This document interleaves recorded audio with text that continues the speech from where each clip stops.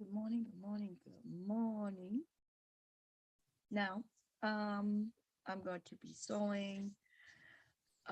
It's easier for me to do it this way because then I can download it from here and then edit it if I want to, and then put it on the other page. Okay. Now I am going to put the link up for anybody who want to come up and talk about whatever y'all want to talk about. If y'all want to, if not, I'm cool with that. I'm just going to be sewing. So let me grab the link so I could do this all now. Um, I'm testing something out, and let me see. Do I don't need that. Let me grab this link in case somebody want to come up talk about something. I could talk while sewing, but I really don't have any. Well, I do have some things to talk about, but that'll be for later. Like probably after I'm done this bag, I may go into that conversation. Okay.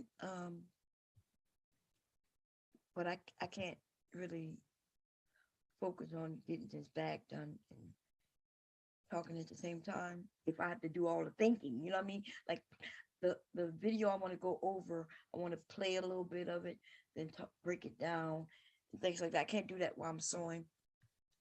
But good morning to everybody. I hope y'all had a good Monday. And I think today is Tuesday, right? Yes, it is. Okay, um let me link,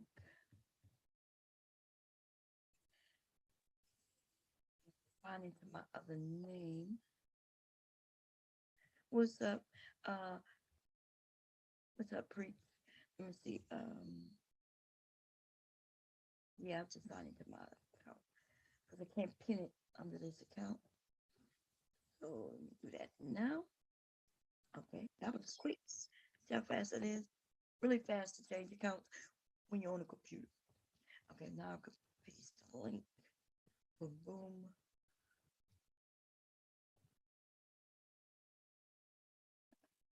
Hit, and then cool. Now I'm going to move the computer out of my way, and I am sewing what they call a H20 sling bag. And what it is, let me show you what a picture of it look like. Give me a second. And I'm doing a hat. I'm not doing the full. First, let me see. Share the screen, and then I might just share this. I guess I don't need to add sound, but I will just in case I forget later. Okay, so H20. Let's see what that looks like. Sling bag.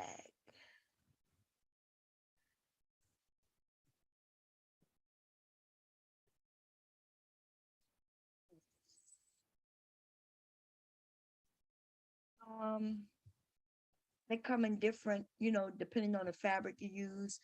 And what you do is you put your water bottle in it and cross it across your and walk around with it. This type of bottle goes in it. It slings around you, and and you and you can walk. Like if you went walking, jogging, if you just at work and you want to have your water bottle with you, it's a cute bag, right? It's a cute bag. Now they come in different. People change them up.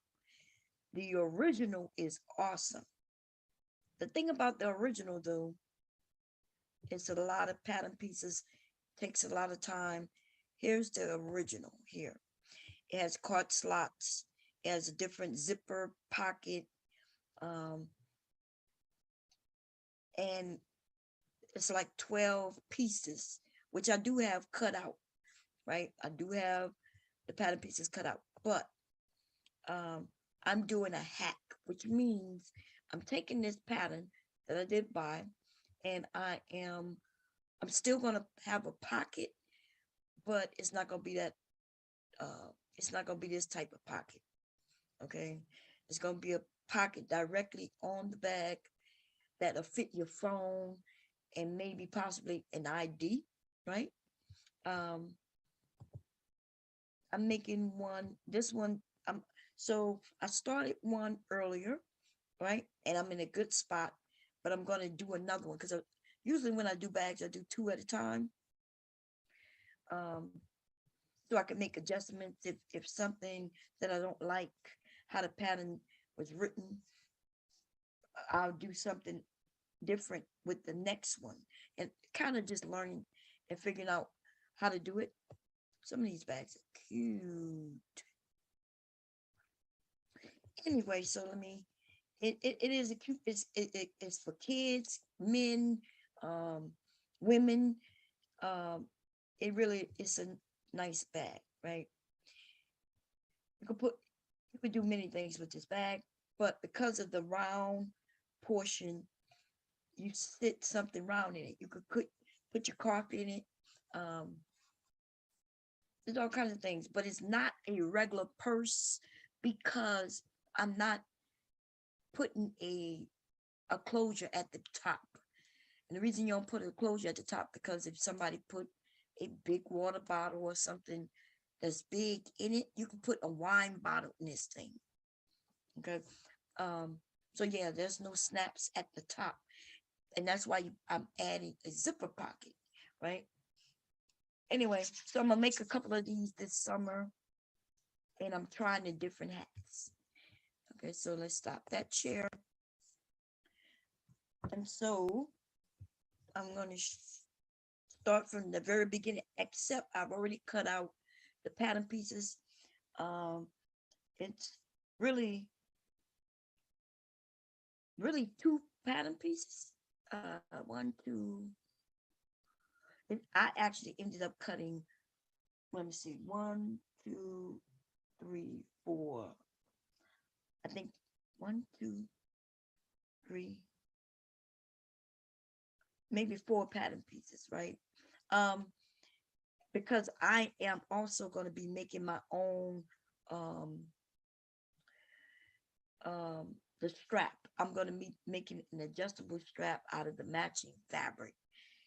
Now, for the pattern, the person who I got the pattern from, she suggests you buy a strap, but I'm not buying any straps when I have fabric, right?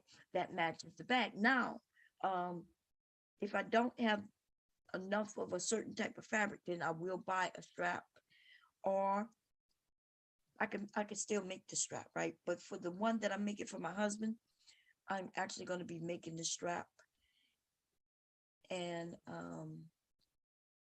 yeah, I may add some other things to it too. I'm not sure, but for now, I'm I'll show y'all what I'm doing.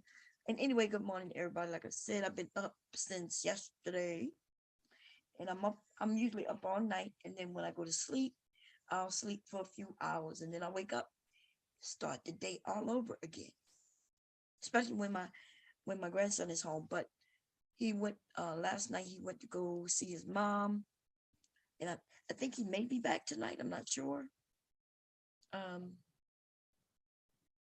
I, you know, I don't know, but I got to get some work in when he's not here. So if I got to work 24, 48 hours when he's not here, then I'm gonna do it. Okay, I'm gonna get it done because I do have a couple of bags. I have an order for um a C what is it, CCW carry concealed carry bag. I also have someone who wanted me to make them some masks, but we haven't broken down the deal yet. You know what I mean? Um,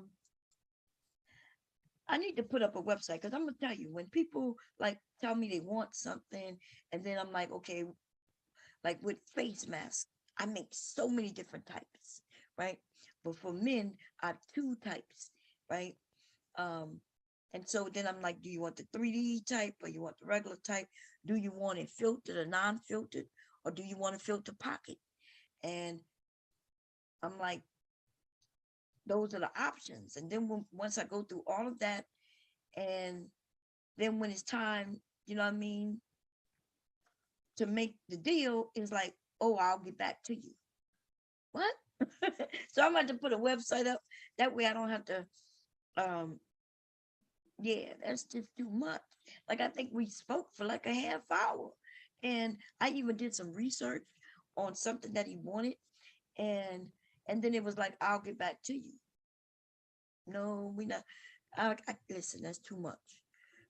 When you tell me you want something, tell me what colors you want, or send me a picture of something that you know that you want, and then tell me what colors, and we could go from there. Otherwise, um, yeah, no, I can't be doing all this, man.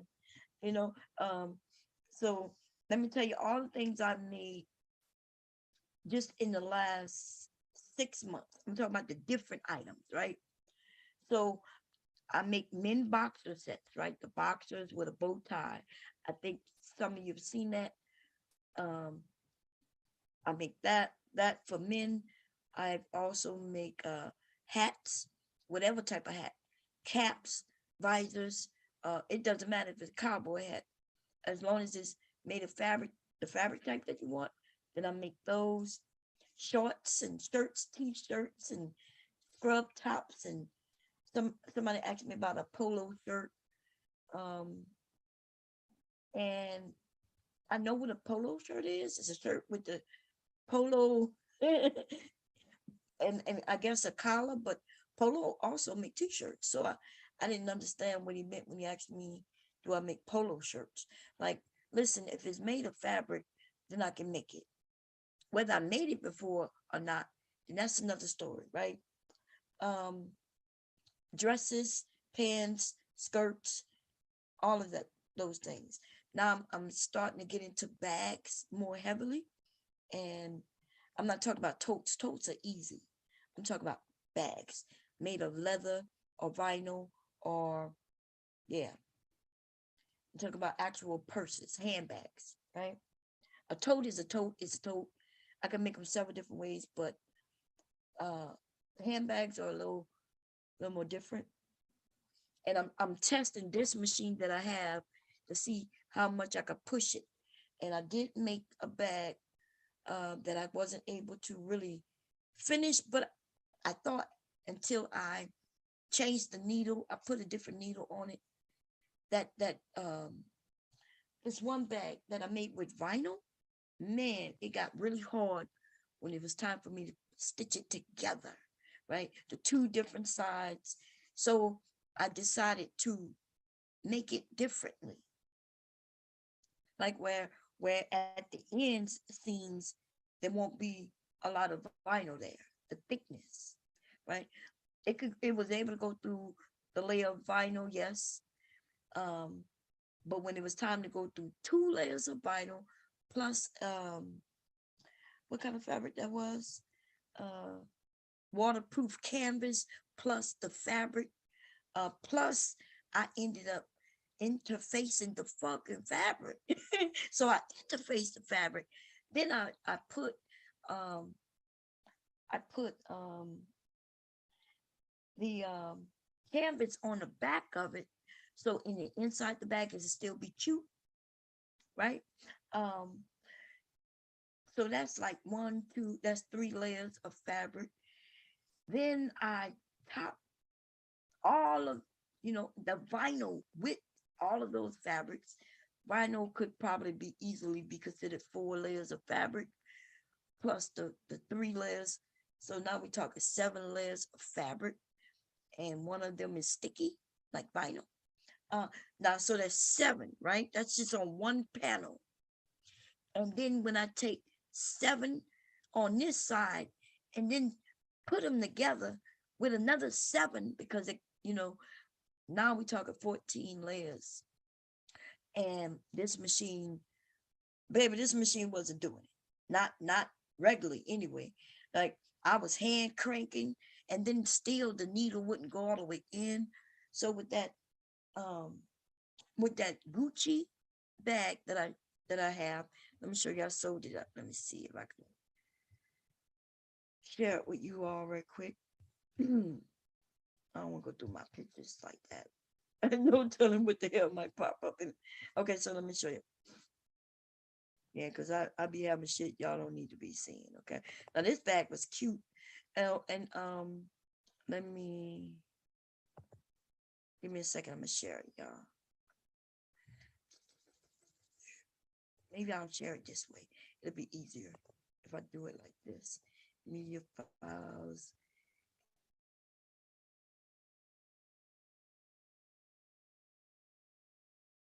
Yeah. Okay, so this, and this.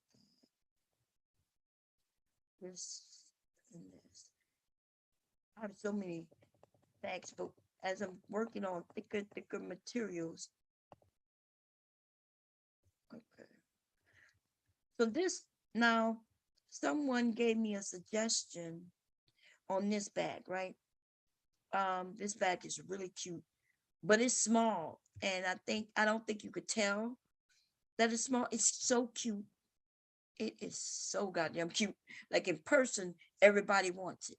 Here, it just looked like a regular bag, right? But in person, this little bag is this little bag is cute. It's this bag. I think it's a small bag that you wear, ladies. And um, when I wore, well, I didn't have this one, right? I made another one, made look like jean fabric. The first one I made, I kept, of course. Um, I'm not sure. Did I take a picture of it? I may have, but when I walked out with it, everybody was asking me, where did you get that cute little bag from? Oh my God. And I was like, I made it, right? And that was my test bag. Just like this is a test bag. Okay, so this is the bag that I was just talking about. Let me stop the play. Um, so see the top part where it says Gucci? That's one, the Gucci fabric. Then I interfaced the fabric, and then I turned around and put um, um, waterproof canvas, right? Because the fabric is only printed on one side. The other side of the fabric is plain white, right? So it didn't matter anyway because I interfaced it. And when I interfaced it, that means it turned it white, right? I guess I could have put black, but I put white, right? And then I thought about it. I was like, oh, but I don't want the inside of the bag to where people could see the interfaces. So then I ended up backing it with uh the pink, light pink canvas, waterproof canvas. And so that's that's damn near like 3 layers of fabric. Waterproof canvas is not real thin. It's not too thick, but it does have some weight to it. I interfaced the Gucci, so bam, right? So that's what I'm saying. That by itself is like 3 layers of fabric. Okay. And then the vinyl, because this is a stadium bag, aka if you work at certain places, it's the only type of bag you can have because they have to be able to just look at it, right? From the outside. So these bags gonna sell great. They do sell awesome. And I was testing it with this fabric because I love this fabric. I was able to get it and I didn't have enough to make a big bag. And so, and I want to use it often. So I started to think about something I could use where I don't have to use a whole lot of it at one time, right? So yeah, this was a perfect bag when I saw the pattern. So the top part where you see the fabric, there's 3 layers, but the person who I followed made this whole bag vinyl. So the vinyl is also behind that fabric. And so it's at the top and bottom. When I did each panel, which I showed you, I think I did it here online. Um, it was easy, not one problem. But then when I take both of those layers, right? Let me see if I can go find a picture and show you what. I don't know if I downloaded it here. Let me see. I may have. We'll see. Give me a second. Yeah. Okay. So I'm gonna put that.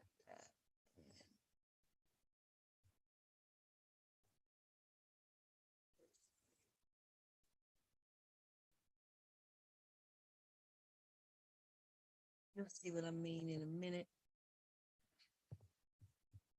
Okay, so these are the two panels, right? So I'm gonna show you. When I did this, when I originally did the bag, when I was first looking into it, I put the plastic on and I looked at it and I was like, no, I don't like that. Cause see, because it's vinyl, you could see the inside of the bag. And I didn't like that you could see that white part. So that's when I went back and put the canvas on top of it, right? Let me see. So I went and put the canvas on top, or should I say I backed it with canvas, right? And then, which was not an issue from a machine. Okay, this is $1,000 machine. Um, you would think it would be able to handle it. Okay. uh, no.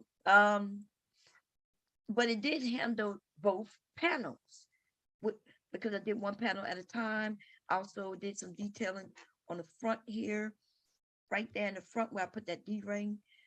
You could attach some keys or there's a few things you could put there. I was gonna make a tassel, right? Like the woman who I got the panel from, she put some cute tassels there.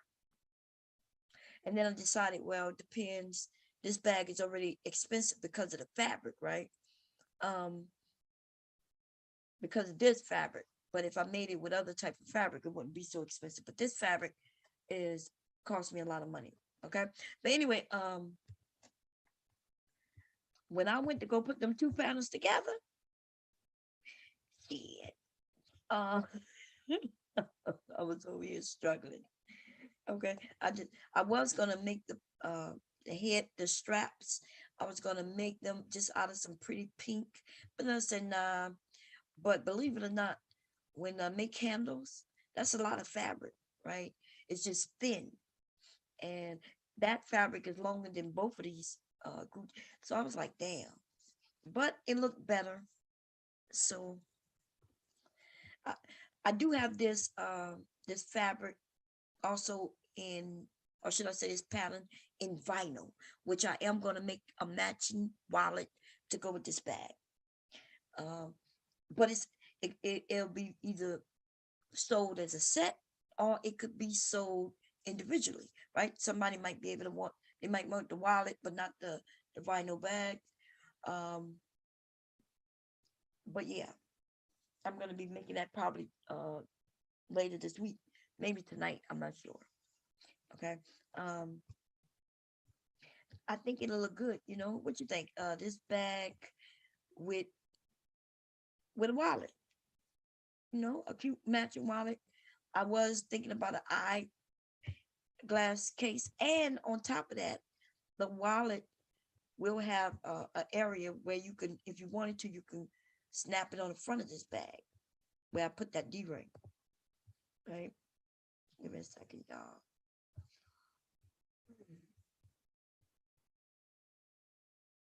So yeah. Now let me tell you, when next time I do this bag, I am going to make changes. Okay, the vinyl will not go all the way to the top to the bottom, from the top to the bottom. It will just be in the center, and that way my machine can handle. Because where the machine had problems, it wasn't the whole bag; it was at the joints, like at the very top and at the very bottom, where it got real thick because of the folding over. Like not only in certain areas do the bag fold over and then creates even more layers. But so I had both the bags and then it started getting real thick. I had to hand sew that bag together. The one that this bag, I went in with a needle and motherfucking thread, a, a, a thick ass needle, and sewed that shit together so I can get it out of my house. right? But summer coming. I'm making all these things. I'm making for Mother's Day, Father's Day items. I'm gonna be starting on that soon. Um, and summer Easter items, right? Easter items are mostly all sold. Okay. But I cannot keep this shit in my house. Like I make it, I need to get rid of it. Okay. I can't have this shit in my house. I'm thinking about doing a sale on the items that people ordered but didn't buy, right? Um, because they told me what they wanted. They were like, yeah, I would like that and this. And then I made it. And then boom, when it was time for them to buy it, they didn't. So I still have this shit sitting around my house. And if I put it on the website, I know it'll sell. The only reason I didn't want to open a what is it called? Etsy. Yeah. Etsy started making changes, yo. Okay.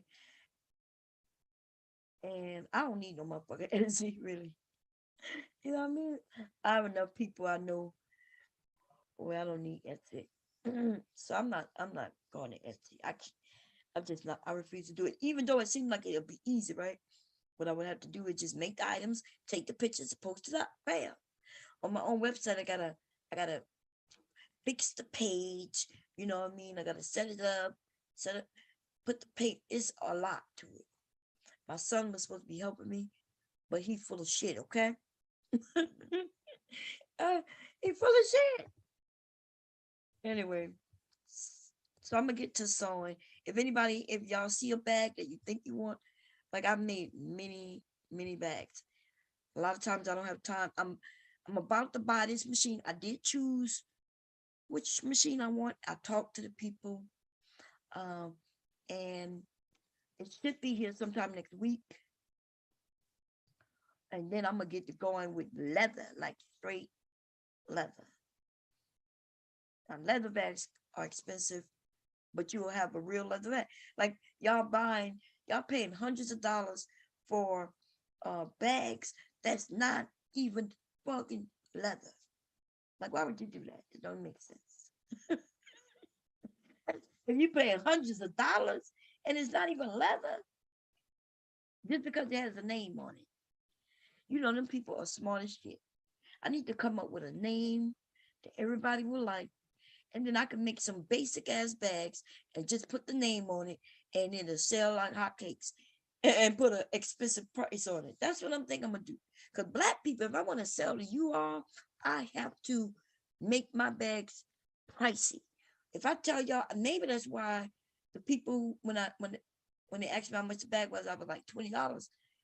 Um, they probably why they decided not to get it.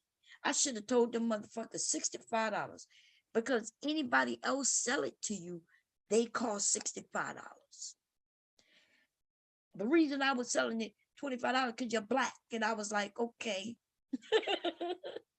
I was like, I'm not gonna sell it too expensive, but you know, if I when I offer other races people shit that much, they'd be like, oh shit, here you go. Black people be like, uh, nah, I'm a pass. What? Okay. Anyway, oh, by the way, somebody I was talking to, he mentioned this bag having a gusset. It does not have a gusset, but it does look like it. That was a technique I used um, that make it look like it's a gusset, but it actually is just two panels. And then I sewed, I took it, folded it, and then I put a stitch and make it look like it's a gusset. But this bag is small. It's cute. I might take a picture with it later so y'all can see how cute it is. Because the hanging up like this does no justice to this fucking bag. This bag is fucking awesome. Okay. It came, I think this style came out last year. Let me see if I can find a picture. It was hot on the runway. Let me see.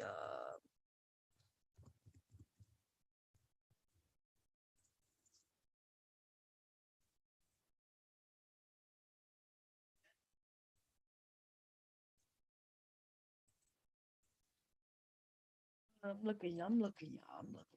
Oh, that was cute. I never. Oh, that is so goddamn cute. Um, Similar to this. No, mine look better than that though. I'm gonna show it to you as soon as I find it, y'all. Okay, yeah. Let me show you what I gotta share this. Too many damn things open over here. There we go.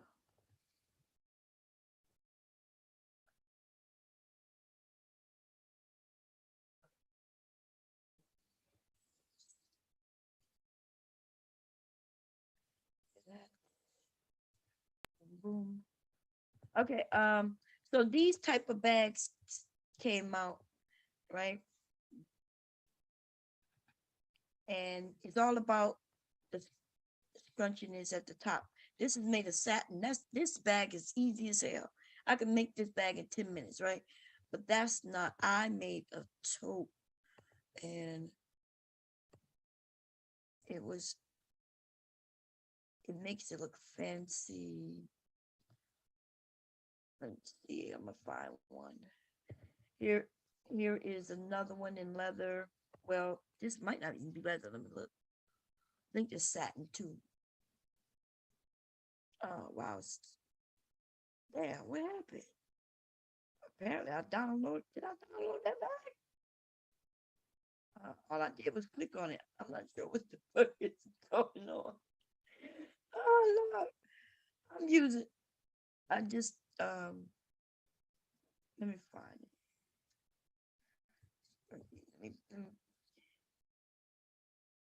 I'm using a new browser, y'all. Um, and apparently, if I click on something twice, it downloads, and I didn't want to download that shit. Um,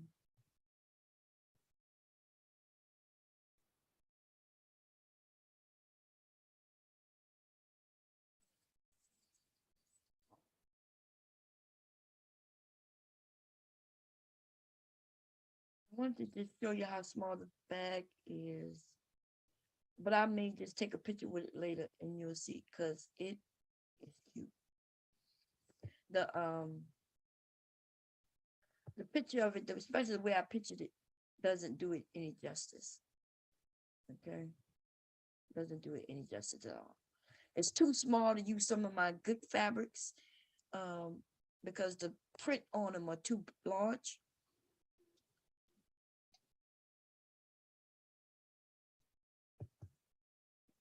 And so,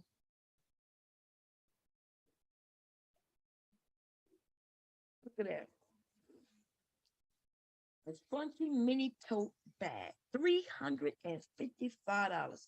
Um, Look at this one, 509. They hit the runway last year, and it is an expensive bag. The thing is, when you can make your own shit, you can make whatever you see on the runway and make changes if you want. I can make this exact motherfucker bag. Shit, if they selling them for 300 and something dollars, then bitch. See, that's what I'm saying, right? Um, Damn, why you won't? I don't know if it's my computer or if it's their site. Let me see. I'm gonna read. Oh, okay. It was what the hell? Let's see. Tote bags. Are these tote bags? It must be tote bags. Look at these tote bags. So I made a tote bag with pockets, right?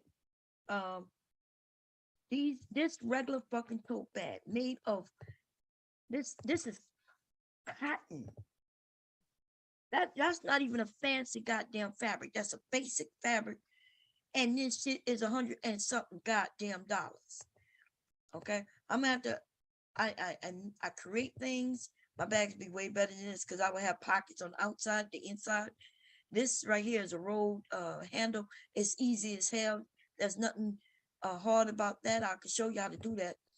Y'all can make this bag with your hand. I told y'all if y'all don't have a sewing machine but you want to make you a couple bags like this, I told you I'm willing to do it by hand. But y'all gonna do it with me. You ain't gonna get me over here doing that shit. And then you ain't even gonna watch the video, nor you, and you not gonna follow along. Fuck out of here. No, no, no, no, no. But this bag is easier than anything because look, let me they this bag was done so quick. 2 panels, right? And they didn't even have the fucking nerve to sew it inside out so it would have raw edges. They have raw edges, and then they put a tape around it. You see, that's why the outside, right? Look, let me see if I can zoom in. No, I can't zoom in. Damn. There isn't even a pocket in this bag. They're not even showing you what the inside out. And this goddamn bag costs, how much was it again? $170 something. And it's not nowhere near as big as mine, right? Um, when I make tote like this, it's with thick fabric. It's not with no thin ass fabric, right? Then I box the bottom so you could sit all kinds of shit in it. I think I did one and I showed you all that I could sit my whole sewing machine in it. The bag isn't that big like that on the outside, but in the inside, the way I designed it, and so it has that it's deep inside. It's not deep going in, but it's deep in width when you can sit shit at the bottom of it. You can put your groceries in. I put a flat bottom at the bottom to make sure it don't sag on you.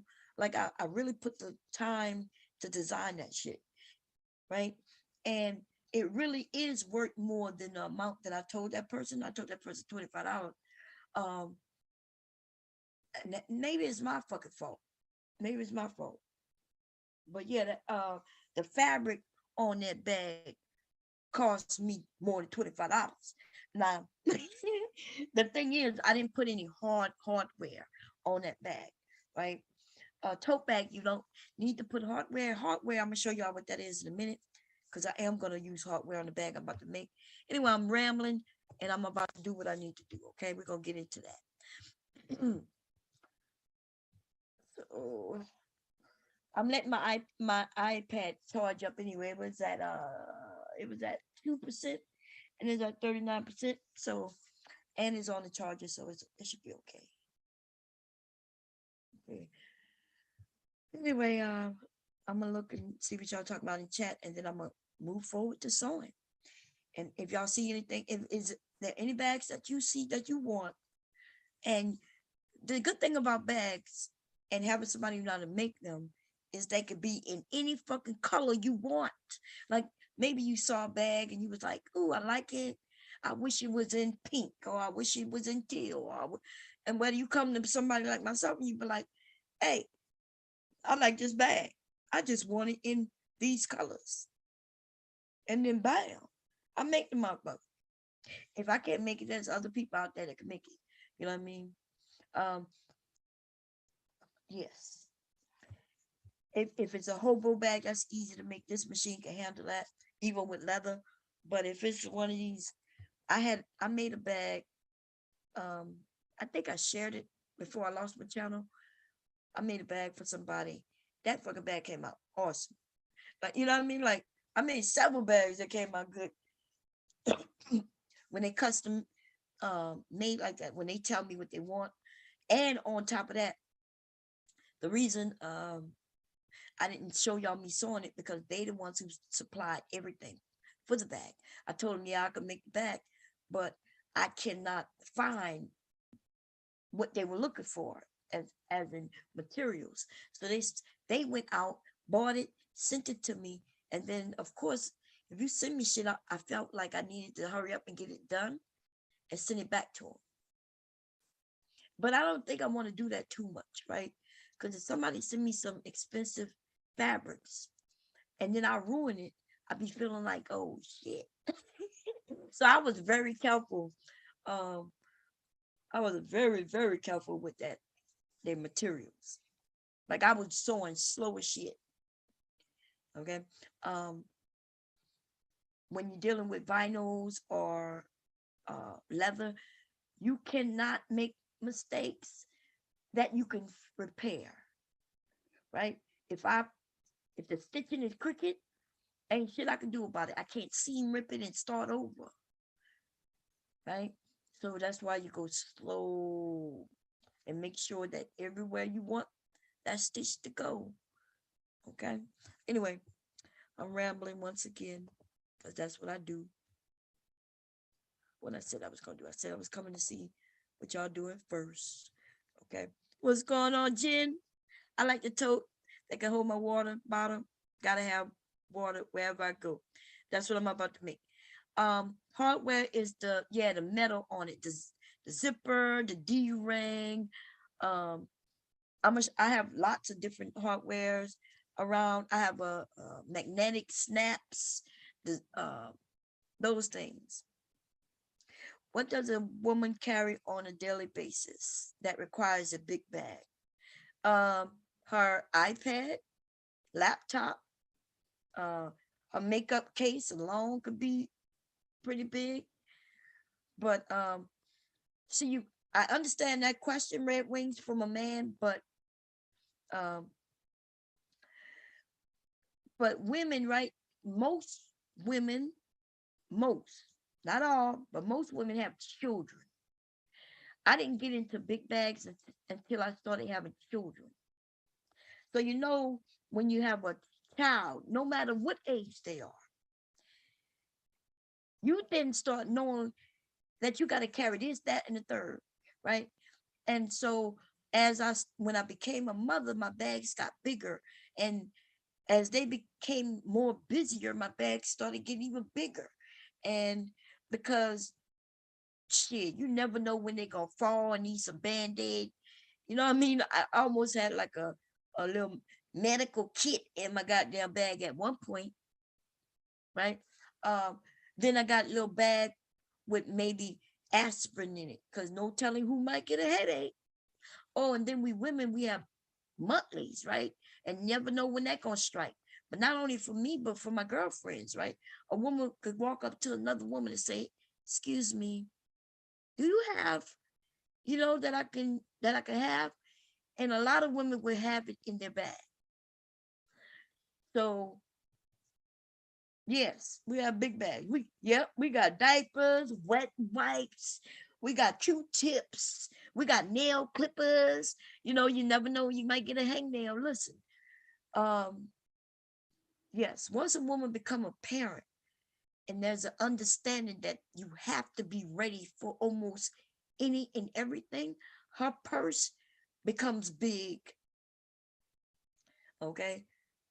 She starts using a diaper bag as her purse after a while.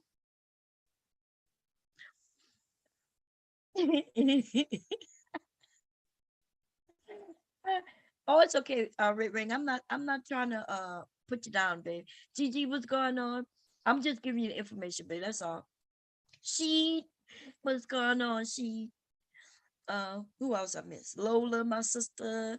Um, Yeti, what's going on? Cat 504, what's going on? That's my internet husband. That's my YouTube and my Facebook husband, y'all. Y'all don't tell nobody, okay? Frida the Green, what's going on? And All Heart and Grind, what's going on, baby? Anyway, y'all, so I'll show y'all what hardware look like, but I'm gonna start on this bag. So the thing about bags is you can make a bag out of any fabric, right? It doesn't matter what it is. And there's something that you could put behind it to make it uh, more like leather. Of course, it's not gonna be leather, but you could make it stiff. And y'all gonna watch me do that in a second, right? So I'm gonna make this small, and I'm about to share my screen, and then I'm gonna share my iPad. I'm gonna take off the share sound because I might end up like when I get really into it. Um, I'm gonna probably put my music in my ears, but there is a something that I'm gonna walk y'all through if you want. Okay. Um, let's see.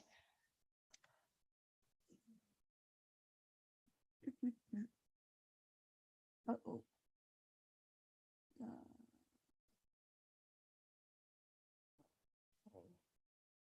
Hmm. I have to move the laptop out the way. Give me a second. Let me do that. You want to keep it okay. Hoping y'all can still hear me. I'm gonna move this out the way. Okay, so I'm going to be making that H2O bag. That's what the person who made the pattern. Um, so I didn't make this pattern. Okay, I'm just. It is a pattern. It was a PDF where you take it, print it out, and then you tape it together, and then you get your pattern pieces. But I'm doing a hack, which means I didn't take all the pattern pieces. I'm making some changes to it. The outside is just this regular fabric, right? See how easy it is? But I'm going to back this fabric and I'm going to make this fabric stiffer, right? So it doesn't matter, like if you see a nice fabric um, and you want a bag and you're thinking, oh, you can't make purses with that. Well, yes, there's uh, all types of interfacing, right? And when you attach this to something, it makes it harder and stiffer. There's I can make it like vinyl if I let me show y'all. I have so much stuff, y'all. Let me see. This is like an interface, right? And see how thick that is. So if I add this to this, then it'll be just like this leather. This fabric will become as thick as leather, right? But I'm not using that for this bag. I am going to be using interfacing though a little lighter than that. And this is interfacing. And this is going to make this fabric stiffer. And I've already cut it out like the pattern piece, right? See? So the thing is though, when I bought this, I didn't realize that this was double-sided. So I got to be careful on how I put it on. Okay, so these are the pattern pieces. This is one pattern piece. This is the same pattern piece. It's just going to be the lining. I'm going to make it yellow. Okay, and then I'm going to be using yellow, and this is going to be for the pocket. Okay, and I'm going to show y'all how to do this. Wait, can y'all see what I'm doing? Because I can't see it. Wait a minute. Why can't I see it? I don't think y'all can see it. Let me stop the share and do it again. Good thing I looked at the computer. I was like, wait a minute, what's going on? Share screen. Okay, share that iPad.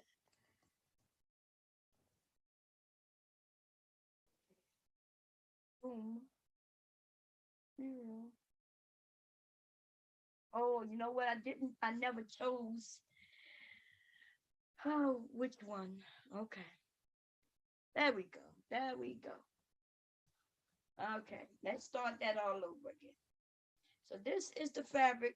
This is going to be the outside of this bag. Okay, these y'all like, uh, which girl I'm gonna be coming out with an album soon. Beyonce and the bee fabric is will become hot again. It's never left, but yeah, I can if I wanted to, I could take this fabric. Y'all know I have like embroidery machines. I have vinyl cutters. Listen, there's nothing I can't do right in this house. I have sublimation machine. Fucking, I have everything to create what the hell I want to create. Okay, I have, I have. I have four sewing machines in here. Serger over there. This machine, I got two downstairs, and then I'm making a major purchase of an industrial machine. Right. Um, if I wanted to, I could put embroider anything I want on here. And if the person wanted their name on it, I could embroider their name on here. It doesn't even matter. You know what I mean? And if I couldn't do it in embroidery, then I could do it with vinyl. Okay, so there's nothing that I can't really make in here. Anyway, so this is just regular fabric, uh, cotton, 100% cotton, right? Uh, and you can see it's real thin, it's light, it's cool, you know. I I bought this. Uh-oh, is it still showing? Why the hell did that get dark? I think I may have changed something, but anyway, um, yes, this is interfacing. This is the interface I'm gonna be using, but I did show y'all. I thought I showed it to you anyway, but I didn't. Give it a second.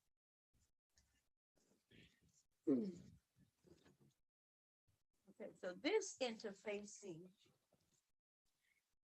is would make it thicker and make it like vinyl if I used it.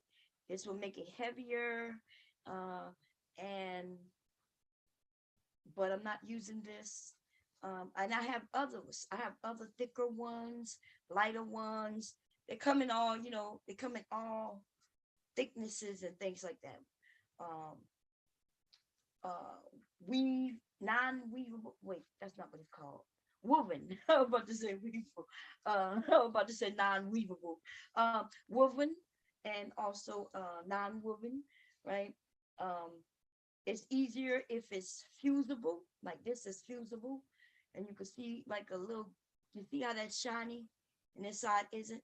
Well, this side has glue on it, and you can look at this one, the one that I'm going to be using. This side, you can see the shininess to it, and this side doesn't. But both of these sides are fusible, which I did not know when I bought it. Well, I don't think I was paying attention, right? Um, Now this is good. This is good, and it will make this project easier if I wanted to. If I wanted to take some fabric and finish the inseams, like what they did on that bag I showed you, where they just put raw edges and then they covered the raw edges with bias tape. If I wanted to, I could put this fabric. Just listen. If you don't want to sew a lot, right, as much as I'm about to sew, the easy way of doing this bag is I could put this fabric on this side by just ironing it, right? It'll fuse it to it. I can then put this fabric on this side.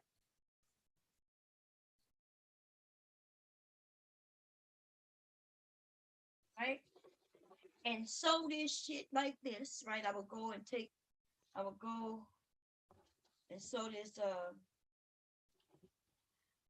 together around like that, right? Um, but I would do it inside out, of course, right? Sew it down here, and this damn thing will be almost finished. Except in the inside, it would have raw edges. And then I would take make bias tape from one of these fabrics and just finish the inside. It would be that simple, right? It could be that goddamn simple with this fab with this here. But I'm not doing it that way. Okay. I'm not doing it. I'm adding a pocket in this and everything. But anyway, the first thing I need to do is I'm going to change this fabric. Okay.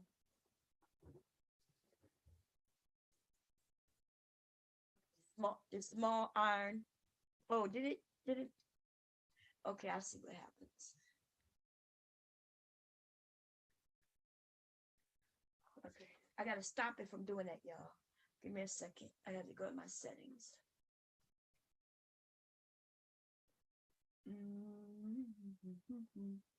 Uh-oh, don't burn the fabric. Oh, Lord. Let's see. Where do I go?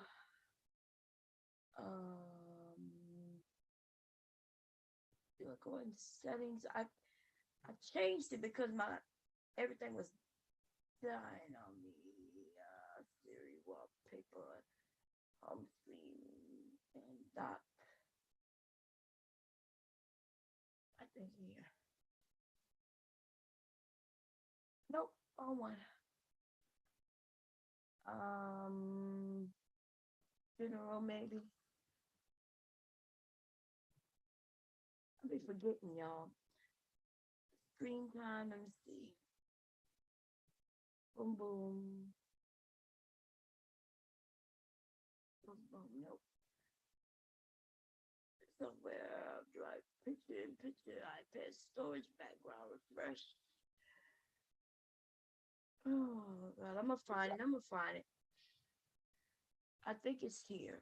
I'm gonna lighten it up, and I'm also gonna take the auto lock off. There you go. Come on, what's going on here? When the low power mode, where that shit at? Where low power mode at? God damn. No, I gotta turn up my leg. Okay. Manual, no.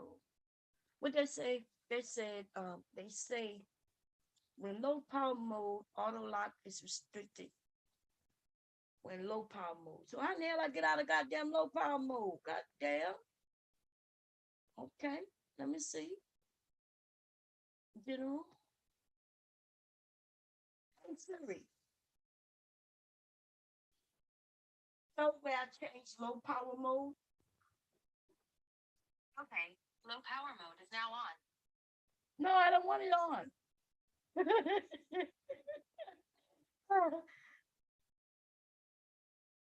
Hey Siri, open low power mode. You'll need to unlock your iPhone first. I'm talking to you. Talking to the iPad. There we go. Let's take you off. Okay. Now, where was I supposed to be again? Where was I in display? Okay. Okay, I should be good now. It kept turning off on me, yo. Okay. Hopefully that worked. The thing is though, let me see, it's still charging.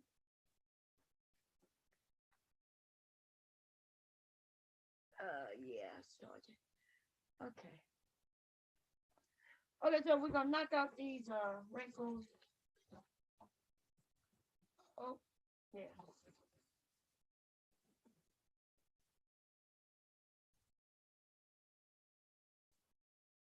Have to knock out the wrinkles before you put the interfacing on, or otherwise the interfacing you would put the wrinkles on and interfacing and it remain. Okay. So now what I learned, because it's my first time using this, was today, right? I think one side is activated with steam, the other one is activated just with heat. Okay.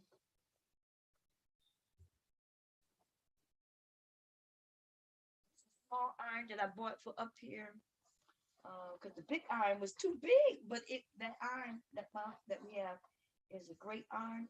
My husband, that's his iron. Okay, it's expensive, but it's awesome though. Auto shuts up down. Auto comes on. If you touch it, it'll just start getting hot for you. It shuts off after you're not using it. In a couple of minutes, if you don't touch it in a couple of minutes, it shuts off. This is not that though. Okay, this thing right here burned. The first one is over there that he bought me like a couple of months ago. It burned up because I'm so used to not turning them off that shit was over here sitting on for like since he bought it for me.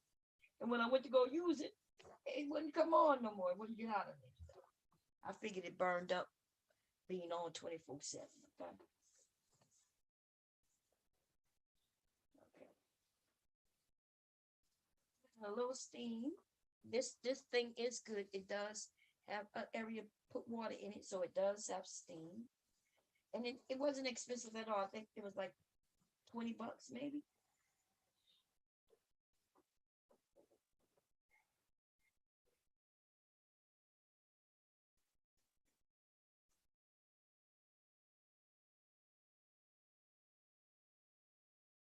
You'll see a line. Do y'all see it?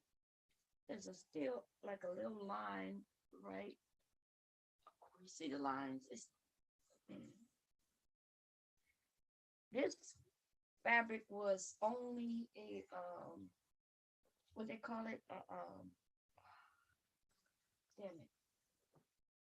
It was like a little piece. I forget what they call it. Damn it, y'all. So it wasn't a lot. I did buy a few of them though.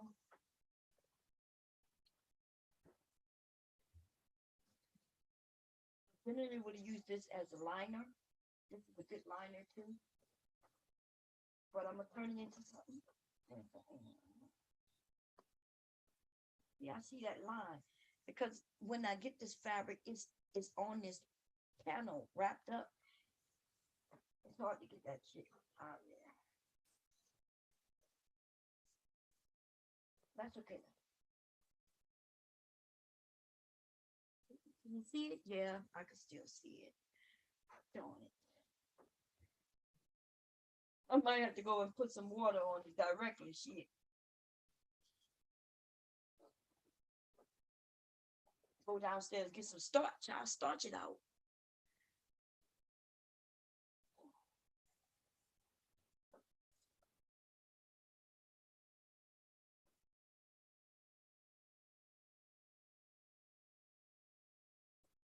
But this one will be for sale. So if it was my husband's, it would be easy. I wouldn't care about it. But this one will be for sale. So I do have to take my time and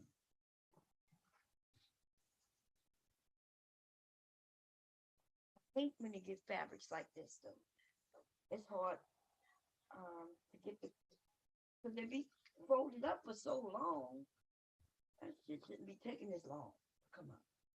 And I'm impatient. I might have to go downstairs and put it on the regular iron. Okay. That's what I'm gonna go do, y'all.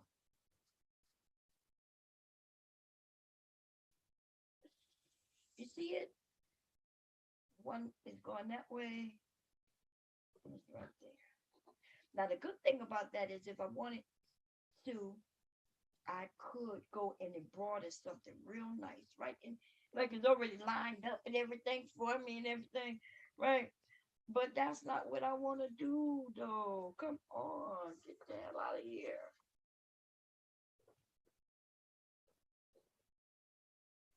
Nobody want to see that shit in the items.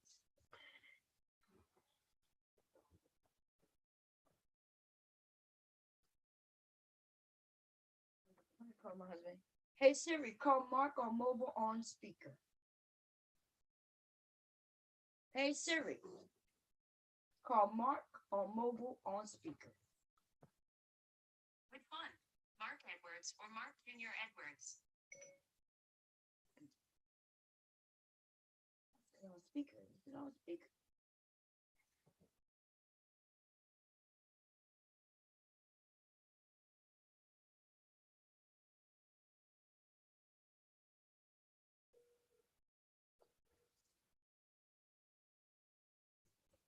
That's him. He knows. I don't know.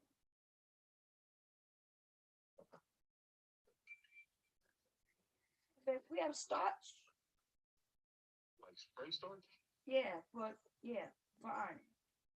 Yeah, I think so. Down in the downstairs bathroom on that shelf over the washer. Okay, it says starch or is something you made in a Yeah, oven. it says starch. Okay. Okay. Bye. All right, all right. He's the only one who iron in this house, so I'm gonna have to go get some starch because this is driving me crazy. He bought me some fabric from Walmart for the Christmas holiday. Somebody ordered a pillow and they wanted it to be gray, right? And um I couldn't find any gray fabric. Well, yeah, not online, not the kind that I wanted. So he found some at Walmart and I was like, cool, yeah, get it for me. Um, and then I couldn't get that goddamn I couldn't iron that shit straight. Like it had a crease in it that I couldn't. And that was even with that iron downstairs. I could not get that crease out. Now maybe I'm being too impatient because I am a little impatient. But I was like, damn, like I need this out of here. Um, and I made it, and I did give it to her. Right, it was a Christmas gift for somebody. But right after the holidays, I went out and bought some more fabric and made another one, and gave it to her for free. I was like, I'm not giving nobody nothing. Like I know she needed it for Christmas. There was nothing I could do because of the fabric, but I did replace it. She probably wondered because she bought it. She worked with my husband, um, and I told my husband, I said, "Hey, bring this to so and so." She probably thinking she got over on me, but she didn't. That was I told my husband, the men don't never say do what you tell them. I said, tell her this was because I didn't like the other one, and this is a replacement. I asked him, did he tell her? He's like, no. I said, she didn't pay for that pillow, huh? He said, no. I said, okay, well, oh, she didn't pay, but she liked it, but I just did. And to be honest, nobody probably even noticed, but I noticed that shit. Yeah, look at that. Why can't I get that shit? Oh, maybe I should wash it.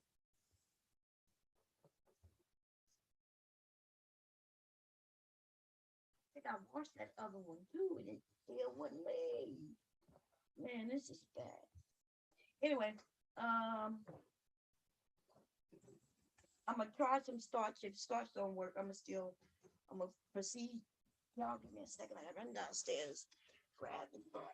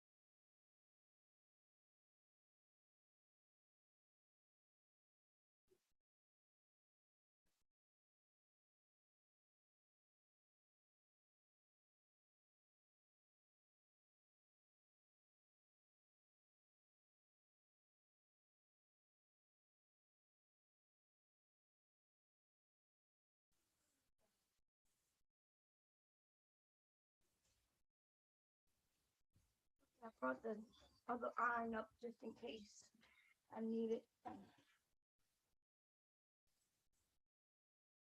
We're gonna try this little one first.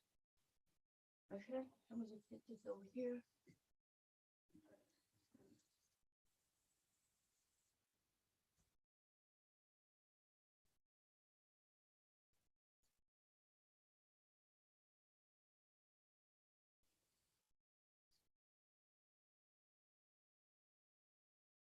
It might be why that line is there. They might iron them when they on that board, because I think this just came out. Just a little starch.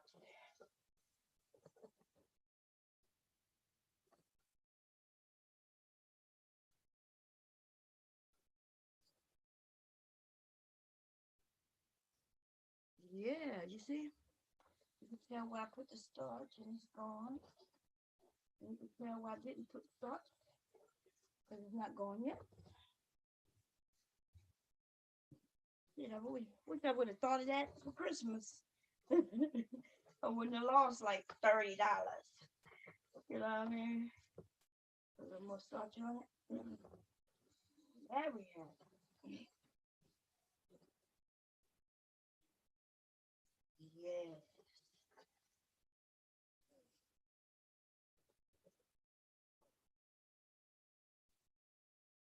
Crisp. Do anybody see any? Y'all don't see those lines, do you? Let me see. Can you see line? Nope. It's gone. Okay. I do need that to be right here. Um, so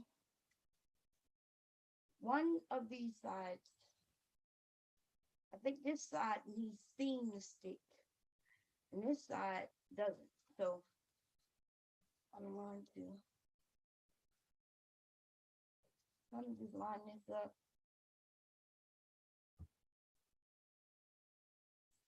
I did cut this a little smaller. Okay, so it won't be in my seam allowance. And then I then just iron. And you don't have to iron, you kind of just sit it for a couple seconds, and then move it, and move it, and then move it. But I want to make sure, see, it is kind of sticking a little bit to the back. You see that? But it's not bad. It's not bad. Move it.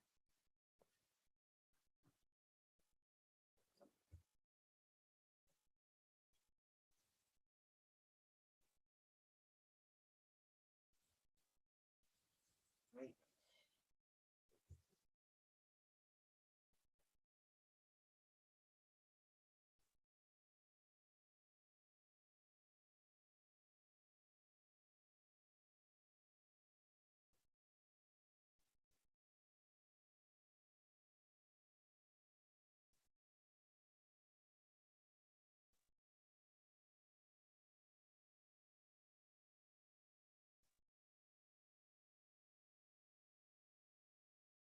You can see the difference.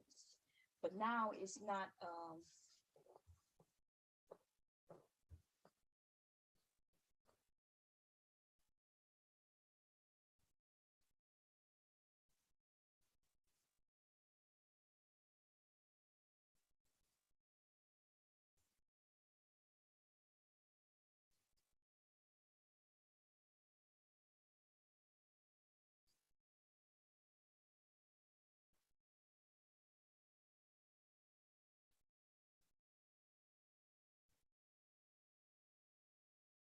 now let me show you what happened.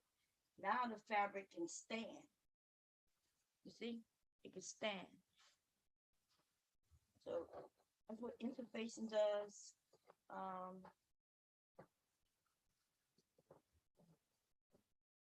Interfacing also stops it from unraveling. If you have fabric that kind of may start unraveling on you, it can help with that.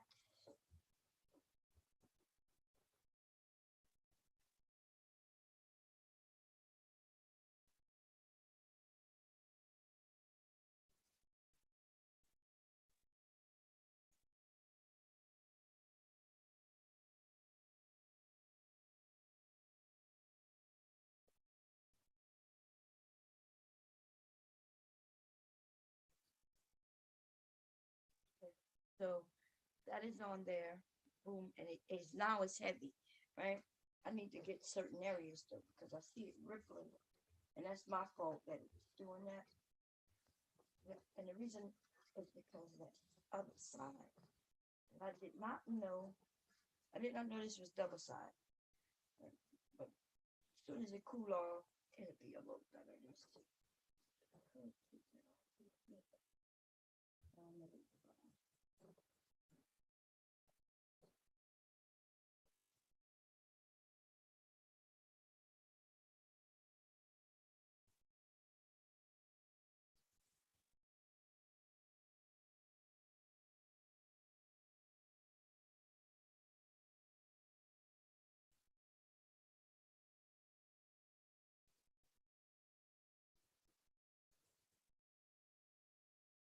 Cool. Okay, so now it's crisp. Okay, so I'll put that to the side. My inside panel will be yellow. This is a pocket. Quickly.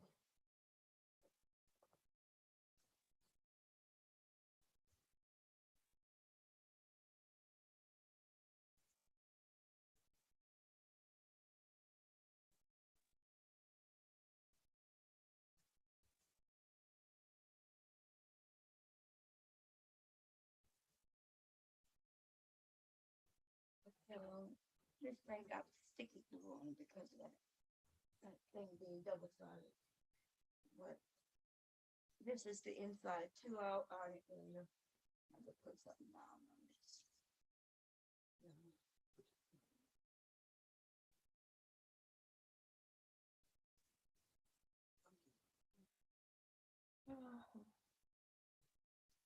Over the bed.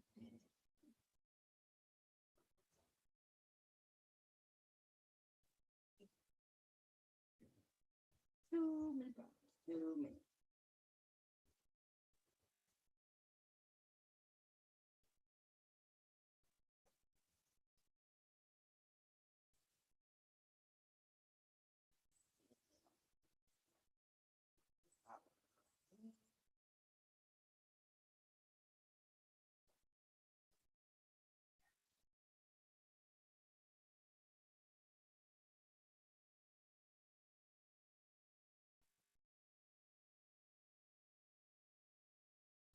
It's gonna be a pocket, so it don't matter.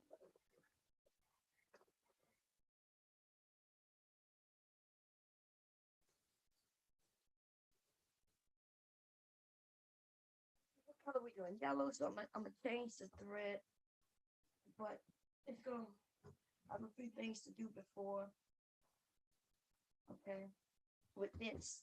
So I have to make a zipper. I'm going to be making a zipper in the this, right? Um, what's my rule? So I don't need the pad. I need the ruler. I need this and the ruler. It's gonna help me align things up.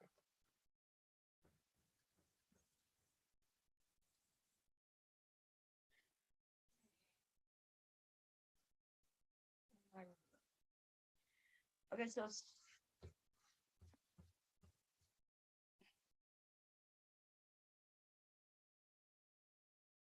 gonna line the top with one of these.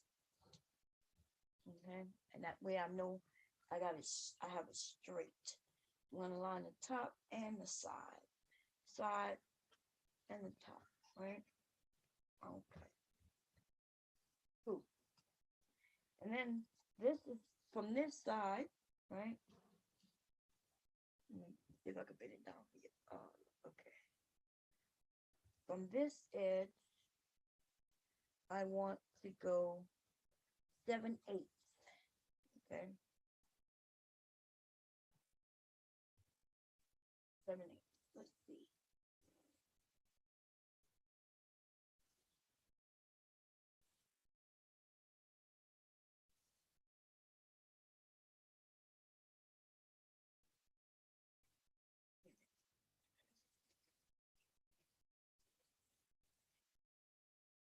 Seven, eight.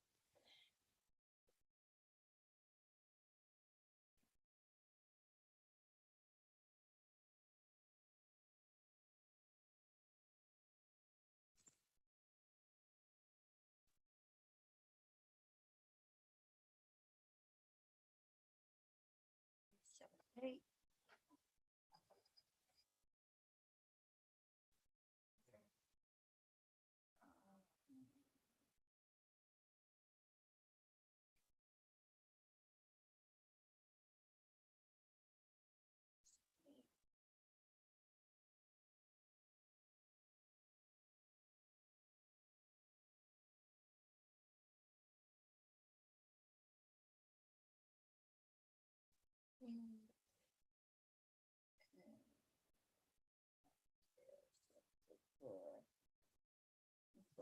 Yeah, that brings it straight.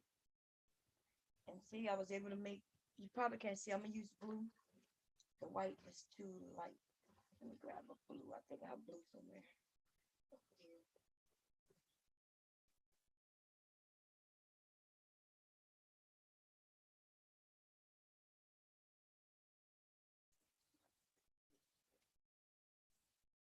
It was straight until I did that.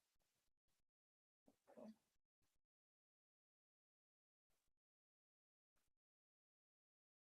And a seventh, eight. You might be able to see that now. Um,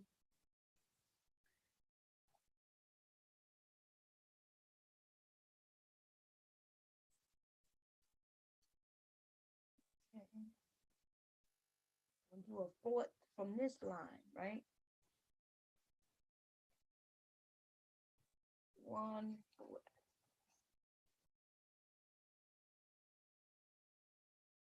Uh-oh. Okay. Do, do, do, do. Let's see.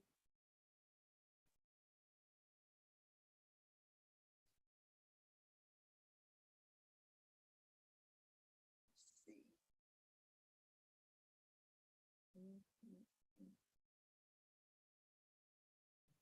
mm. Okay. One fourth.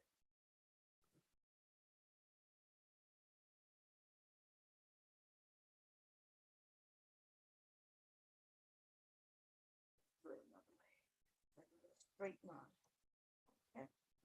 One fourth from this line.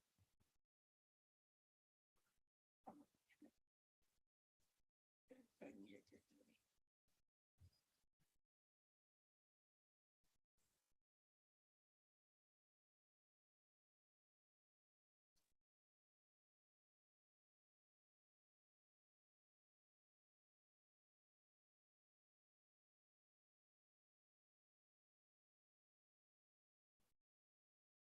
Mm, mm, mm, mm, mm.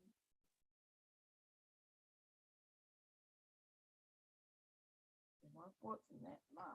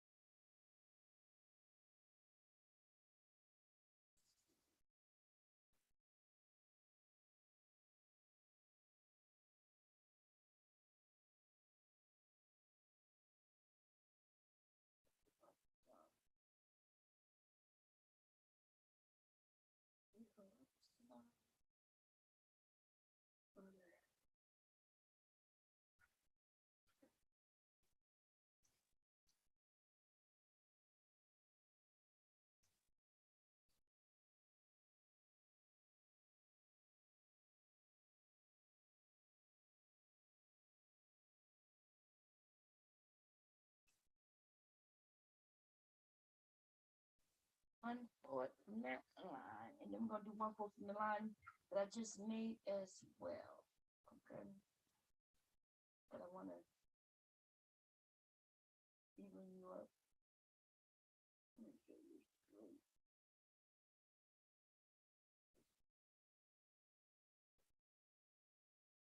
One fourth from, now I'm gonna do one fourth from this line.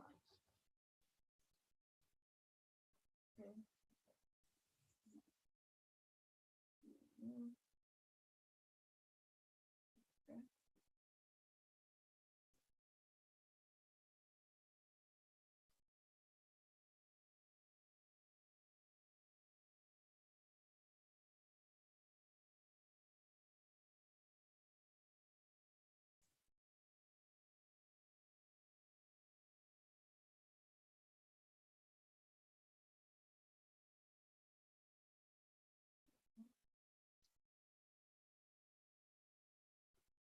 Okay. So I got my lines, and now I'm gonna do a half from each side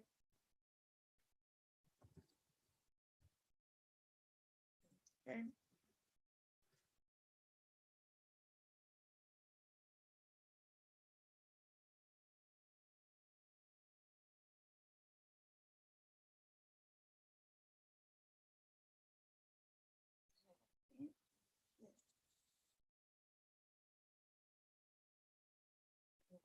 Half inch on this side as well.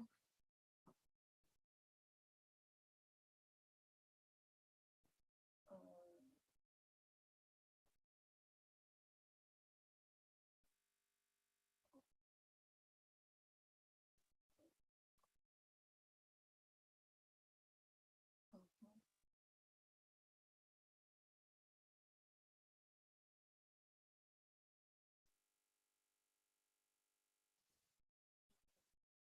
so my square is here, right? We're not worried about anything in this area. We don't care about none of that, right?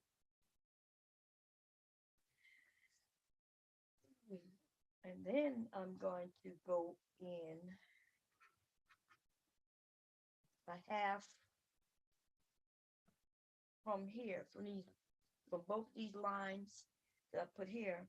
I'm gonna go in a half inch.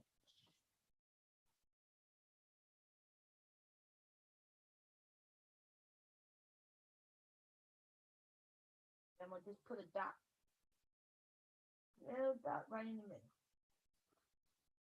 right here. Okay. I'm gonna do the same thing on this side, a half inch. Okay.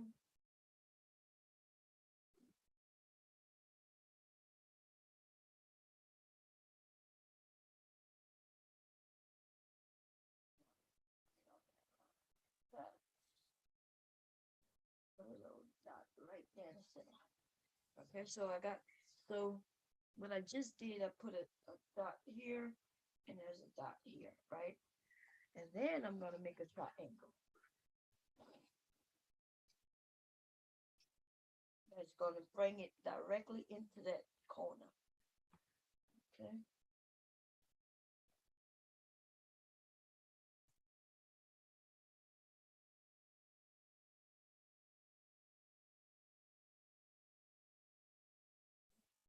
The line there.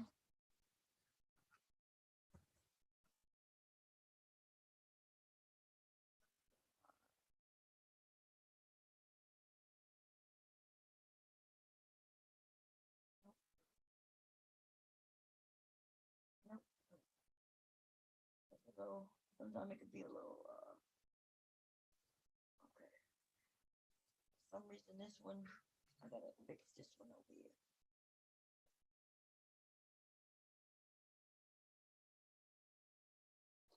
No.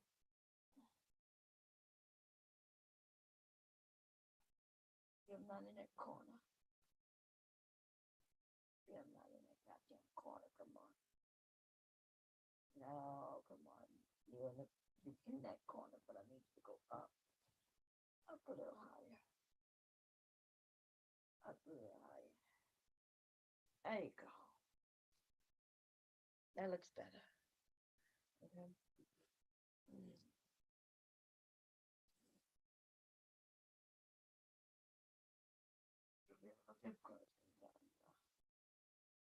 And triangles is the hardest thing.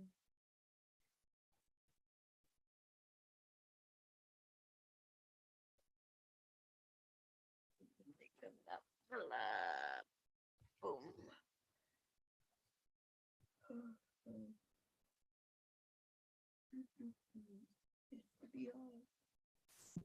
Hello? Good morning, Mella. Hey, Bob. Look, ah, I just got off BMT's panel and I was, okay, the topic was basically about how some people don't deserve to have a legacy, when it comes to our people. And it got really, really, really carried away. I didn't realize how strong my microphone was until I listened a little back And I was like, it sounded like I was yelling and upset when actually I just wanted to make an urgent point about staying focused on the future. Because a lot of times in these spaces, a lot of the brothers, they are just competing with who knows the best amount of past knowledge.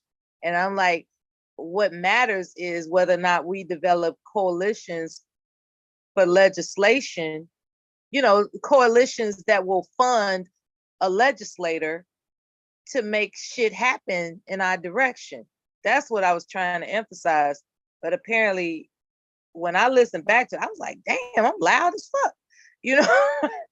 And it was kind of tripped out. It's a hell of a difference when you make a point in a calm way versus in an urgent way. But anyway, I see you doing your thing. Like I literally just came from that panel, and when I took it off, I saw that you were live. So I just saw the link. I didn't even read the chat or nothing. I just stopped by to say hi. What you up to? How you feeling? How you doing? That sounds like a good conversation. Who y'all was saying shouldn't have a legacy? Like, give me some examples of. Okay, BMT was mentioning, for example, that he saw a video where a Black man who was in the foster care system ran into a guy at Walmart that was an employee that tried to grape him. And he ironically has a family of his own now, including a daughter and a son, right? He has a family of his own. And and he played the video. I didn't get a chance to see the video, but he played the video, and I heard him saying, this is this MF right here that tried to touch on me when I was in such and such, center, the foster care center. And he's sitting up here with his daughter. I wonder if his family know that he like little boys, and it was just real deep. And so that sparked what he was trying to say, that some people are too sick minded, to take seriously. Like, like we got leaders, we got people that are emphasizing that they should be considered leaders of our interests as Black people, when they actually got a lot of bones and skeletons in a closet, and so that's what BMT was coming from. But the entire panel, we was on some other shit. We was basically just critiquing each other's talking points about, like for instance, what's his name? Officer Charles, who's a fellow veteran. I didn't mean to go hard on him, but I was just emphasizing, and I shouldn't say, but I did go hard on him. I was emphasizing that this conversation is focused on the gender, the grievances of a gender, as opposed to what you envision should be done for the future of our people. You keep harping on that, you keep ruminating in this resentment, as if you have a grievance, when that's not doing anything to advance our people. You obviously are articulate, and you can, I was like, and I said he's got arrested development and he needs to arrest himself. And, I was tripping, but my point was that, like, man, stay focused, brother. Stop dwelling on, what the algorithm has trained you to believe is a gender war, when in fact we have bigger fish to fry, brother. We have to actually obtain power, because you all are complaining about the family court system, and it takes a legislator or a handful of legislators to change the laws. And I don't hear you all talking about changing the laws and what you're doing to change the laws. I hear you complaining, and complaining is not going to get anything done. And I was just emphasizing that. And, of course he had, his critique. as to how I spoke about it. You know, he felt that I was being too loud and I wasn't allowing him to speak and all these other kind of things. And what I had noticed is that I didn't realize that my microphone was louder than it had been, because there was a time I was just like scratching and surviving to be heard audibly, because my I would call in, dial in, and my microphone was scratching and surviving. And so, I decided to take a different direction, and I didn't realize that it's kind of loud. And at first I thought he was using it as a tactic, right? Yeah, well, you just talking over me and you loud. And I was just like, when I listened back to it, I was like, damn, it did sound like I was talking over him. That's fucked up.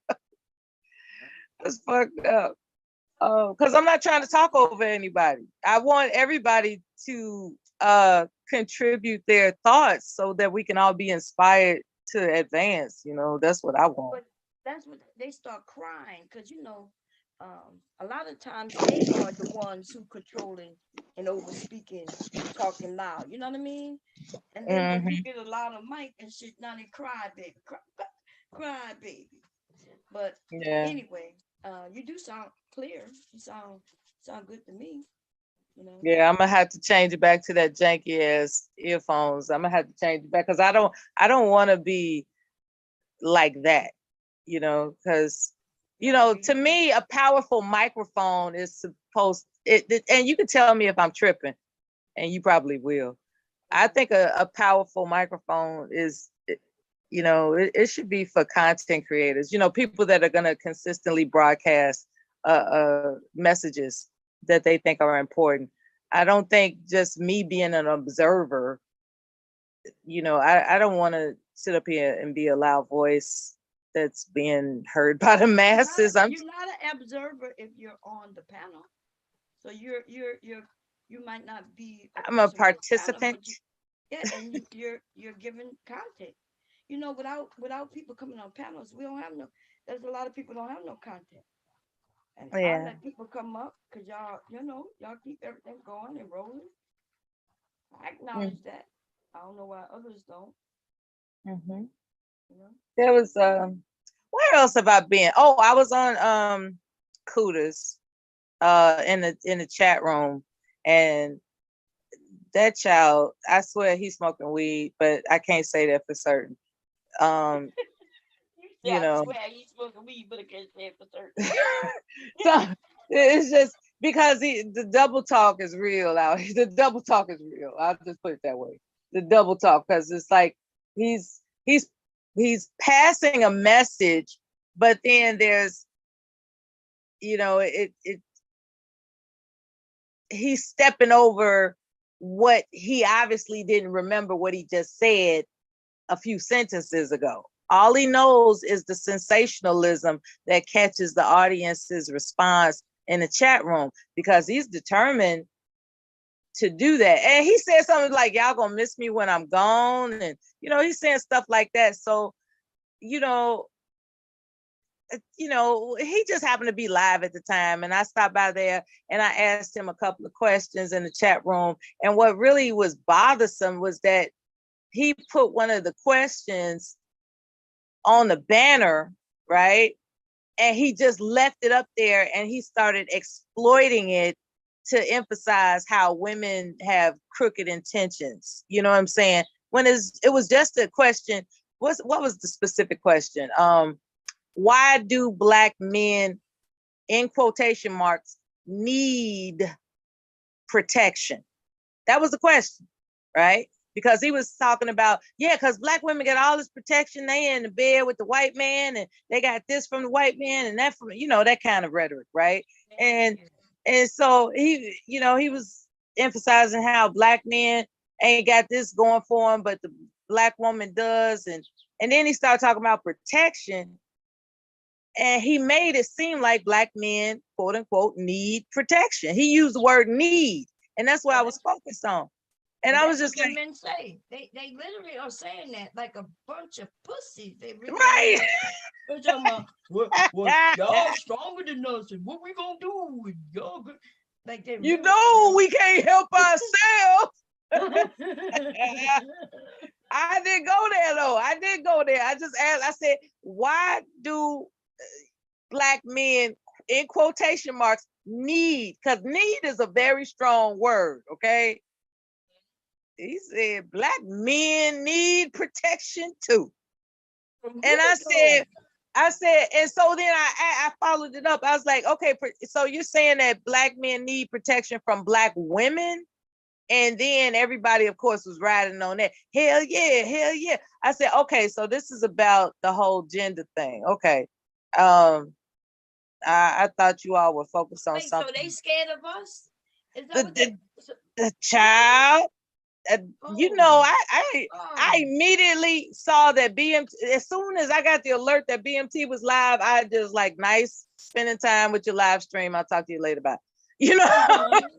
And so I went over there and he started getting in to a deep conversation, and then panelists came up and we did everything from erupt into disagreement to agreement. So it was everything in between. So it was decent. Sugar Bomb was there in the chat room, and so I recognized her name. I think, you know, when I'm on a panel, I don't really read the chat, but I do know that her her comments were on the screen a couple of times. So shout out to Sugar Bomb. Um, and Yeah, she be over that representing for the ladies. You know what I mean? oh Questioning yeah, them, she's asking them like yeah. what? Cause they're crying. It's a bunch of cry baby shit. Man, listen, man, that crybaby shit is getting old. It's like y'all could actually like figure out how you brothers can get together and buy a politician to change these family court laws that you crying about. You know, like what the hell? It's almost as if they just want to hear themselves talk, just to be talking. And then also I was on another woman's channel, and she was talking about how Kevin Samuels, right, was asserting that if a man marries a woman who has a child already, who happens to be a daughter, or, you know, just period, like she's supposed to put her husband before that child, right? And so he went so far. This is where his Freudian slips gonna get him in a whole. His Freudian slips, he just fucking up with the Freudian slips. Shout out to Koji Malik. He fucking up with the Freudian slips because he said, so let's just say that I saw, she tells you that I was looking at her while she was in the shower. The holy fuck. Would you believe her? And some Well, shit like, yes. I was like, what the fuck is going on? This motherfucker on some predator shit, man. Girl, they on here doing too much, and And that's why. and she, everybody brought up a good point. He was grooming, he's attempting to groom women into accepting the perversions of men against their own children. Ain't that something? That listen. Lucky ain't got a little boy, cause man, listen, it's just too much. These niggas doing too much. I was gonna play when I finish this. I'm gonna play a stream where the men were crying and talking about the women got too much power and we don't deserve it, but we got it. And that the men, then they said we can't make our own decisions, although they say we got too much power. Girl, the shit these men are that's coming out of their mouths is the most ridiculous shit. You could tell they're not educated. They're their own worst enemies. And it's almost like I'm on here trying to help them to a degree. They don't even see that, right? No matter, because I'm a woman, it don't matter what I say. It's always gonna be the wrong thing, right? Yeah. Even when I may be even agreeing with them to a degree, right? Something small that I agree with. Even that don't work. Nope, that don't even work because it don't matter. Anything a woman says, they want it to be the opposite. Even if I'm saying black men are strong, one of them niggas will get up there and like, you lie. We ain't.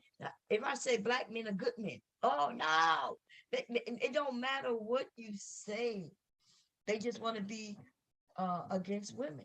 It feels like basic training. That's what it reminds. No, like no matter what you do, that sergeant gonna yell at you and shit. It's Yeah, crazy. no matter They what you do though. It's say like or do. you can even be you could call it down the middle. You could call it on their side. Mm-hmm. It's not, and it's not a tactic. It's like sincere. You're being sincere. It's like I want to find that the black man is in a global position of power where nobody is even remembering anything about slavery. I want our vibration and our frequency to actually unify like it's supposed to and not be distracted by all these systems that has been developed against us to keep from unifying. I want that. And then next thing you know, it because I'm a woman, obviously I said that with foul intent. It's like, wait a minute. I'm pretty sure I was actually endorsing your empowerment and I'm looking forward to it. And you telling me that I'm wrong. Okay. It doesn't make sense to hate that damn deep. That's crazy.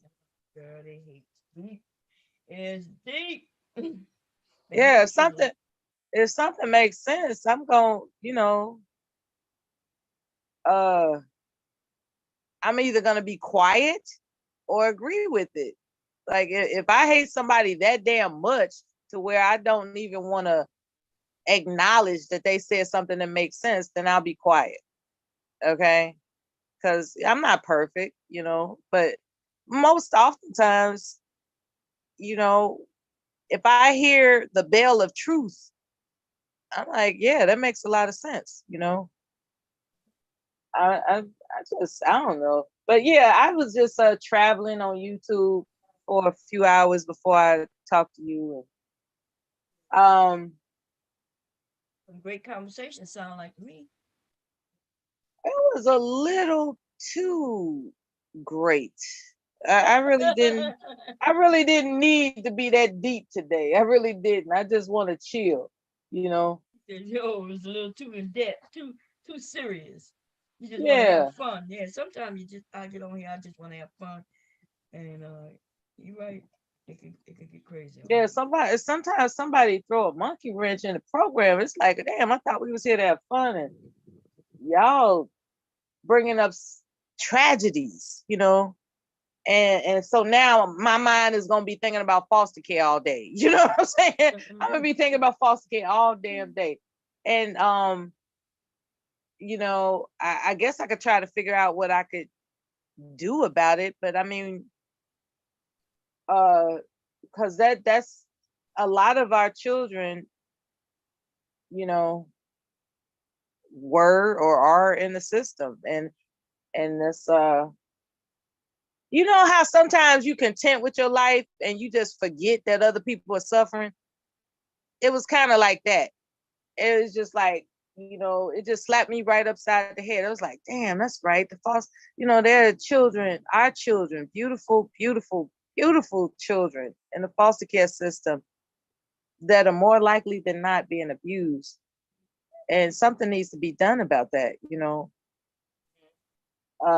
But who am I? We have a man on like literally on the internet telling women that they shouldn't believe their young girls and or boys,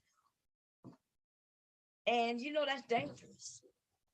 That's dangerous, and because the stats show that is more women or girls and boys have been literally touched. So I could see if he was saying that it's not true and they found that this stuff doesn't happen, but it does happen. So why would he convince women not to believe their children? No, he didn't. No, he knows.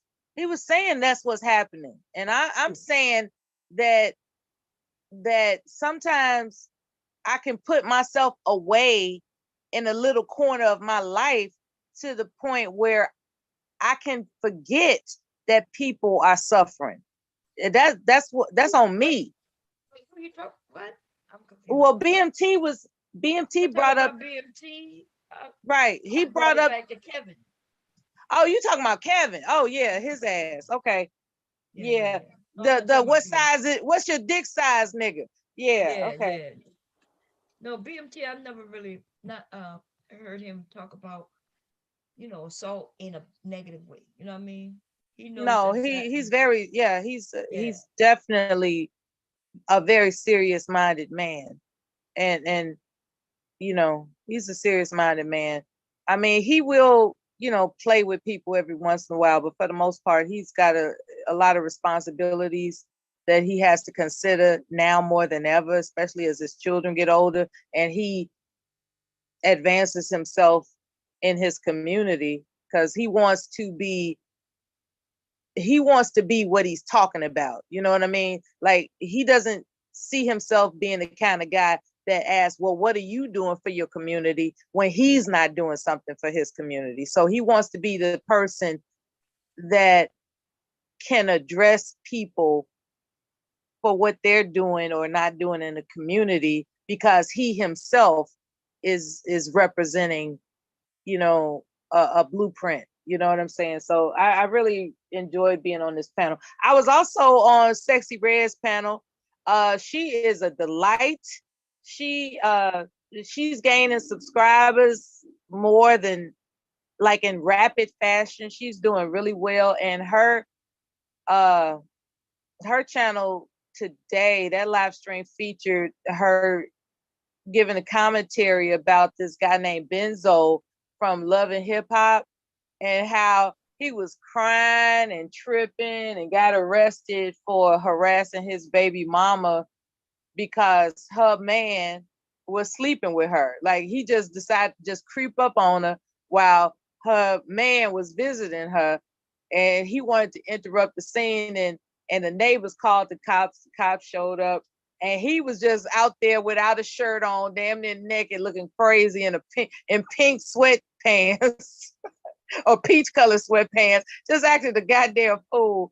And Sexy Red, she is so hilarious. She was making fun of the fact that he ain't got no neck. I mean, she always comes up with zingers, She's a really excellent personality. Uh she rocks her channel very well. She's always been great though. But now that she has a channel of her own, she's rocking it really well. She knows how to you know, keep people interested, you know what I'm saying, without stressing herself out. Because that's important too when you got a channel. And you have to know how to pace yourself. You have to know, like, there's some people that don't want to do panels because they know their patients can't stand it. You know, they can't stand the fact that people just talk too damn much. And then you got some people, they want their panelists to do all the talking while they're, you know, taking a break or whatever, so it just depends on who you are. But she's doing real well. I like all the jokes uh and stuff. I like the way she pays attention to the chat room. It encouraged us to keep telling some jokes right along with her. I really like the way she conducted her live stream when I was there. And so how did that go? So I went from her live stream to DJ Kuda, and then I went to BMT all in the course of 3 hours. So I've been up for 4 hours, and in 3 hours, I've been on 3 panels, and you're the fourth. Ain't that sad? Oh, that's fun to me, shit.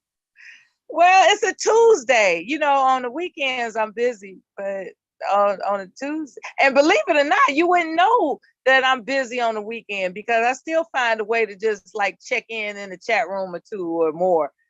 But on the weekends I'm busy, but the weekdays I gotta make up shit to do, to be honest with you, because I'm retired. I gotta do shit. I gotta make things to do on the weekend, on the weekday. Well, I'm just saying, like, you know, it's a, I admire people that start their own businesses and all that other kind of stuff. I guess I got to find out what I'm into, but talking me into doing something don't work. I had like more than enough people trying to talk me into what to do with my time. Like if I had all that time on my hands, I would do this. I would do that. I would do. It's like, well, good for you. Go do it. Go do it. I earned the right to relax, stop tripping, you know. And and because I've engaged in this thing called platforms for several years, it's been about maybe 5 years now that I've been on Black YouTube exclusively. In addition to other stuff that I look up like nutrition and recipes and stuff like that, or just regular stuff. But as far as like everybody that is in this little Black YouTube algorithm, I'm familiar with them.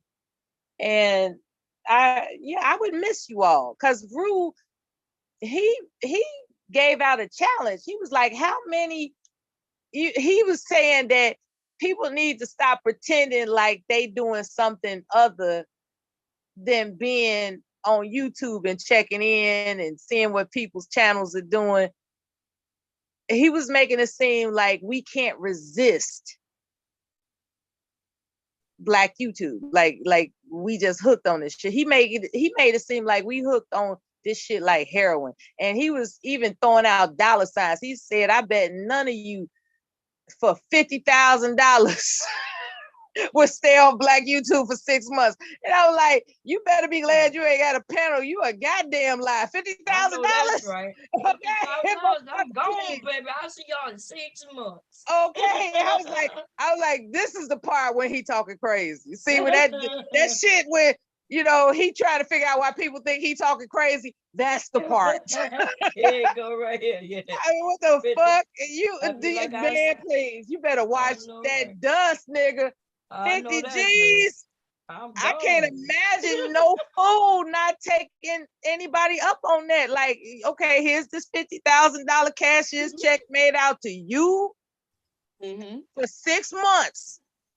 Stay off YouTube. Delete your account. Just get the fuck gone. It's like no problem. Shit. I know that's right. Oh my God. Do you know what I could do with $50,000? Are you crazy? I know that's right. Shit, that's damn near a house. Amen. I've been bought a house, be fixing it up and everything. My God. But that $50,000, it'll take me 6 months to. I'll be like 6 months though. After 6 months, I'll be my ass right back though. That's the way he made it seem. He made it seem like I bet people couldn't resist a cashier's check designated for payment 6 months from now for you to delete your YouTube account and be gone for 6 months. I said 50,000. Well, this is what I think, because he didn't have a panel, but you know how he just talked exclusively. And that's what he was doing. He was just talking that shit. And then he was talking about Reg. He was talking about how Reg was on that bullshit about holding trials. And of course he called them all kinds of colorful names and everything. And he was trial on me, girl. And then wouldn't even let me come up. And then when I went live, then he gonna send me the goddamn link. And then right. So I got found guilty of lying about getting the link, but I didn't get the link until I was over there and I was in the chat. And I was like, and Ruth was like, can I send her the link? He was like, at first he said he was gonna send it, but then he made it seem like, oh no, well, there ain't no time for Bomb to be talking about nothing. No, she on trial. And it made it seem like he was telling me he not gonna let me up. So I started my own shit. I don't need him. I got my own shit. It could have been fun, if he would have just let me up. It was totally who against me though. Anybody against me, they can go up there. But how you gonna hold trial and not even have the person you're on the trial? And then when Rue said when he went up there, Reg asked him, "What you doing here?" Right. He's like, "Nigga, you sent me the link." Reg's crazy, man. I think Rue said that he he asked anybody want to defend bomb, anybody, and he said, yeah. And he said, send me the link. And then when he got up there, they started in on him like, why is he up there to defend? Why are you right? That's so crazy. So he just wanted me to be found guilty without anybody representing anybody, you know what I mean?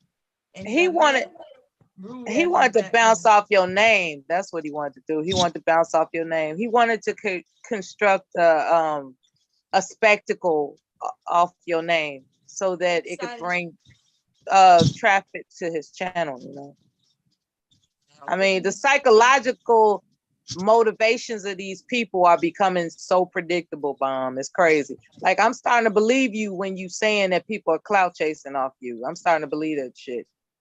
I thought I don't think that it's the clout chasing off me. It's but when they start accusing me of doing shit I didn't do, and that's the spectacle.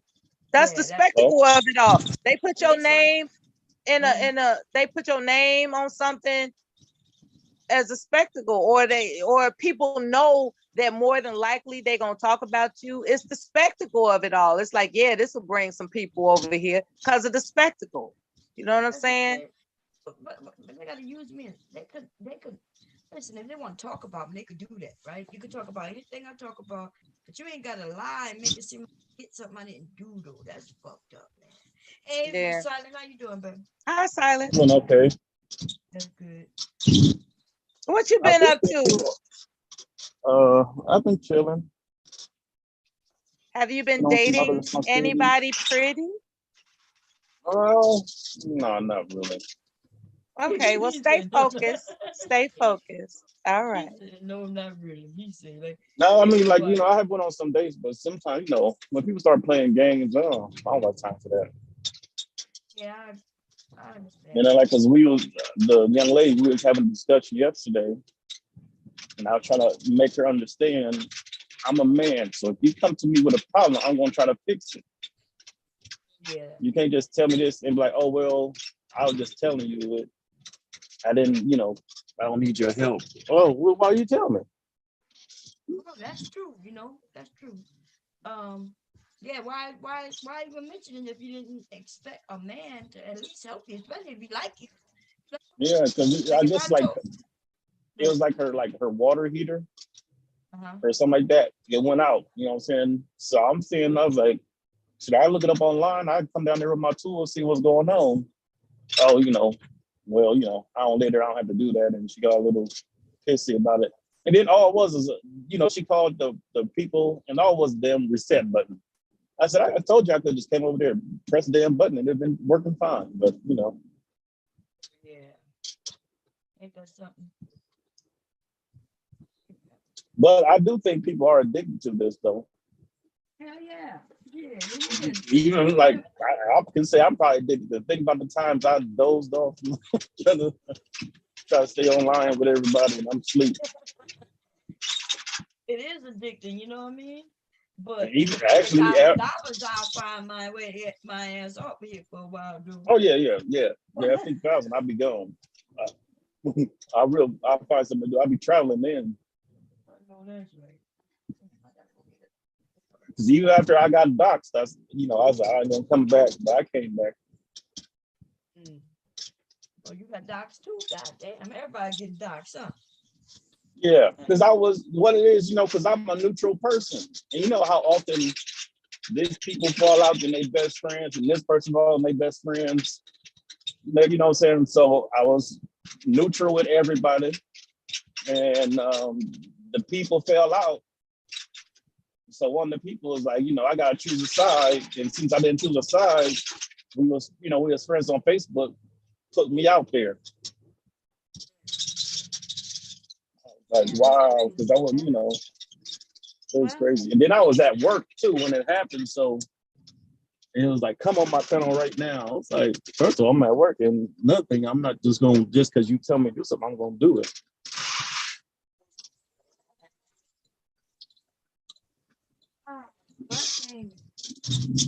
So they put my whole government out.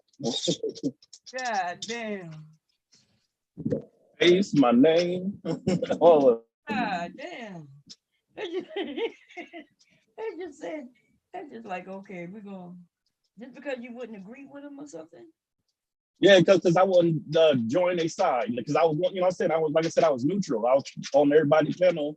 And well, he mad at this person, so you know, well, so it's crazy how people be acting. Kelly, you still here? Hmm? No, I was seeing. I wasn't sure Mella was still here. Gotta be right back. Gotta run downstairs to get a zipper because I need a yellow zipper or a black zipper. I'll be right back. Right back. Was Mella still here?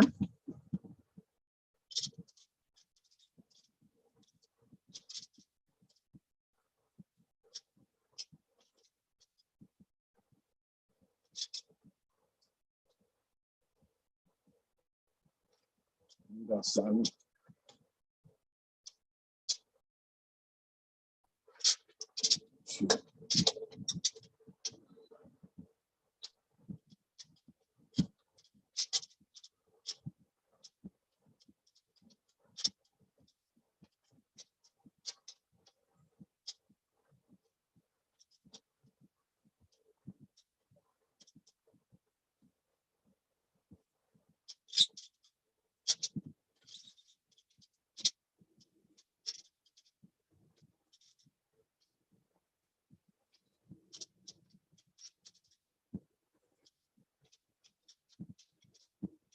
Mm-mm-mm.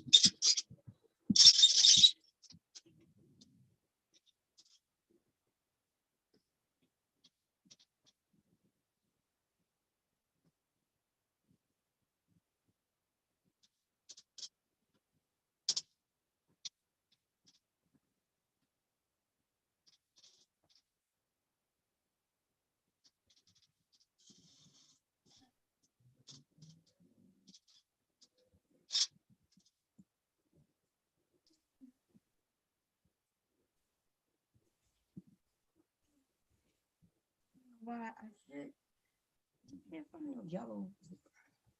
Let's see what the black look like.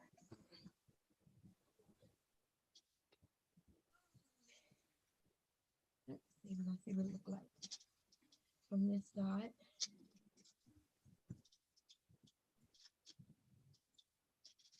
Okay, yeah, it's gonna look good. Yeah. Cool. Ah, yeah. Anyway, And how then was it? Yeah. Oh, go ahead. oh, it was fine. That's good. Did you do anything special or no? No, not really. I was chilled out. I just got this you know, I told you I got that new position, so I got some stuff I need to study before they actually send me to class and all that stuff.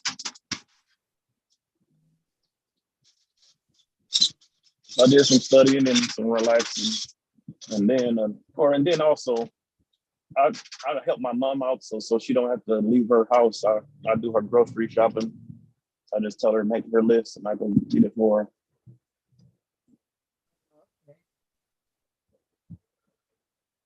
And that's another thing that's crazy. I even had I actually stopped talking to a woman because of that.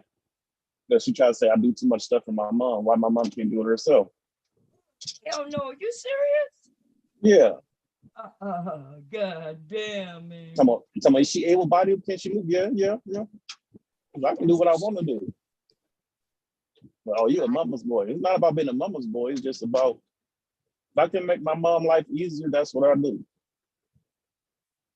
I never heard like a woman. I can't even imagine a woman really seriously asking that question, or because you know, especially if she gonna ever be a mother, and you know what I mean, like, Exactly. and But you know, it's not some like people that. selfish like that. Wow, I could see if you was married and you put your mother before anybody, but you know what I mean, like, yes, your mother still, what, like, if listen, I would put my mother, still do shit for my mother. You know what I'm saying? Like, Mm-hmm. this is God She damn. was like, "Oh, you must live with her." I was like, "No, she's still on the other side of town. I just do what I can. When you know, if she called me, I'm on it." Yeah, that's your mother, man. Yeah. Cause and the thing about it, she knows she can depend on me. Like my other brothers, they if they in the area, they convenience me. She called me, I got you. Crazy shit. But some woman, I can see if another man has said something like that. But you're right. It's usually the women who will say. Remember, I told the story about a woman telling me I need to let my son get scammed by her. Oh yeah. Yeah, you know what I mean? Because Like, I got, remember I told you my story. I got scammed because I didn't know no better. yeah. Lady gonna tell me, oh, you stay with your parents, you can't get no unemployment. You That's what still she at did. home. I That was don't like, even what? make sense. Even if a married couple, you know what I mean? I Mm-hmm. could be married and still get unemployment. That's something people pay into. Damn, they and that's fucked up, man. It's fucked up when they do that to people, you know? Oh But you're yeah. right, young people get because there's a lot of things I remember when I was young, didn't know, and I would go and ask, and I'm thinking I'm asking people. So of course, if you ask, you're thinking, if you ask the right questions, you're thinking you'll get the answer. But no, it was a whole nother woman who told me that when I go to ask for certain things, she told me don't let them tell you it don't happen because it do, right? And then I went there. I remember going to the building, social services, and I asked them just what that woman told me. Somebody told me that yeah, they offer help for this, and that. She said, but when you ask, they gonna say they don't do that. She said, but tell them no, and tell them it's called general services. Mm-hmm. She said they gon' She said because you're black, and this was a black woman told me this, and she said yeah, this is what they're doing. They like if somebody white went in there and needed help, they give them help. And when we go, they shitting on us, you know? Even with a veteran services, like only two black veterans gave me information. The other ones was white, but most they don't tell you nothing. They don't tell you nothing. And I'm gonna tell you, I left a lot of money on the table not knowing some shit.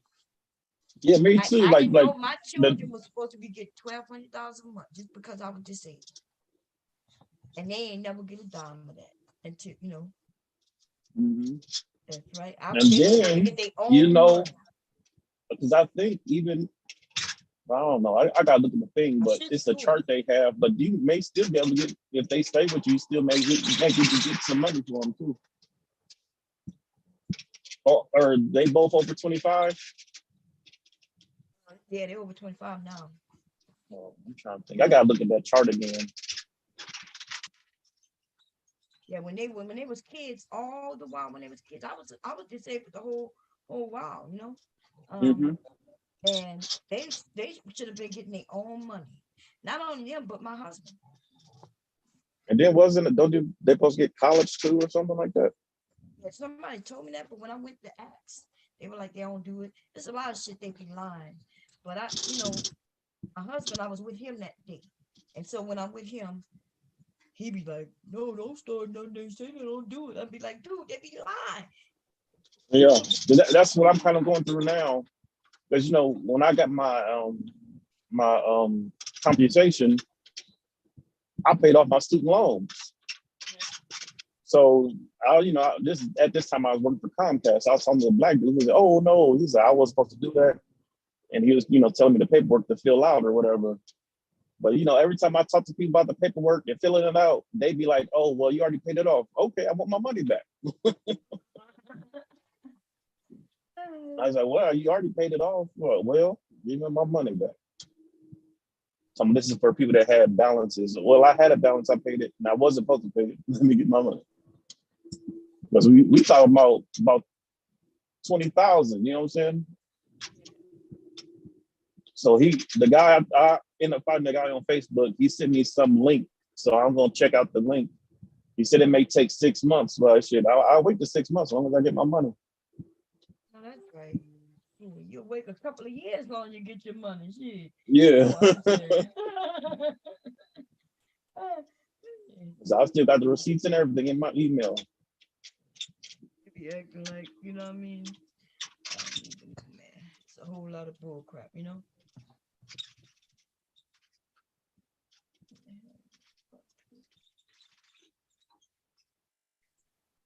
Oh, let's see.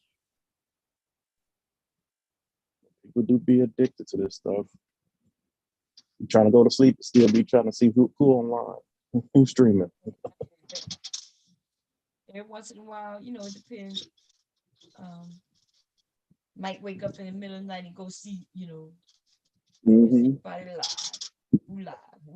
Who doing what? And then certain sectors you have to watch it then because a lot of people they do their streaming and they sometimes just put it on private, Yeah. so you don't catch it right then and there.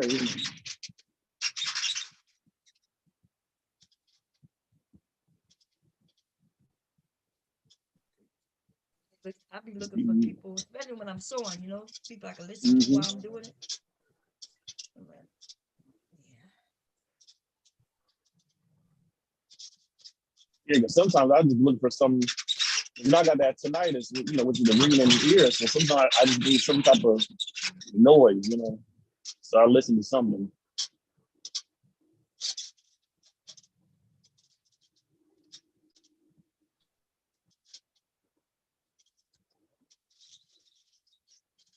But I've been helping other veterans with their paperwork and stuff.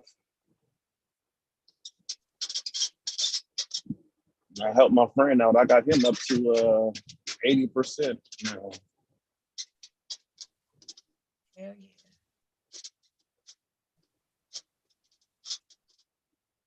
I know we happy about that shit right there, but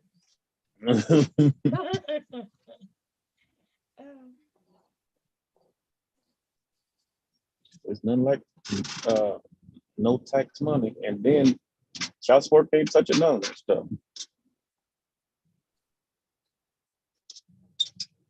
But the only thing you do count against is it does show as income though. Like you don't have to file on your taxes, but if you like trying to get unemployment or assistance, then they do count it for that. No, if you're trying to get assistance, that's what it was. yeah, if you try to get assistance, they do clarify that. Um, yeah, they do. But the only thing it should affect is like if you trying to get like cash assistance and shit like that. But yeah, they do count it as income. Now, if you try to get stamps too, food stamps or whatever, and then like, cause when I talked to lady, she was saying they don't look at your bills; they just look at the amount of money you make. So it don't matter how much what bills you got going That's out. not If true. you That's make not this certain true. amount, No, that's not true. That's why I said you will never get the cash assistance because you got the cash. But they look at your bills if you're trying to get like food stamps and stuff. Cause I mean, just because you have money coming in don't mean you don't have bills. That taking all the money. So that's what food stamps are for, to make sure you eat. Now you're not gonna yeah, get no cash assistance, but you will get the food stamps. that's But like I said, that I didn't know no better because this is when I was in Georgia. I was getting from the compensation, I was getting like 12. I got laid off of work, wasn't sure when I was gonna start working, so I went for assistance. Because at the time, like my rent was probably like six something. Got like a three something dollar car note, then plus insurance and all that stuff. So I went to apply for assistance, and the lady said, "Well, uh, you make 12, and the cutoff is at 11." I was like, "Well, I got bills to pay and stuff." She's like, "Oh, we don't count that. We just count your gross money." I'm not working. She's like, "Well, you get that assistance, so we count that as your gross money. It doesn't matter what your bills are." So I didn't know no better, so I just took it. I thought she was telling the truth, so I just left. I ended up finding a job, but I'm just saying at the time, once you get laid off or whatever, you don't know what you're gonna do. Yeah. You know. They got a lot of white people who get assistance. They get cash money and stuff, but they still getting help. Now, yeah, you can't get that cash help, you know. If you get more cash than they give you, you don't qualify. You know what I mean? Because Uh-huh. they figure that you need, like here in Delaware, let's say it's just me and they they say if I make more than if I get more than $300 cash from anywhere, then I don't qualify for cash assistance. That's generally for people who really don't have no cash coming in. You know what I mean? And they don't care about Mm-hmm. your bills. But the one thing they will make sure is that you eat, and you'll get them food stamps. Yeah. I'm telling you, like I was telling you, the black women in government, they be on some like they attitude just change. As soon as they see you, they like, what the hell?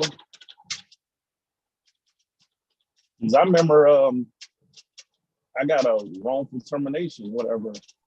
So I went to file. So the lady was saying, well, it couldn't have been racial because the person your same race. I was like, that don't mean it couldn't be racial. Oh yeah. Okay. And that's something they think that we can't even be racist against ourselves. Mm-hmm. Because it was a black woman. I was like, I know what you're saying, but yeah, so I don't stop somebody from lying on you. So, you know.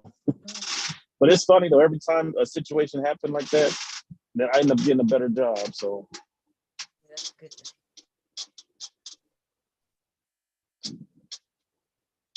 I was just doing security, you know, so when I got laid off, whatever, because, you know, majority security thing is by contract. So if they start cutting people from contract, then, you know, they may find you something, but, you know, that's when they find you something.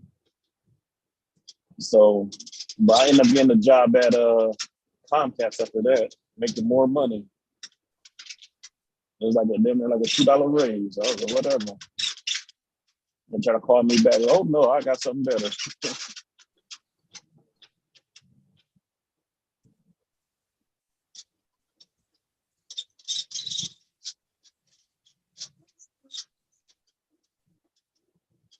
So have y'all gas prices started going back down? Say it again? Have y'all gas prices started going back down? Oh, I don't even know. No, I don't even know. Ours was up to 4, but now it's at like 3.79 or something like that. I went and gotten gas in over 2 years. No, nothing but no So I gas don't. prices. Gotta ask my husband that kind of shit. He Yeah, the makes sure best I got gas, gas. Yeah. best place to get gas is like Costco's or Sam's. Theirs be like 20 to 30 cents cheaper. Of course, you had to add a membership. Where?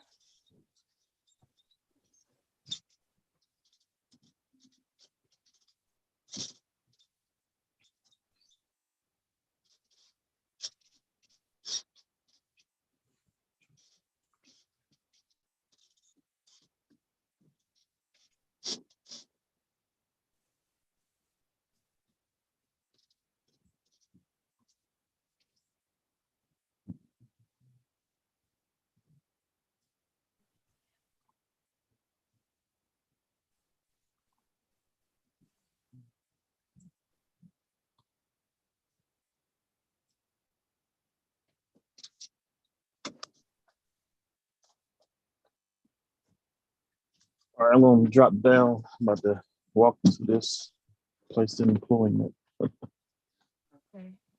Well, nice All talking right. to you. I'll talk to you later. You too. Yeah, I'm gonna be listening. It's just gonna be loud in here. So, Yeah. all right. Okay.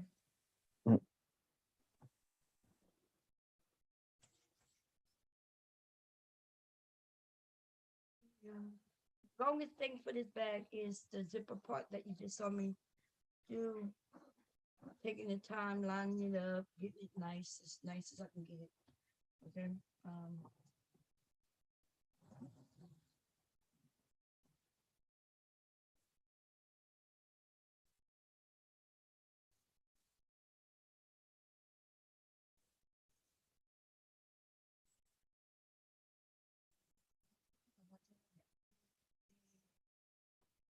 Let's see what it's called. Okay, I'm good with that. And I do want to stop it. So we're going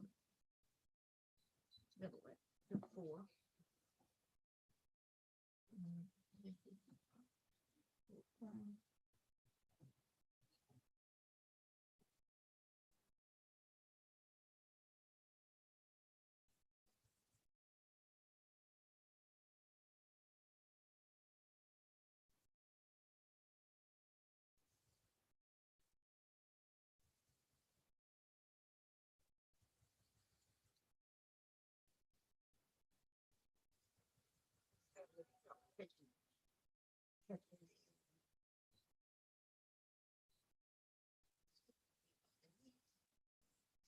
Won't know until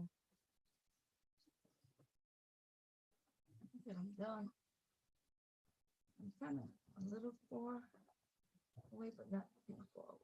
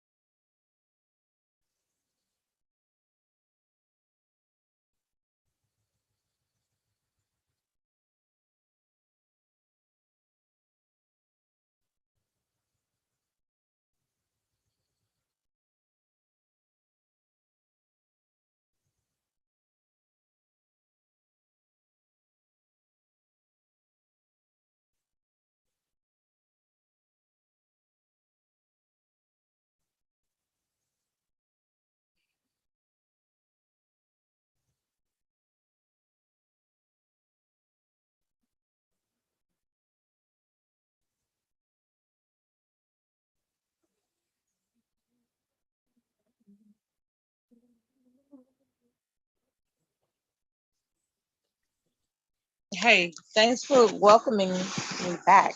Can you hear me? Yeah, I can hear you. Good. Yeah. Um, anyway, after doing a little morning routine, I was listening to you all, but after 4 hours of being up, I had to do a morning routine of getting myself together. But anyway, um, in between that, I found out there's cooking music channels, right? And it gave me a thought, maybe I could do a cooking channel, but I'm not really a chef, so I don't want to embarrass myself. I wouldn't know how to put that together according to the standard that I'm interested in. But anyway, I found out that somebody that we know and care about is live right now with a topic called "Are We Monogamous?"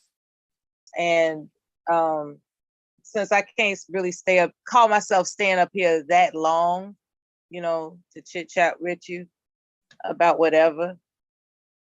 I mean, I could talk, but I mean, it'll be boring as fuck because all I really care about is the things that I discovered from this guy named Dr. Berg. Dr. Berg, like, that's my guru, right? When it comes to longevity and health. And, a lot of people, they want to hear what's really happening with things that they want to keep up with the latest stuff, right? Because people got stuff to do. They got to go to work. They got to take care of their children, their families. They have endeavors. They have businesses, and they want to catch up with what's happening in the circles that they're familiar with. Because when they get a chance to participate, then they'll already be updated. So the shit that I be talking about that I'm interested in, it's kind of um I gotta put this mature. That's the best way I can put it to make myself look good and boring at the same time. It's basically boring. The shit that I like is boring compared to all this ruckus that y'all doing on Black YouTube. And when I say y'all, I'm including myself as well. because it's not like I wasn't a part of the purge and nothing like that. You remember the purge? You remember when? You remember? I'm serious though. Remember when Rue called himself acting like now he did confess that you didn't need help, which is noble, but he still was on that bullshit. I told him about that on Conscious Morons channel. I confronted him, and I don't even know if Conscious still got that live stream up, but Rue was inviting people to come up there to critique him.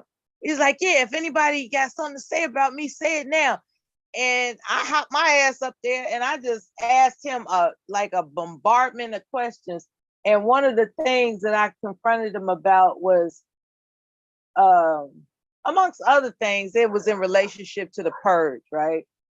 So I won't go into that. What I will say about my part in it, and I hope Auntie does that sometime sooner before Labor Day. He talking about Labor Day. I'm like, nigga, that's too damn long. That shit was awesome. That was an awesome event. Hopefully he get it together a little sooner than that. Talking about Labor Day. But anyway, I remember when you met Mona. Now I had been familiar with Mona for 4 years. 4 years. And I won't go into the details as to how I see, I'm tired, Mom. I've been up since the middle of the night. Anyway, and I'm in bed and shit. Okay. So anyway, you met Mona. Yeah, that day. That actually I saw a stream the day before. And I think she was over there by Jessica. The And that was my Mona you first. met wasn't the Mona that was 4 years ago.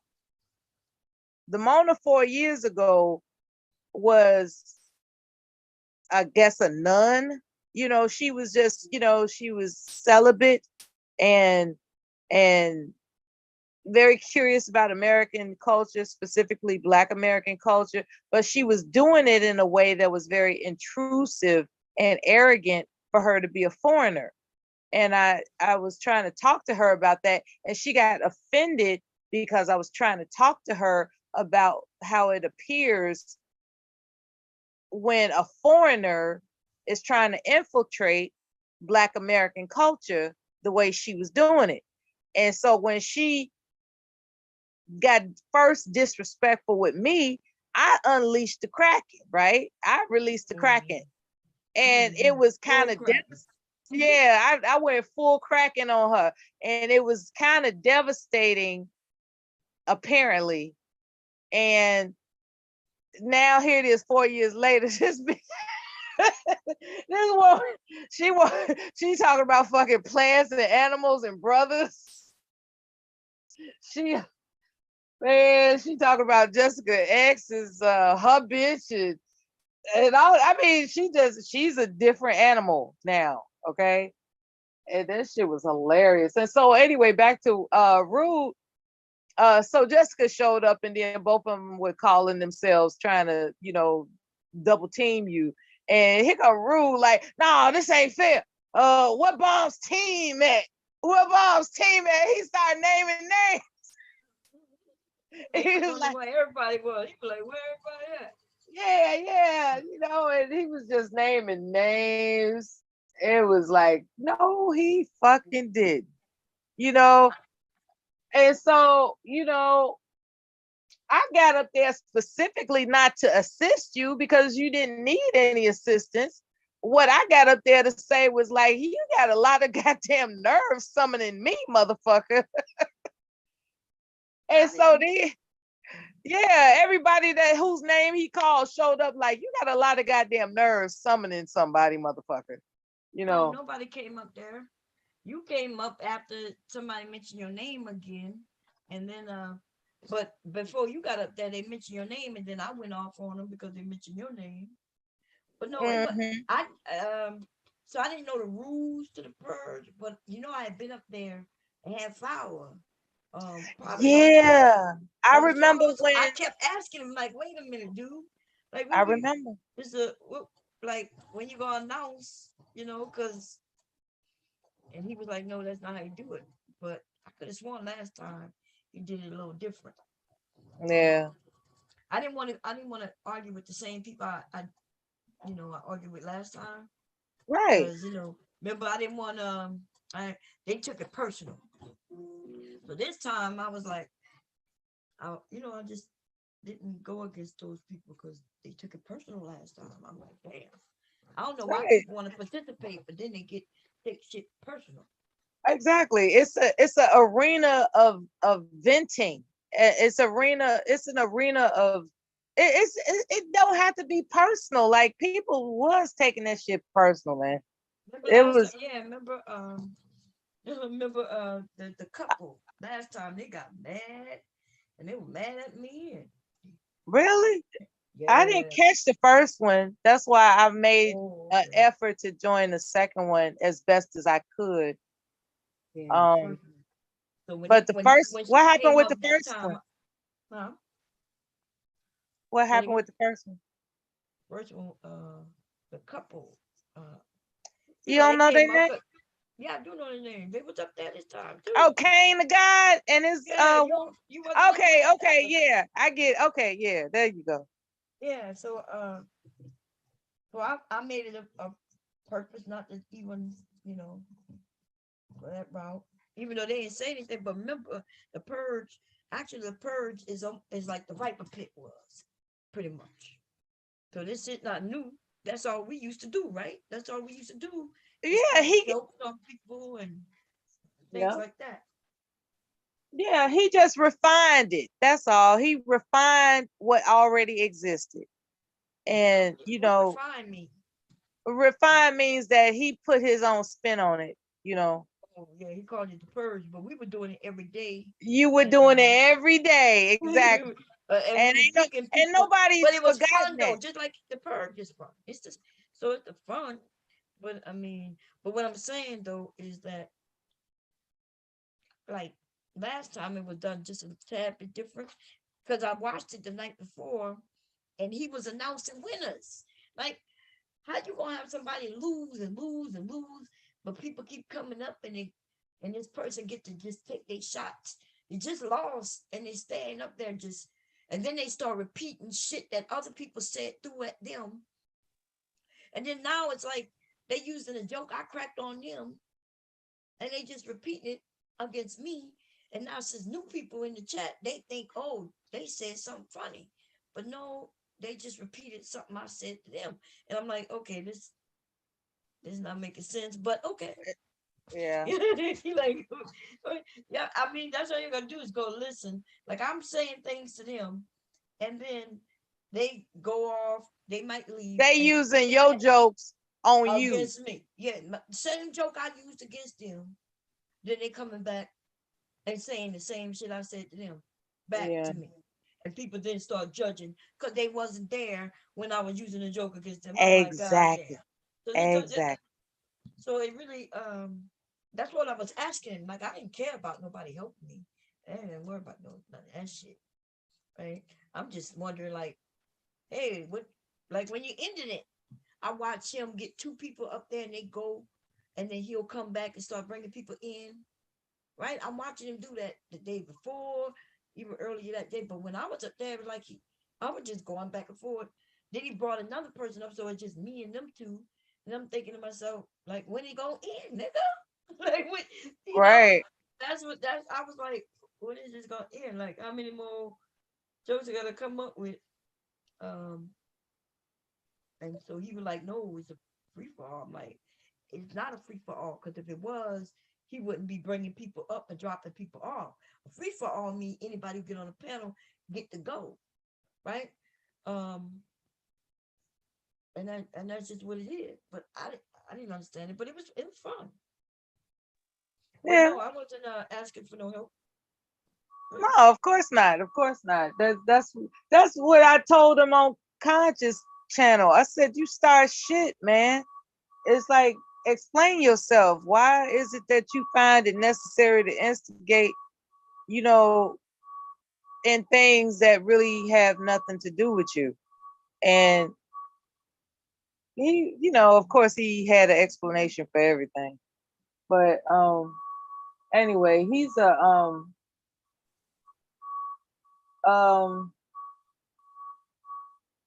let's see, what else was he talking about on this channel? Because you know he likes to do those poll counts. I'm trying to figure out what the polls were that he had recently. But anyway, enough of him. Back to this how big is your dick nigga.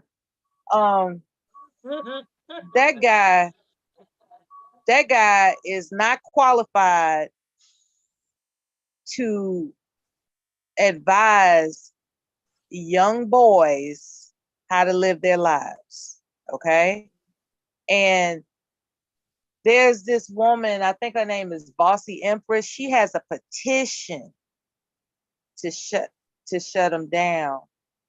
So I that's don't the think it's interesting. hers. I think it's somebody else. She just Oh, shared okay. it. Yeah. Oh, I thought she said it was hers. Okay. Oh, I thought I saw some. It might be hers, but I thought I saw somebody else's name on it.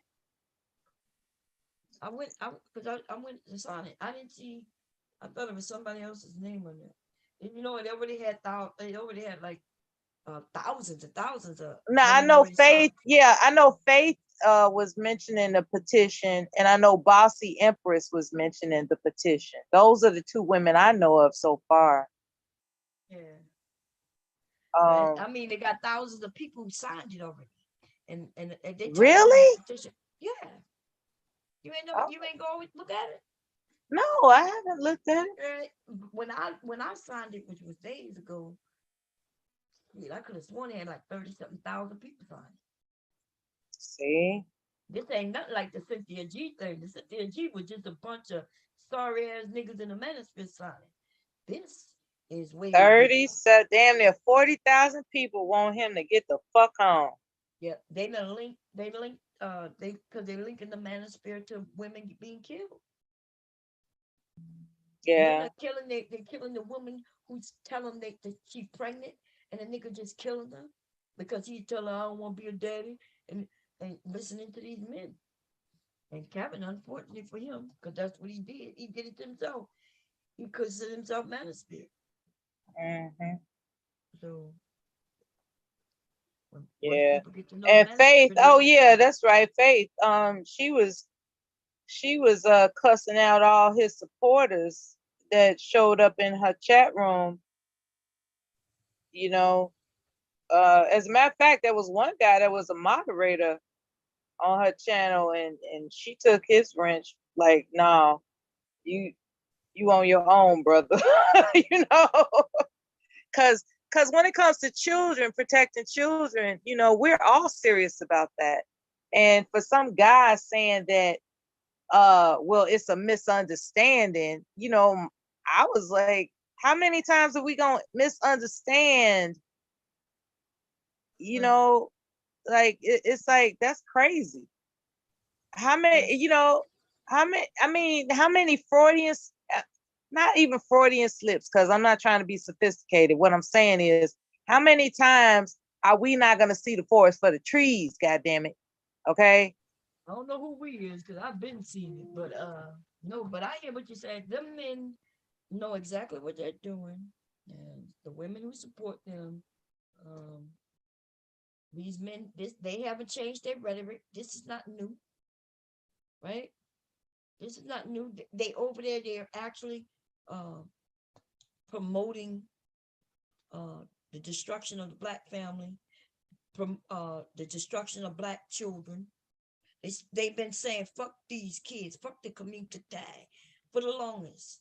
So for somebody to then make it seem Yes. like they for, you know, The if you black, if the black manosphere is solely responsible for the phrase "fuck them kids." I mean that's Absolutely. they the ones I'm not sure about solely. I'm not, but they are The, the ones I heard say fuck the community and fuck these kids. I never heard nobody say this shit before, I've right? never heard any group of people say "fuck those kids" until I witnessed live streams and uploads on the Black Manosphere. Yeah, You know, I never witnessed that before. I was like, what in the world is going on when people are saying "fuck those kids"? Because really, it was their frustration about the family court system. And instead of discussing ways to change the family court system, they just want to say, fuck those kids. That's when I knew we dealing with a sorry group of niggas. That's some sorry ass shit. It's like if you got a problem with the family court system, These men been saying fuck them kids for a long time, because that's why single mothers exist, right? oh, When so nobody, true. when she gotta take care of the kids all by herself, So true. So true. and it be their own goddamn kids that they saying fuck. Yep. And Sugar Bum, bless her heart, she was saying these men know they don't want custody of their children. And she called them out right, because they have there are avenues where men can have custody of their children. Even women are saying, hey, here's your son, he's out of control, take him. And they were like, no, no, no, let's talk about this. She called it right. Like, if given the chance, most men are not going to sign up for being exclusively responsible for raising their children. But they claiming they will, but we know they claim won't. they will. They don't even have a place to stay without a woman, most of them. So how they gonna take care of a kid now? You know what I mean? Exactly. Yeah. So, and they try to pull Jedi mind tricks on people, talking about, yeah, we would lead if the black woman wouldn't have a bad attitude. Like, a bad attitude has nothing to do with interfering with someone's innate ability to lead. Like, either you're a leader or you're not. Like, what's up with all these excuses, Bomb? Why these leaders don't have problem with their women like that neither. Leaders don't have problem with their women attitude, because either the woman don't have an attitude or she does, and he accept it because he like that type of woman. Yeah, that too. Yeah, some of them like it, like those types. Yeah, they used to it because they mamas may have been that way. They sisters, some of these men, man, they want certain type of women.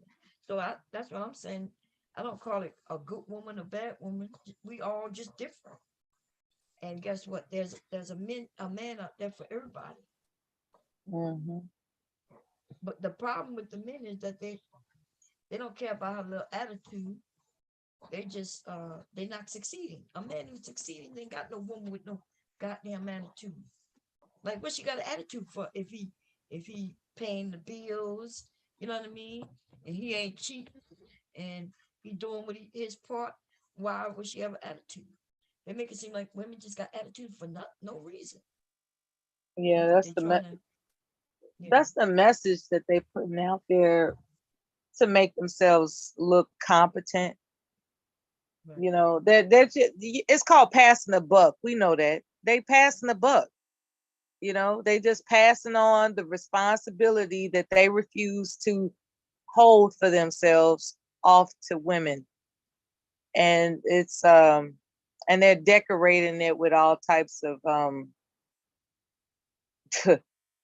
derogatory things, everything from calling women German shepherds to God knows whatever else. And so then when women get with the payback and start, beating their tactics at their own game by saying abort all black babies, which is like really, it's scientifically difficult to, how can I put this? Keep in mind I'm laying down. But it's scientifically difficult to determine the gender of a child before a certain period of time where an abortion legally would be allowed. And so it was really just a get back. You know what I'm saying? It's like, okay, you want to call women German shepherds, you want to say women are the reason why the black community is a failure. No, how about this? And and can't nobody do it like Cynthia G. You know what I'm saying? She studies psychology, so she knows how to get these guys in their gut And that's why they don't, they don't know what to say when she comes up with a narrative that beats their own. You know, I remember when Obsidian was tripping about her being outspoken. He was just focused. I think he did live streams for like 90 days about her. He said, not, yeah. I'm not sure if it was 90 days. I think it's 30 days or something like that. But he, It that's seemed around the longer. time when they was when it was out that she was you know Had the baby and stuff. was pregnant. Mm-hmm. Not yeah. And so she told him no because he kept pestering her for an exclusive interview. Now, prior to that, she did an interview. Prior to people hearing that she had a baby with some guy that was online. Just getting pregnant. Now, I don't know if people. I don't think people know if she had it or not. Yeah. But it was one of her friends that put that information out. Yeah. Yeah. That's cold blooded. Whoever the friend. That was so crazy. That's dirty as hell, man. Yeah, it's like they came up with the text messages and all this. I mean, it was just that was my first time being exposed to how people can be, right? And that's when I knew, like, okay, I'm not talking to nobody offline. Fuck the dumb shit. I'm just not gonna do it. Because I had already experienced with Facebook different signs of people stepping over lines. But I didn't get involved in it. But I saw it was coming. So I get on YouTube and I'm doing my thing. Then I get introduced to so-called Black YouTube. And next thing I know, this shit is getting really, really low down, crazy, and dirty. But it was just talk. It was just talk. And then people started coming with what they want to call receipts. I got the receipts. I got the receipts. You know, I was like, man, these people, man, they just trying to one up each other some shit. I don't know.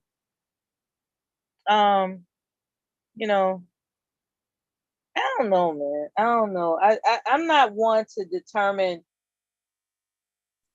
whether or not somebody should take somebody seriously when they get criticized or there's an attempt to embarrass you or me or others.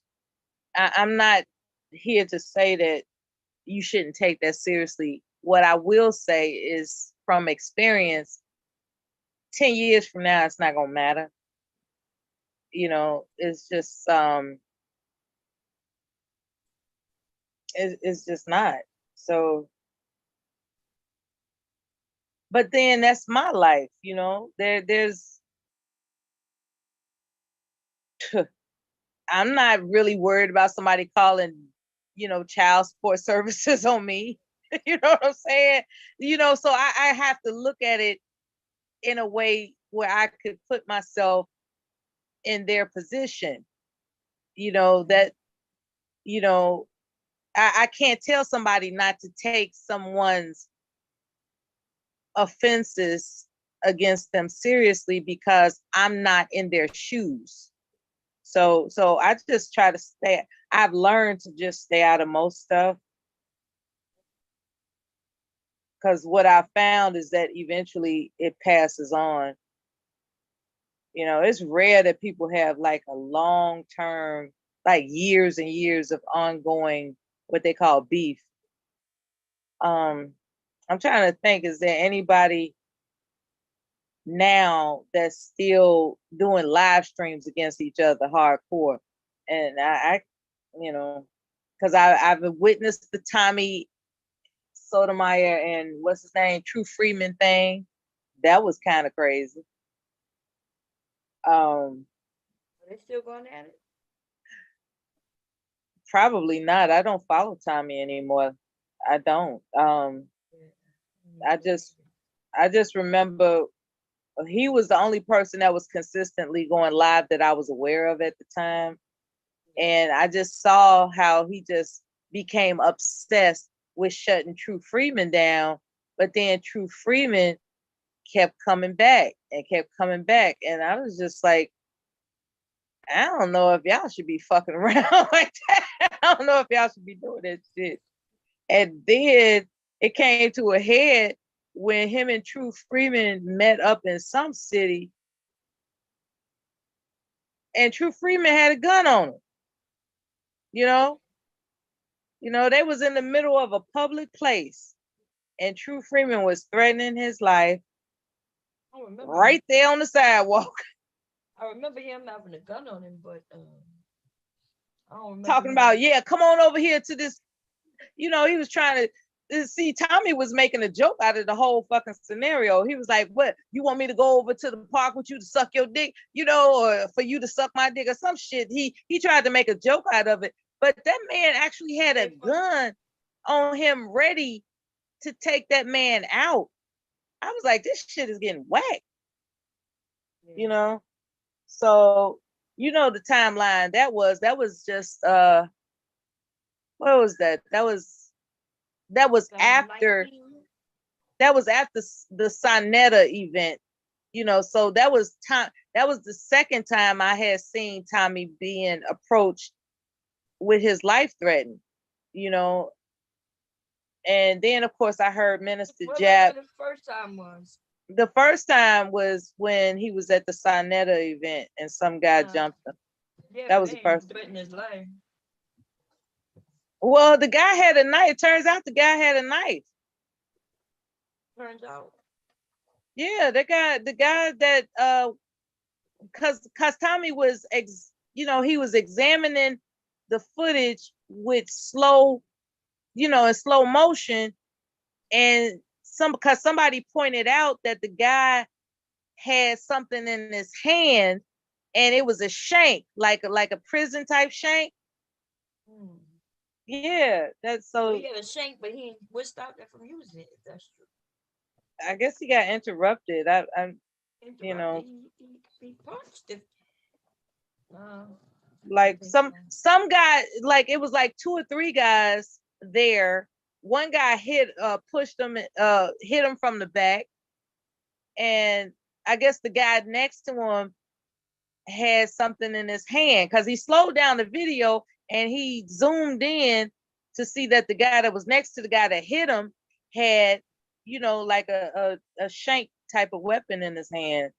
So, and Tommy didn't know it. It was somebody that pointed it out, and sent them and told him about it. So that was the first time. And then the second time was the whole, let's see, what else? It was, I can't remember if True Freeman or Minister Jap was the second threat episode. Because Minister Jap, when Tommy was in Chicago at the Trump Tower, and I remember that clearly because I know that Tommy had taken something from the Trump Tower, and I was teasing him about it in the chat occasionally, and he would laugh like, I sure did take that shit. I liked it, and it was a paperweight. You know how they had little decorations in exclusive hotels, and there was this paperweight, and he was just saying, like, while he was there, like, oh, I like this. And next thing you know, in his live stream back in Arizona,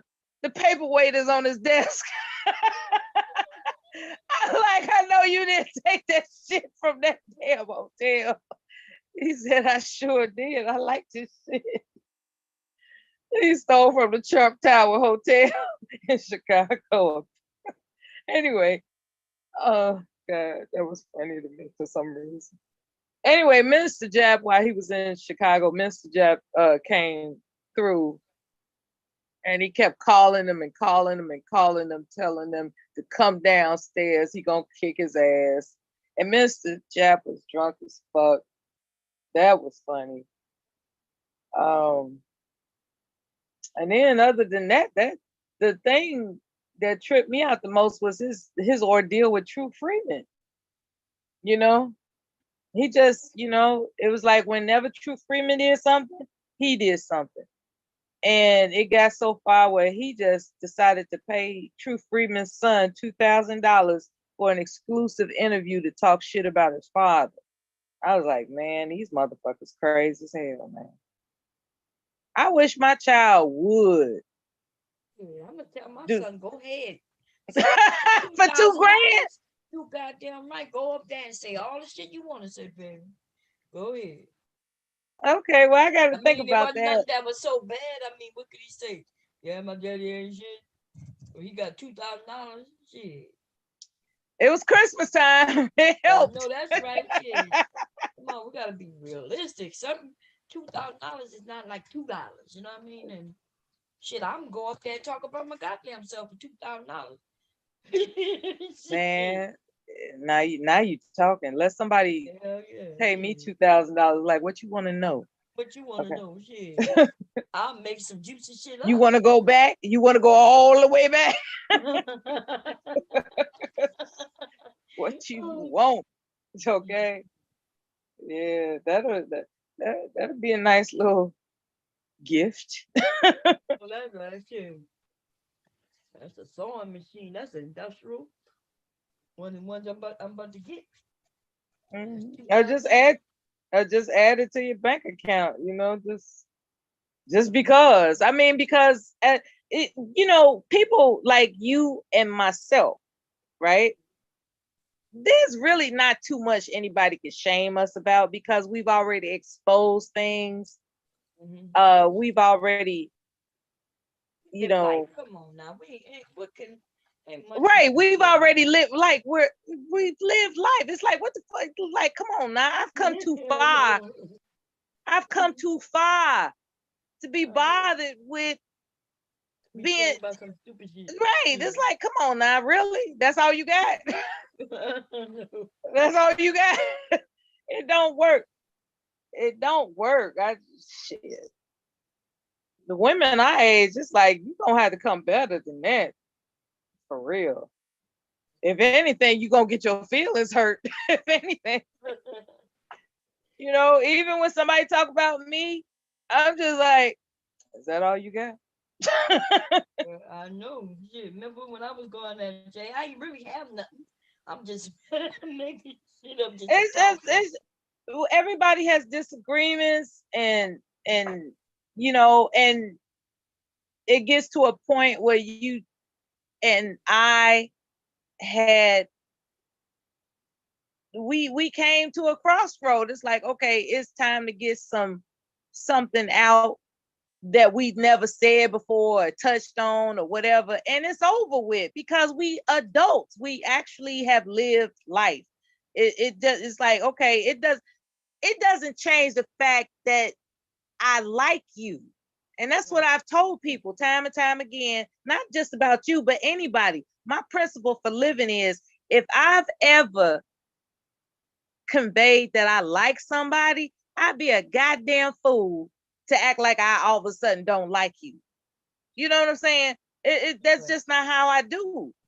Just because, like, for instance, there are people that I don't even frequent online anymore. Like, I don't go to their live streams, nothing like that, because they know I wish them well.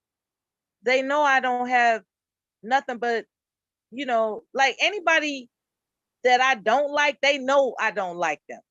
They know that. And to be honest with you, there's only one person that knows that I don't like them. And that's that white guy.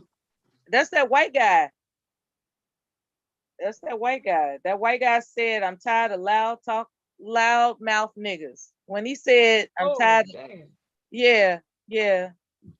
I don't even want to say his name, but it begins with the letter J. And he's a white guy, and he was known for just, infiltrating black spaces just to see how many times he could get away with saying nigga, apparently. And one day he just went way too fucking far with his drunk ass talking about, I'm tired of these loud mouth niggas. I was like, what?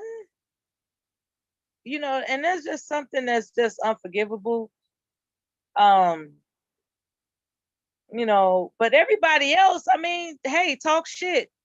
And hopefully your skin is thick enough to handle it. I don't give no damn. I really don't. I mean, I don't know. I don't know. I just like how everybody has a personality that I never thought I would encounter, you know, because I was used to these so-called fancy people because my in-laws, right? And different volunteer organizations that were very stuffy. And I get back online and I'm searching nutritional information. And next thing you know, I run across a thumbnail with this guy that's got a Cleveland baseball cap on. And I check out his live stream and it was funny. So I go to his channel and I start typing in the chat room how he's hilarious. Next thing you know, he's inviting me on the panel. Next thing you know, I'm having a good time with the channel. But then he comes across a crisis where somebody's calling his son a homosexual. And because I got time on my hands, I agreed to take up the mission that it's not right and we need to snuff that out. You know, it had nothing, you know, to be honest with you, the people that were perpetrating that, they could have been anybody. For me, it was about the mission. I just didn't think it was right that people are interfering with a child's future by um dehumanizing their reputation before they're even income earning adult. You know what I'm saying? I just thought there was something about me that didn't rub me the right way. And then later on, of course, as years have passed, I look back on it, I'm like, that really wasn't none of my business. That really wasn't none of my goddamn business. And he could have handled that shit by himself. But I just didn't, you know, look at it like that. I was just like, wow, how you gonna call some child that's not even got his career off the ground? You know, how you gonna how you gonna like put that out in the atmosphere and that child hasn't even had the chance to get his career off the ground? You know, so, you know, we talking 4 years ago. You know, that I know how to conduct a mission. Okay. And I just decided to, you know, just cooperate with his agenda of shutting that kind of rhetoric down against his son. I just part. And so then, as it turns out, people assume we was fucking because we got along so well, and that's not the case. And I was just like, what the fuck? I was like, I came to the conclusion, Bomb, that those bitches that accuse me, they the ones that wanted to fuck. I'm like, apparently people don't know what a platonic relationship is, you know? But it was like we got along so smooth that everybody just knew that, you know, we was holding hands and making plans or some shit. And it wasn't like that, you know? It was about being effective, you know? Yeah. But, you know, that's neither here nor there. That's times gone by. But even him and other people associated with that particular time, you know, I don't have any ill will, none. I have no ill will. You know, it was a mission in the interest of a child having an unobstructed opportunity. You know, Mhm. that's and I know that sounds corny to some people, but that's what I was on. You know, and I already told you I got a lot of time on my hands, so I was just like there all the fucking time on a regular basis, and people just made assumptions, I guess. So that's how me and Miss well, I don't know if I should call her name because she already mad at me again. We was cool for a hot minute and now she mad at me again. Um, but yes, Miss Chantel, she was one of the ones that was on that well, you kissing Suge's ass so much, y'all must be having sex and all this other kind of shit. I'm like, bitch, Have you not heard of a platonic relationship with your horny, goofy ass? No, bitch. I think you want to fuck. You know how I do, right? When I'm in the mood to snap, and it was just shocking that like her and less than a handful of people or more was under that impression. So that was my first introduction. I said all that to say this. That was my first introduction to the fuckery. That's my point. Like, I didn't get involved with being a participant on YouTube panels for fuckery. I genuinely did not. I just found myself in it. I just found myself in it. And when I separated, I said, okay, it's time for me to, get away. Now that the mission is complete, I'm going to different areas and socialize in different areas. And, people are familiar with me over here, or I'm familiar with people over there, and do that. It's still fuckery. it's still the same fuck. It's the same fuckery, different day, Bob. And I'm just like, wow. It's kind of like when you withdraw from it for a while and you come back and you don't know what's really current.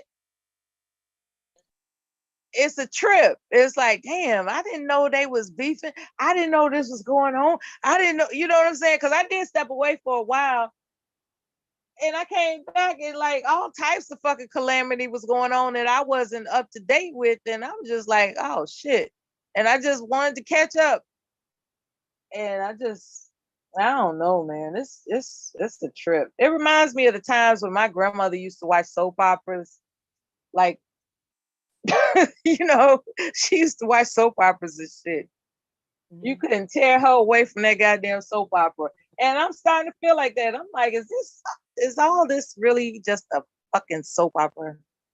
That's it. You know, What it is. the fuck? We just get to live in it, instead of just watching. Interactive.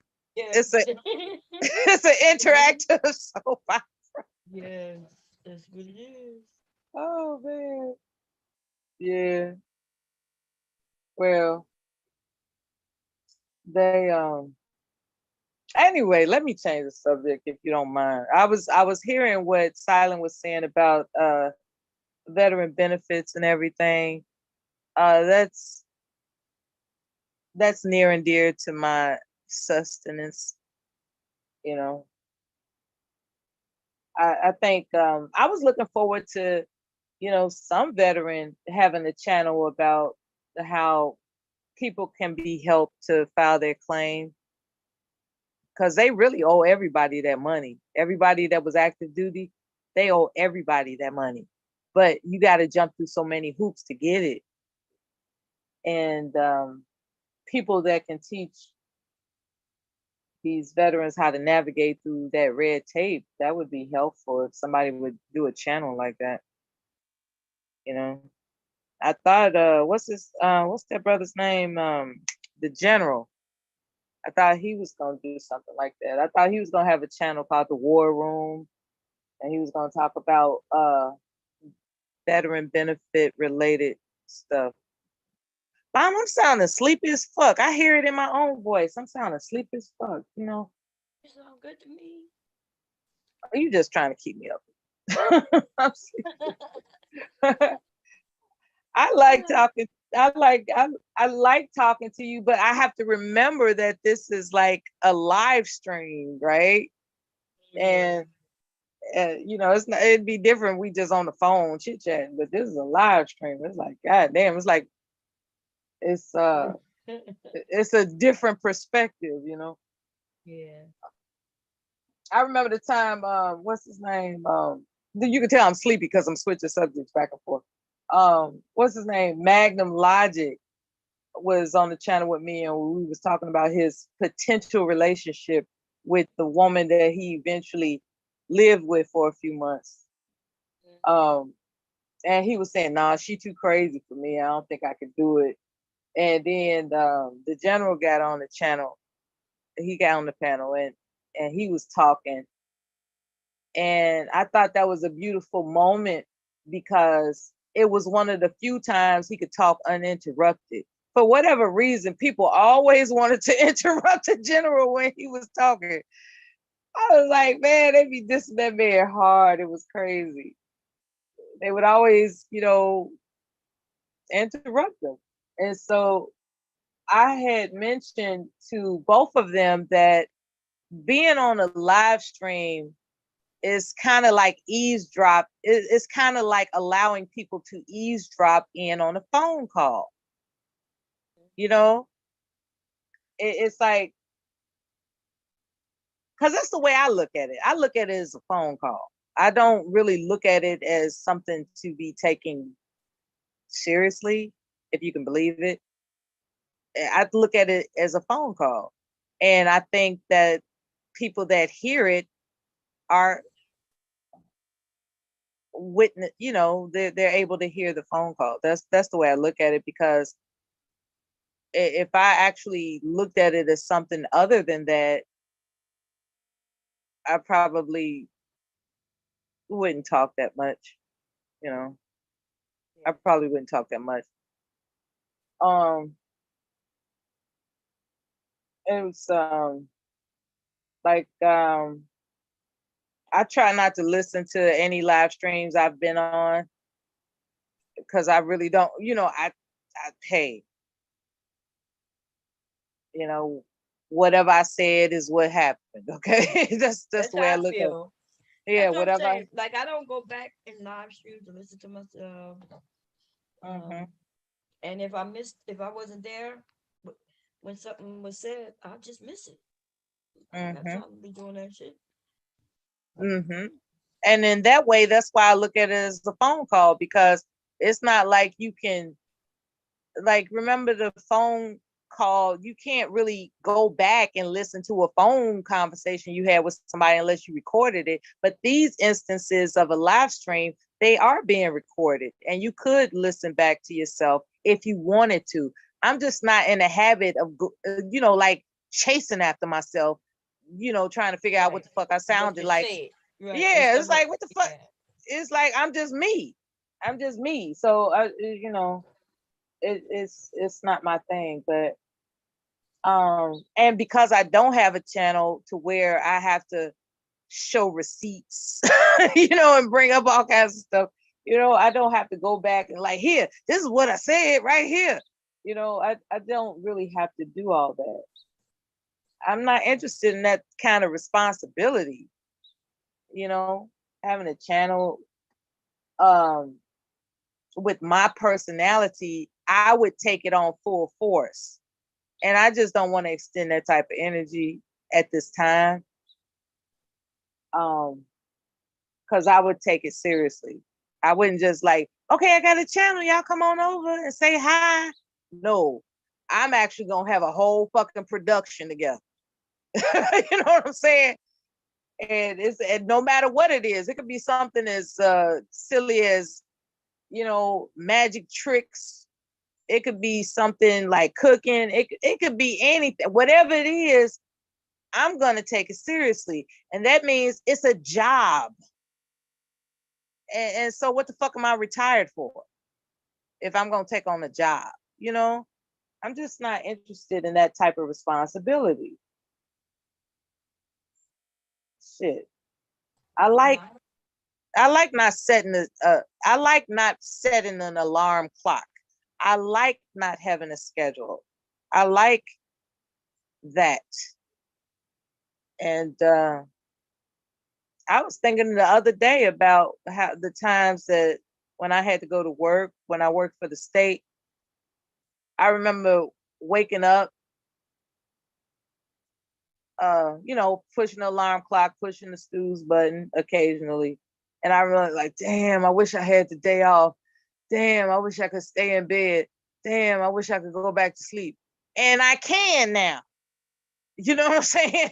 I don't have to go to work. And that's, you know, that's not, You're right. yeah, that's the shit. I know that's right. That's the shit, baby. If you don't Shit, want to go to work, if you don't want to, whatever you don't want to do, you don't have to do it.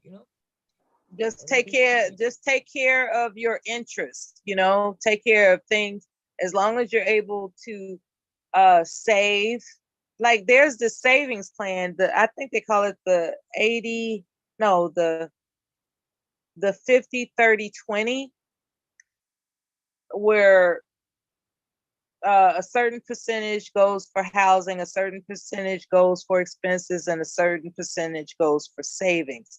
I think 20% is for your savings, 30% is for your living expenses, or your saving. No, 50. I don't know. Anyway, it sounds good, and eventually I'm going to implement it because I think it is important to reintroduce some type of discipline again, because I've just been like free floating for a while. And I would like to exercise some type of structure again. Um, that just doing what you want to do shit. It's cool for a while, and you get to go travel. You get to just do what you want to do. And even if you got it like that, not that I got it like that, but for those who got it like that, when you're a veteran, I know for me, I can't speak for you. As a veteran, I remember my most peaceful times consisted of structure, and that includes motherhood. Like there was a time to do this, and there was a time to do that. That was a very tranquil experience. So here it is, these handful of years that I've experienced so-called retirement and an open schedule, doing whatever it is that I could possibly afford to do, or somebody would treat me to do. I have the time to do it. That's, you know, that's fun for a while, but I would like to get back to some structure. So what's stripped out is that I really don't have anybody to answer to. You know, that's stripped out. I don't have nobody to answer to, really. And because I love myself to such a degree that I will just let myself do whatever it is I want to do, I might get myself into trouble. So I'm just glad that I'm mature enough not to do no crazy shit, because having a lot of time on your hands, that's tripped out. I told you I'm waiting on a grandchild, and I'm not gonna get a grandchild anytime soon. I'm just not. He already told me that he doesn't plan on being a husband until he's in his 30s and all that shit. And I it's not my place to knock him for it, but when you only have one child, and you rolling the dice hoping that one child's gonna give you a grandchild, it's like, damn, what the fuck? So it's just like, okay. And I'm definitely not interested in reconciling with his father.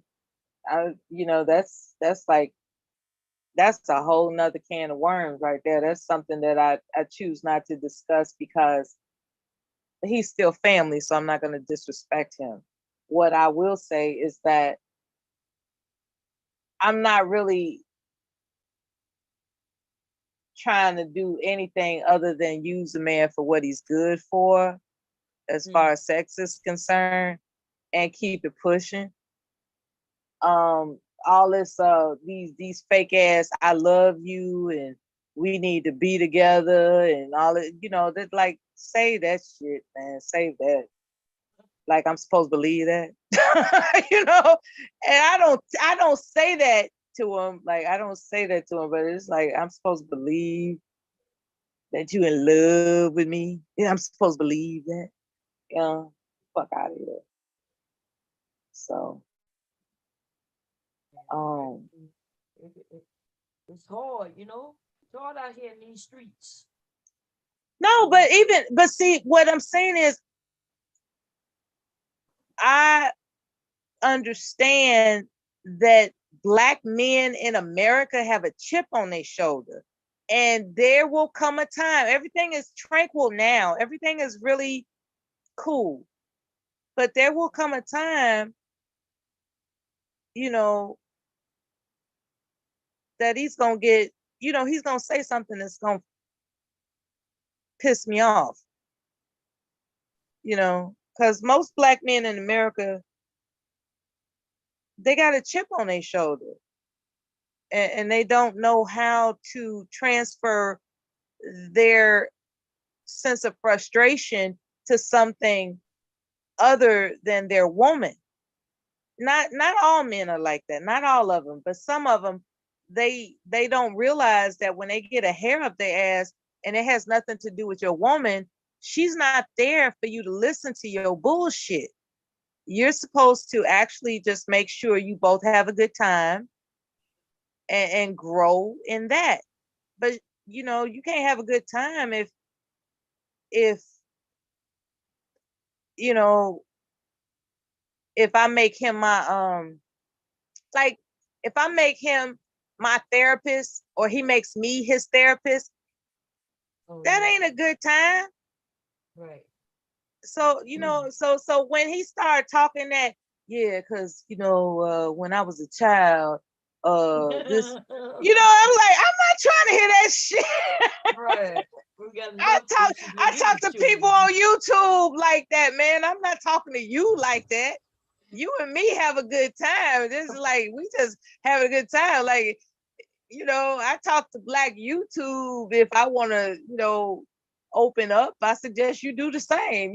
Find something else. Don't be. Look, man. And I Look. suggest you do the same. God damn. That's And I agree crazy. with you. Like, I'm not your therapist, man. Well, come on, man.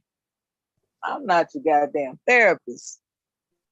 It's like, cause They want us to be everything. They want us to be their wives, their lovers, their babysitters, their maids. They want us to be their therapists. They want us to be their mamas. They just want us to be everything. pillow Not what you talk said. is not for me analyzing your Oh, goddamn problems. You know, pillow talk is about like how we gonna do it next time. That's all it's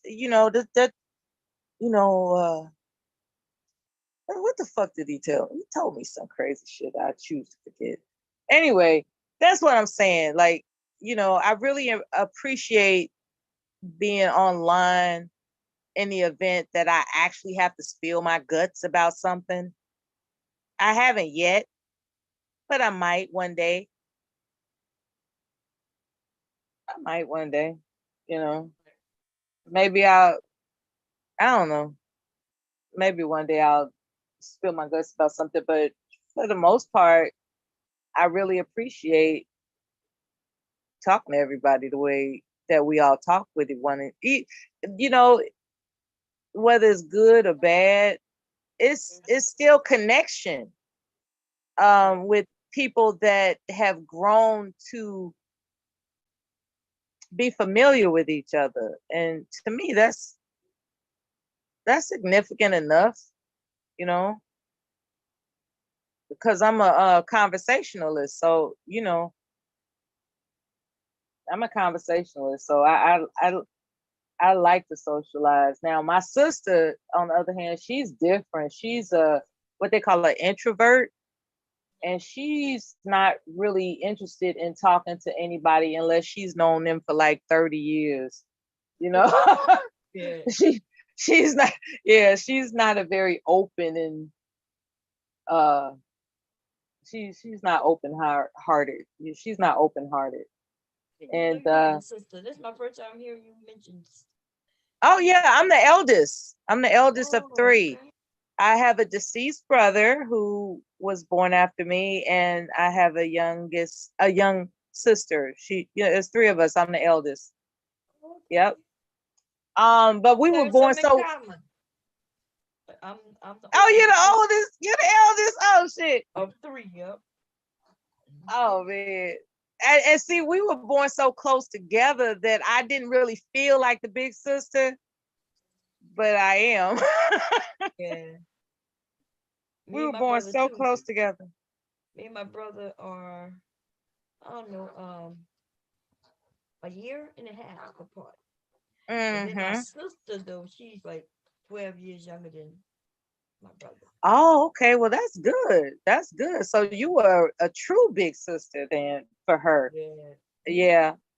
My youngest, well, rather my sister is what, 3.5 years younger than me. Oh, So that means that's kind of your close. brother is close, close.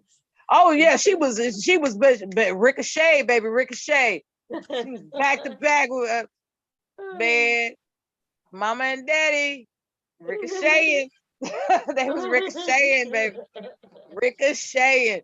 I was like, my God, y'all ain't giving me a chance to be a real big sister up in here, eh? Okay. Yeah, so I didn't have to do any babysitting because we were all so close together. So her sisters or his brothers, or my cousins, they were the babysitters, Yeah. because they were older than us. But as far as me babysitting my siblings, no, that was never gonna happen. That was never gonna happen. So by the time we became preteens, of course they trusted us to, Watch yourselves. Each yeah, other. yeah, Each other. because I think I was about 12. And so then, they trusted us at that point. But but prior to that, we were always surrounded by our family because my mother and father was just working, just like they would never, it got to the point where I think they just regretted that they had us. I was like, how come they never here? They never around. And I mean, they would stop, they would they would take care of us, but it would be where you could tell they just finished working. You know what I mean? You know how you could tell your parents is just too tired to be playing with you. Yeah. That shit used to trip me out, you know. It was like, cause he had one shift, she had another shift, and they rotated, but they was always tired. And when they wasn't tired, they was out partying. They was just never there. Just never. So that was in the 70s when grandmothers raised, the grandmothers didn't mind looking after children. Now when me and my husband wasn't together, my mother wasn't trying to watch my son. She was like, take your baby with you type shit. And I was like, ain't that something? And then because My she had her mother and she everything. had the luxury of not having to raise her kids. Ain't But that some shit? when it come to her kids, she was like, take your baby with you. I was like, Ain't damn. that some shit? That's some shit, baby. That's them baby boomers. That's them baby boomers. I quiet as it's kept, I blame baby boomers for everything fucked up in the world. Don't tell nobody. Oops. Because they was just that greedy.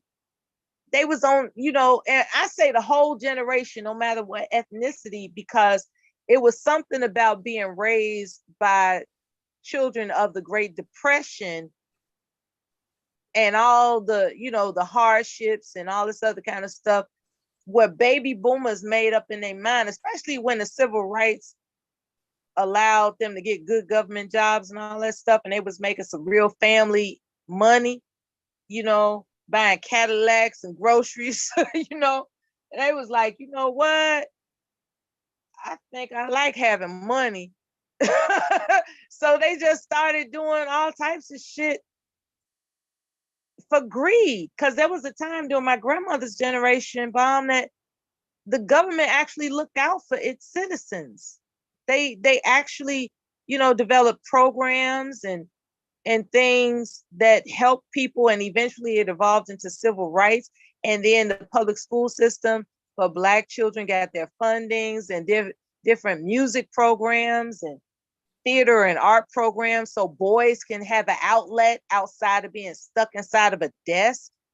you know, so now it's evolved into where boys who are restless, they putting these boys on these pills, these, you know,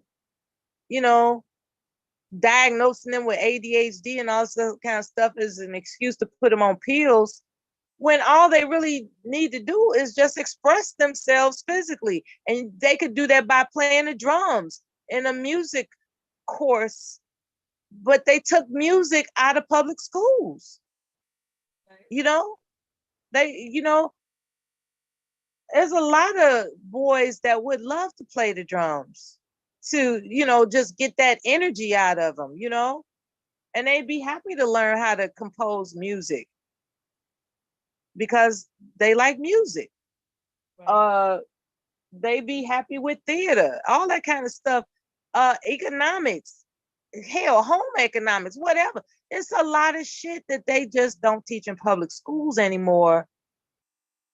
That used to be an outlet for people to do something more constructive that would lead to a family income generating endeavor.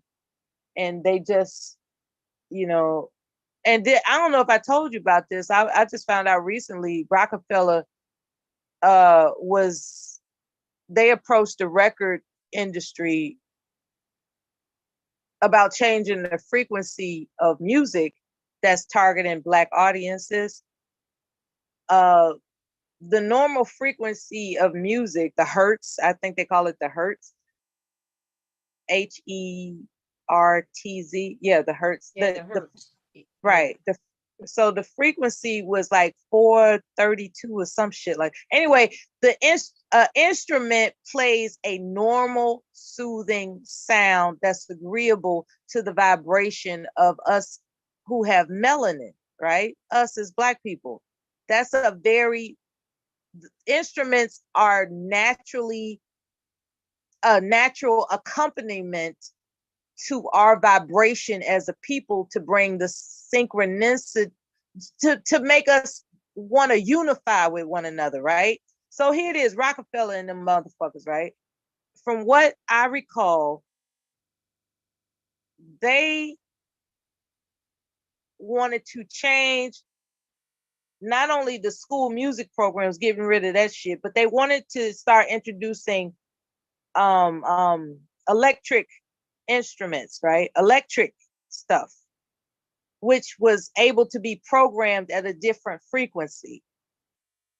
And that frequency interferes with how our melanin vibrates, believe it or not. It was a real deep video, so I guess I don't want to sound too deep and crazy, but anyway, it was believable that the music that came when instruments were no longer being offered to Black youth,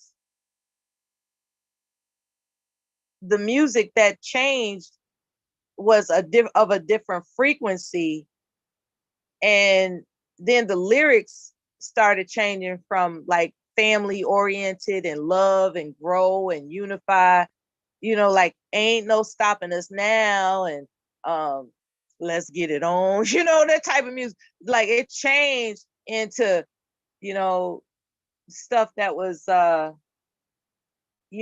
very destructive. And next thing you know, you got these children that are just angry all the fucking time. And then crack came into the picture, and that didn't help. So then mothers who unfortunately may have succumbed to that, they started doing things that you would have never guessed a woman would do. And that became a standard of behavior. Even if they got off of it, even though people no longer use those substances, the precedent had been established through those areas of, I would say, 1982. I'm not going to mention the heroin of the 70s. I don't, because I was too young, so I wasn't really aware of how people were abusing heroin. But I do know in the 80s, I remember the change from when everything was like we jumping double dutch and everything was safe to where all of a sudden they're shooting around the corner and people are stealing, like car antennas, you know what I'm saying? And people are breaking in people's houses and you finding drug bags everywhere and stuff. It's like I remember seeing the transition. And But see what you just said before you said that, right? You said you don't want to talk about the heroin, right? Because you don't know much about it. And so that's because you was a kid. But then as you grew up and became an adult, now you're able to see what's going on in the neighborhood and other neighborhoods because you're older. mhm, So that's all that changed because there were always drugs that's in our true. community. So heroin, the disco time was nothing but drugs. Before disco, there was nothing but drugs. Free love and all, and people getting high on ecstasy, heroin. It was all kinds of drugs.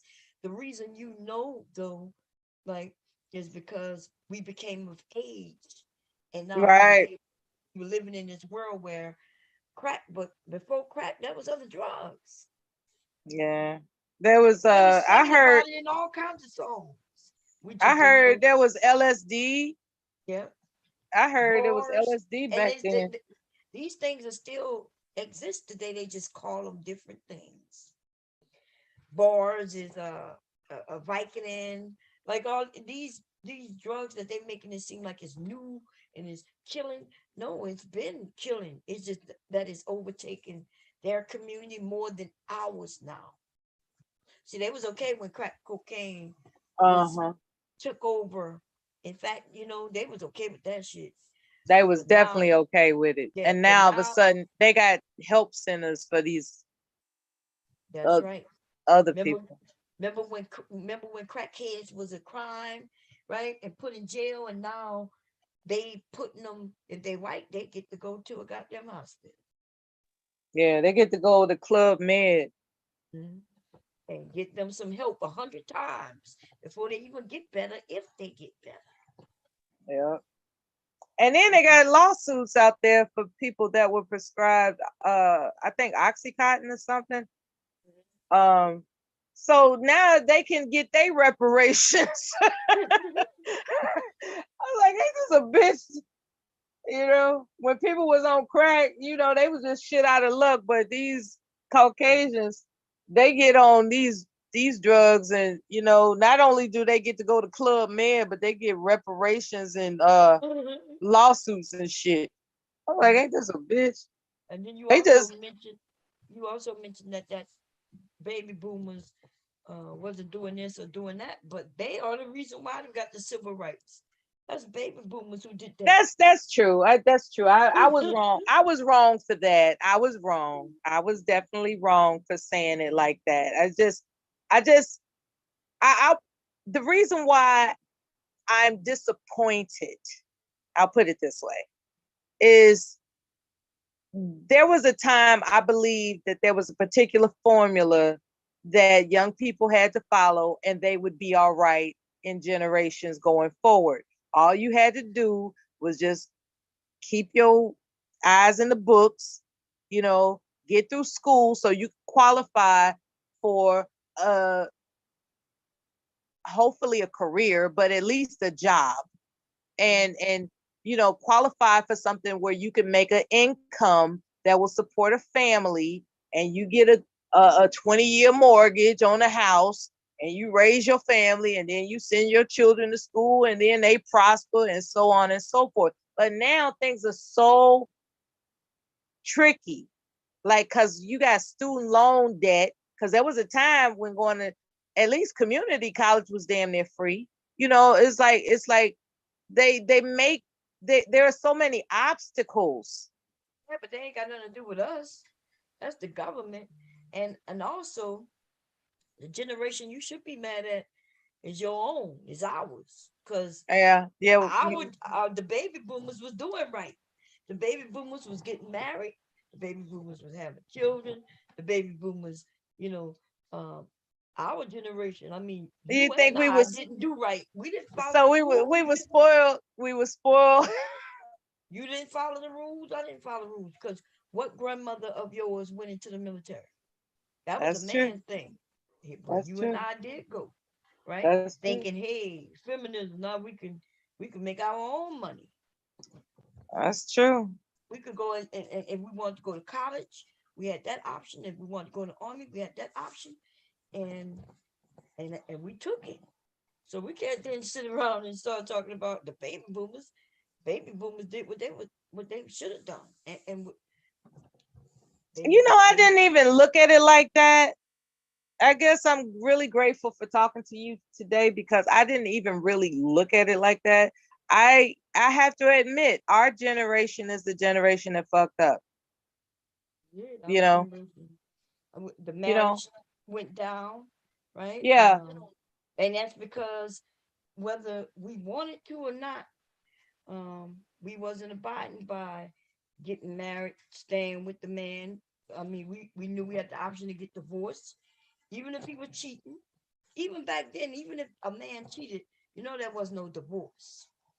They may have separated and he went about his business, but nobody got divorced. Yeah, a Our lot of generation, though, everybody getting divorced. Oh my right. God. Yeah, a lot of selfishness kicked in our generation. You're right. A I lot don't of know if you call it selfishness, but yeah, people started thinking about themselves as we should. And the women of today and the men of today are doing the same thing. Instead of them disliking each other, they should just realize that hey, you got to self care, take care of yourself before you can take care of anybody, and you may not want to take care of nobody else, and that'll be okay if that's what and they decide. that'll be all right too. Yeah, Yeah, that, that'll be all right too. And it wasn't like that a generation or two ago. It was it was odd if a woman wasn't married it back in wasn't my odd. mother's day. There had a lot of people who wasn't married, but they was they just always stayed with their mother.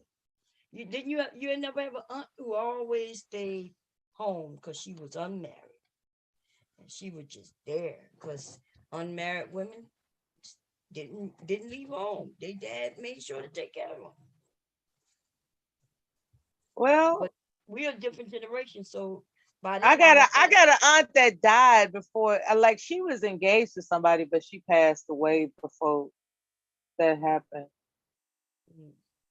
But yeah, he took his time, dating her. Like they dated forever. Uh, but yeah, I that see was what you. abnormal. It They just was like she kept telling him, or she kept telling everybody that she didn't want to get married. She didn't want to get married. She didn't want to have babies, and she wanted to be a career woman and all this other kind of stuff. And that was unusual at that time. They used to chastise my aunts for that. Um, but yeah, she passed away. She was the most lively aunt too. She was very lively and energetic. But yeah, very lively and out of all the aunts that would babysit us, she was the most fun because she liked music. She would play, Sly and the Family Stone. She would play all the good music, Rick James. She would play all the. you playing everything, huh? Oh man, she played. She wore that record player out. Yes, she did. She brought her records over there, and it was just a party. And uh we would have sweets, like sherbet, orange sherbet, and because my mother, she was the type of woman that we had a strict eating schedule. um I guess the way she explains it now, she didn't want us to have digestion problems. And but my aunt, man, she would bring over the goods: candy bars, ice cream, sherbet, cakes, mints. Remember buttermints? I don't know if you remember buttermints. Man, buttermilk. Oh my god. Oh my god. They were so good. It's I don't even know how to describe it, but they're called buttermints, and it's basically it kind of, how can I describe it? It's just wonderful. It's a wonderful candy, and we, looking back on it, it should have really tore our teeth up, but we loved it. Like she was just always giving us candy, always giving us candy. You know, she didn't care if we stayed up late. And then that was back when the VHS tapes came out, like Beta and VHS, and then they had the On TV and Spectrum and all that shit. So we was, she was just let us stay up late watching movies and stuff. She was fun. It was fun. She would take us roller skating. She would take us swimming. She would barbecue in the park. She was just a lot of fun. My other aunts, they were just more conservative, I would say. But she was very outgoing and athletic. She jumped double dutch with us and everything. She was a lot of fun. She, yep, she could have been anything she wanted to. You know.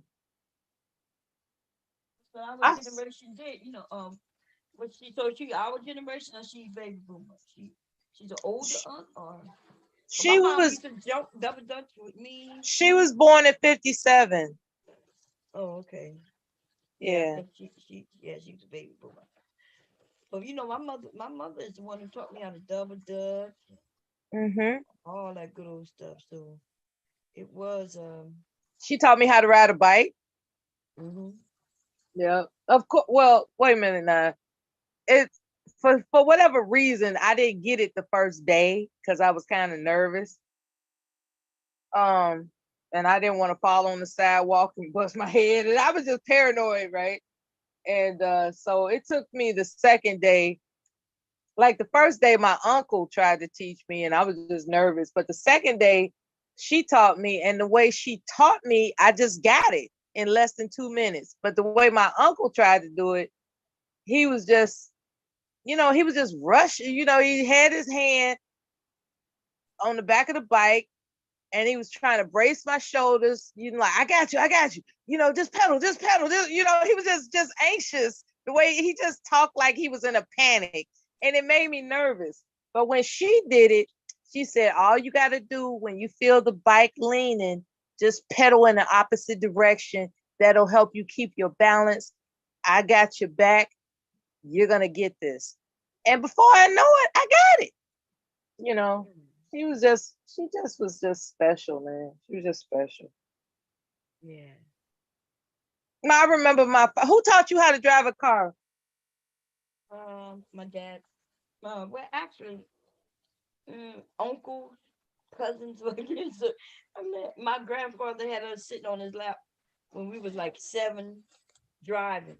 That was, yeah, I remember Then I that. had an uncle. I My probably was father did that, yeah. yeah.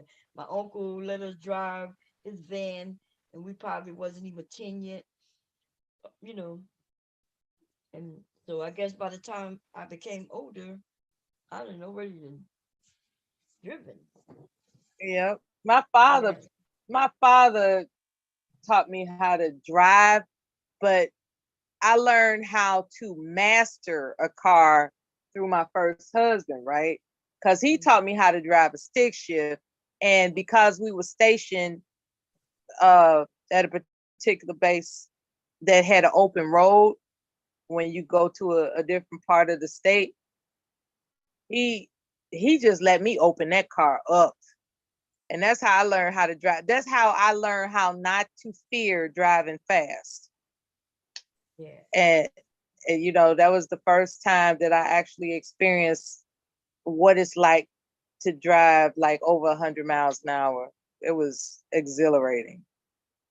I was My like, husband, we wasn't married yet, but he's the one who taught me how to drive a stick. Him and another sergeant, and I was in a whole nother man's car.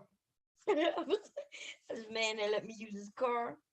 Um, I you know what happened? Let me tell you. So I met this guy, right? Nice looking guy on base. And come to find out, he wasn't he wasn't um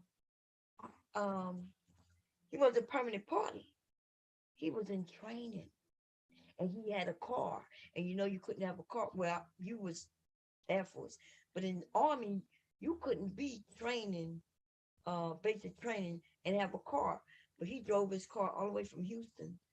Um, and then he had nowhere to take it. So he had snuck it on post, right? And had nowhere to keep it. So when he met me, Uh-huh. he was like, hey, I need somewhere to store my vehicle. I was like, huh? And he showed it to me. It's a nice truck, low to the ground and everything, had the music. And I was like, well, I said, I could watch it for you. I said, you could keep it, keep it in our parking lot. And he said, okay. And I said, but I'm gonna need the keys in case I gotta move it. And so he gave me the keys. Man, I had that.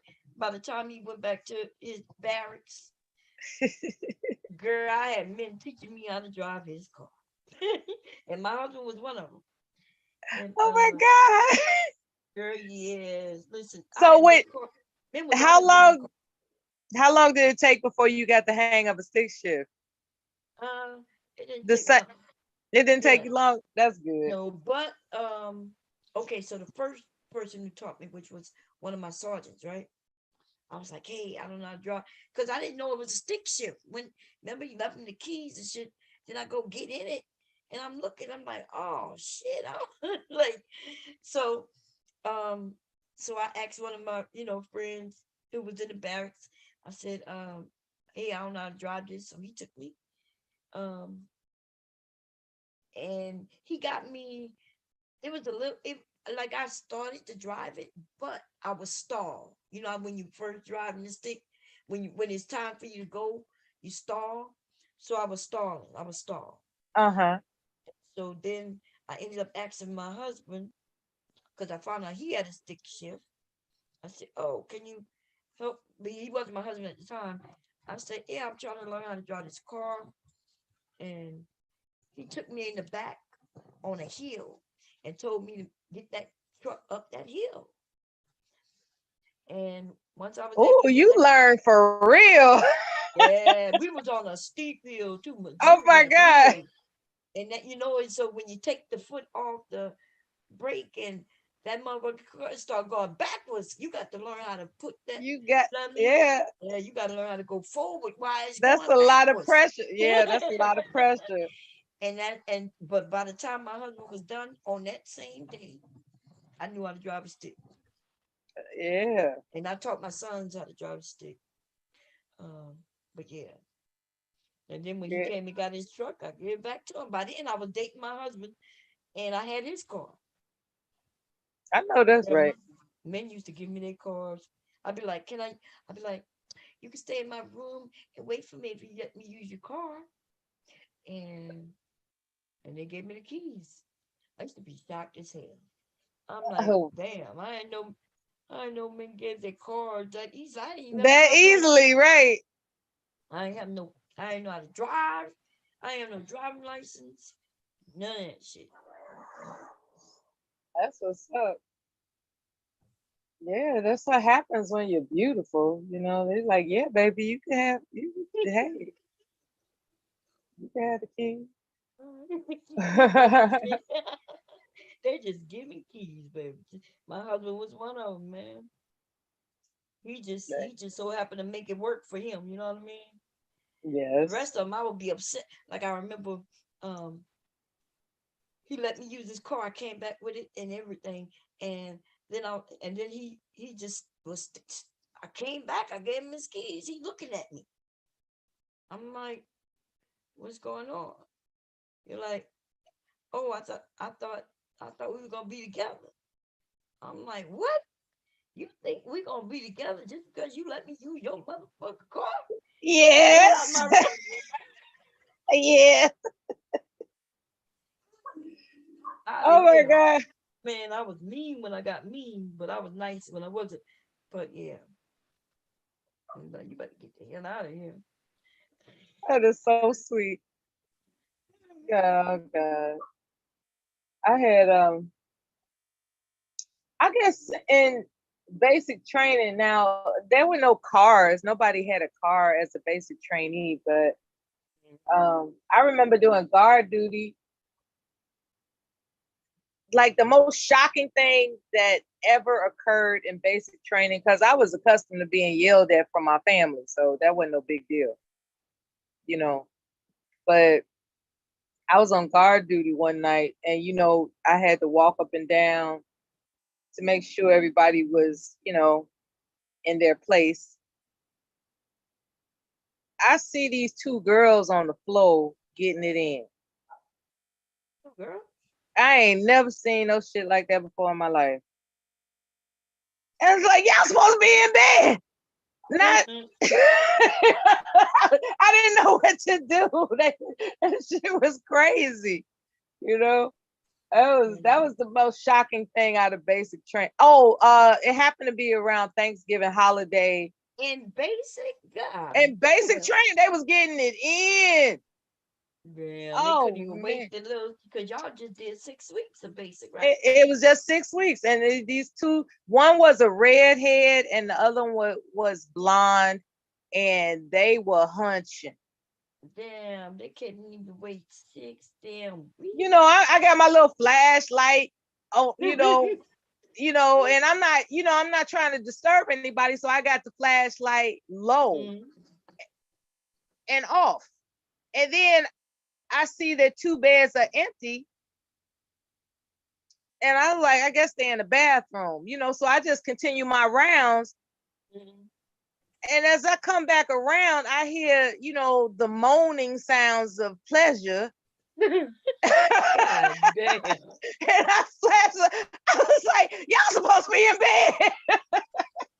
That shit was crazy, man. They was hunching. That shit was, I ain't never seen nothing like that in my life. That shit was crazy. And then another one of the drill sergeants was in love with one of the basic trainees. Now, she was actually model looking. She looked like she could be one of those German models or something. She was really, she just had really good bone structure and extra long hair, and she just had a look, I guess, that he couldn't resist with his married ass. Because every time you turn around, he yelling at us, but when it came to her, he was like, "Can I help you with that?" He was on that shit. Okay, so what the fuck else happened? Just regular stuff. But as far as the rumors of us playing tennis and all that other kind of crazy shit, it wasn't like that. Yeah, it wasn't rough. It wasn't rough. I ain't gonna lie, it wasn't rough. Other than being yelled at, like if you weak and you can't stand being yelled at, then yeah, it's a problem, because they were very intense with indoctrinating us. Oh yeah. To the point where some little girl, yeah, and she had a little disposable razor, and the drill sergeant, he was like, "That's not how you kill yourself." I had a drill sergeant say that too. He took out a blade. He was like, "You supposed to cut down the fucking vein." I was like, "God damn." We had one try to commit suicide on birth control, overdose on birth control pills, girl. Cause she had nothing else. And she just took a whole lot of pills. She come and she took a lot of pills. And they said, "What kind of pills?" Birth control pills, man. They was laughing. They made fun of her. I know that shit. It was like oh man, any sign of weakness, they made fun of every girl. I think it was like maybe 4 girls that punked out, and they made fun of. Oh God, it was just man, listen, that's when I knew I was in for a hell of a ride. I was like, damn, there's no room to be weak in this motherfucking man's military. Right. Shit. Weak in that motherfucker. You're right. Oh my God, damn. I think the only time I really got in trouble was my hair was out of my cap, like, because your hair is supposed to be like above your collar, and I think my hair, one particular day, my hair was below my collar, and this big old Incredible Hulk black man was just yelling the fuck at me, you know. You think you pretty, don't you? You think you pretty, don't you? You know, it was just fucking, it's like, you just, it was like, oh, goddamn. That's right. You know, because they wasn't playing with that. Maybe we shit. should shave that shit off. Yep. We have Like, to, oh we my have to be in uniform. If you're in uniform, that means you better be oh my right, God. tight and right. And your hair cannot be below the collar. Yeah. Now, did they do the where you had to count the serial numbers of your money, like when you got paid? No, They we didn't made have us do that. They made God us damn. notate the serial numbers of, like, when we money? cashed our check, Huh? we had to notate the serial numbers of the money we got, and Why? put it in our Foot Locker. You know, Oh, like, so in case somebody take it. yeah, that was different. That was Yeah. different. But remember back then they ain't have no direct deposit way back when They didn't have the, yeah, yeah, it wasn't until a year later they had direct deposit. yeah. And you know, I had I messed up not transferring my GI Bill payments to my direct deposit. That was a mistake. But we had direct deposit, but not in basic. That's what I was saying. Like when you first go into basic, you right, they Yes, gave us a they gave us a check and then we cashed it. We stood in line to cash it. that's correct. Yeah. It But wasn't no, until I yeah. went to my first duty station that they had direct deposit, and for whatever reason, I didn't have the because you're supposed to give $100 every month towards your GI Bill, and I didn't have it transferred as an allotment, you know.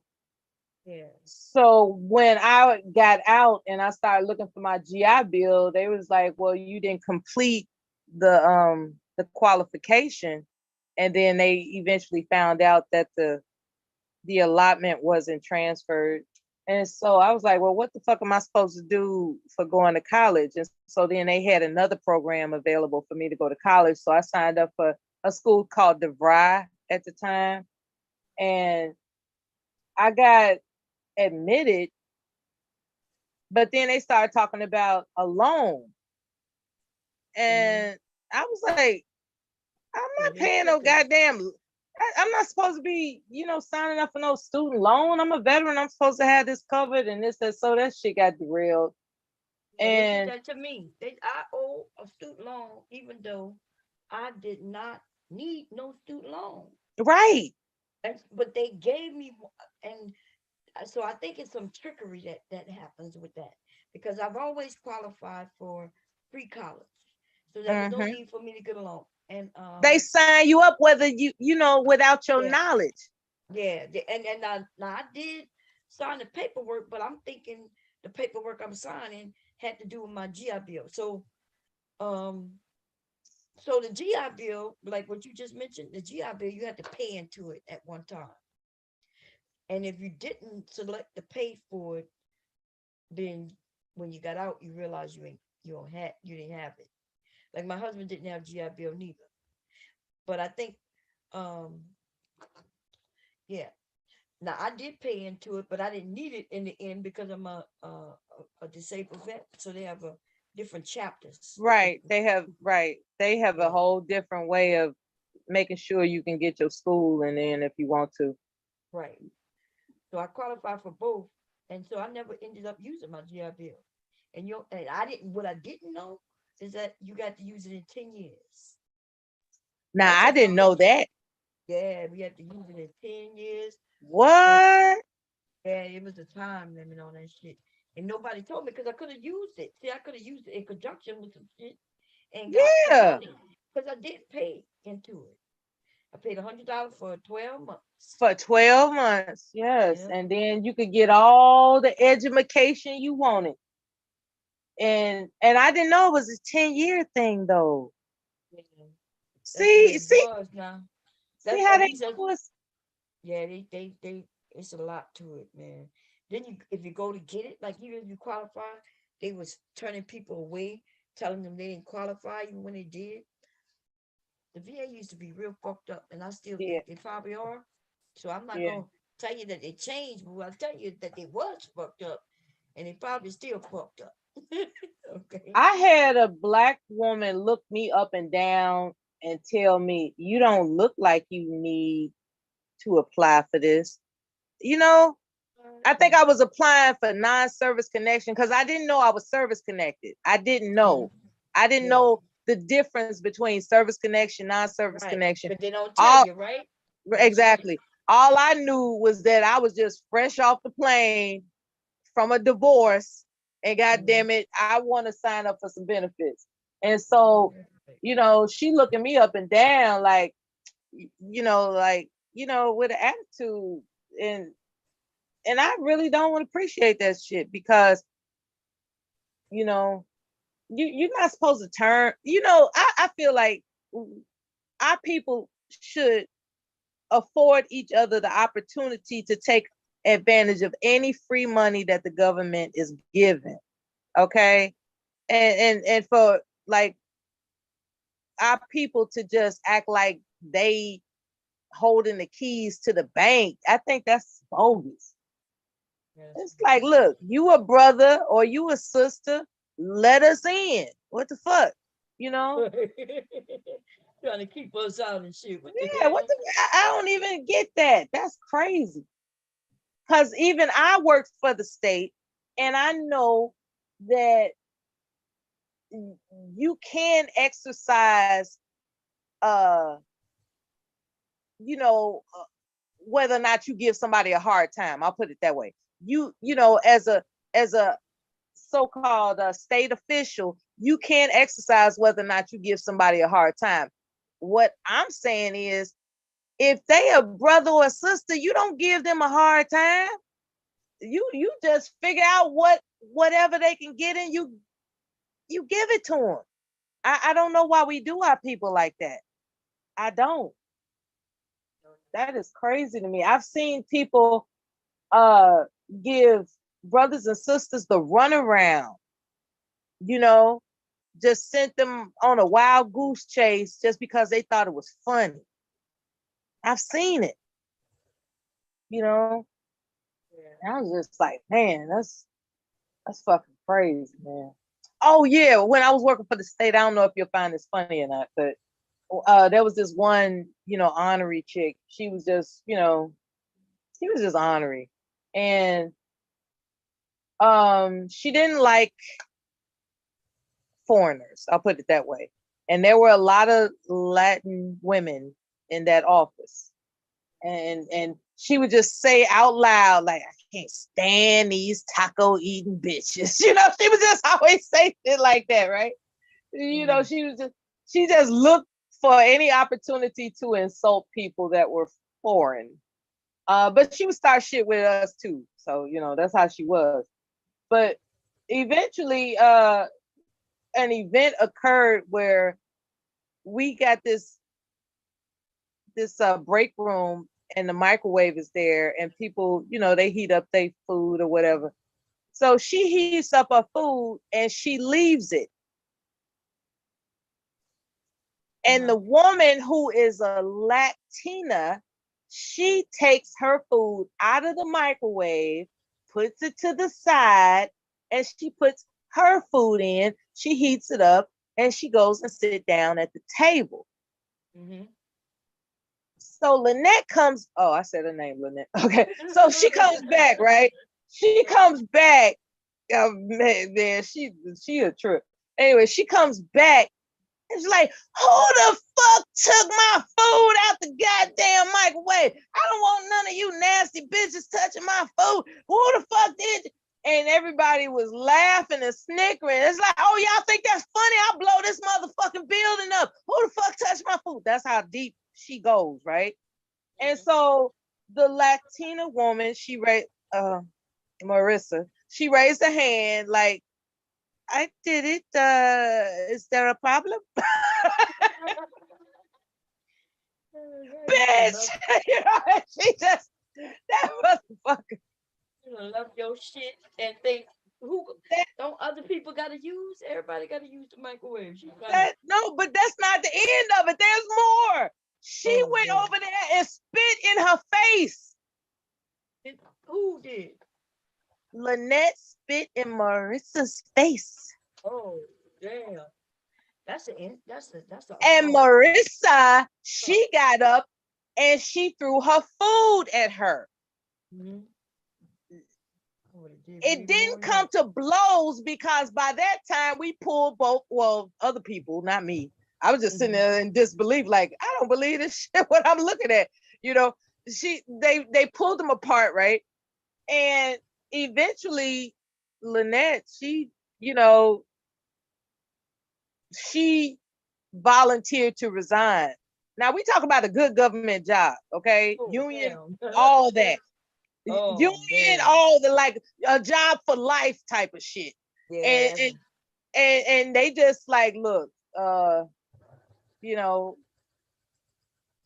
from as far as the story goes after that, because that's the part I told you was what I witnessed. But as far as what happened to her and she was gone, I was just like, wow, they fired her. They was like, no, she quit. I said, what the fuck you mean she quit?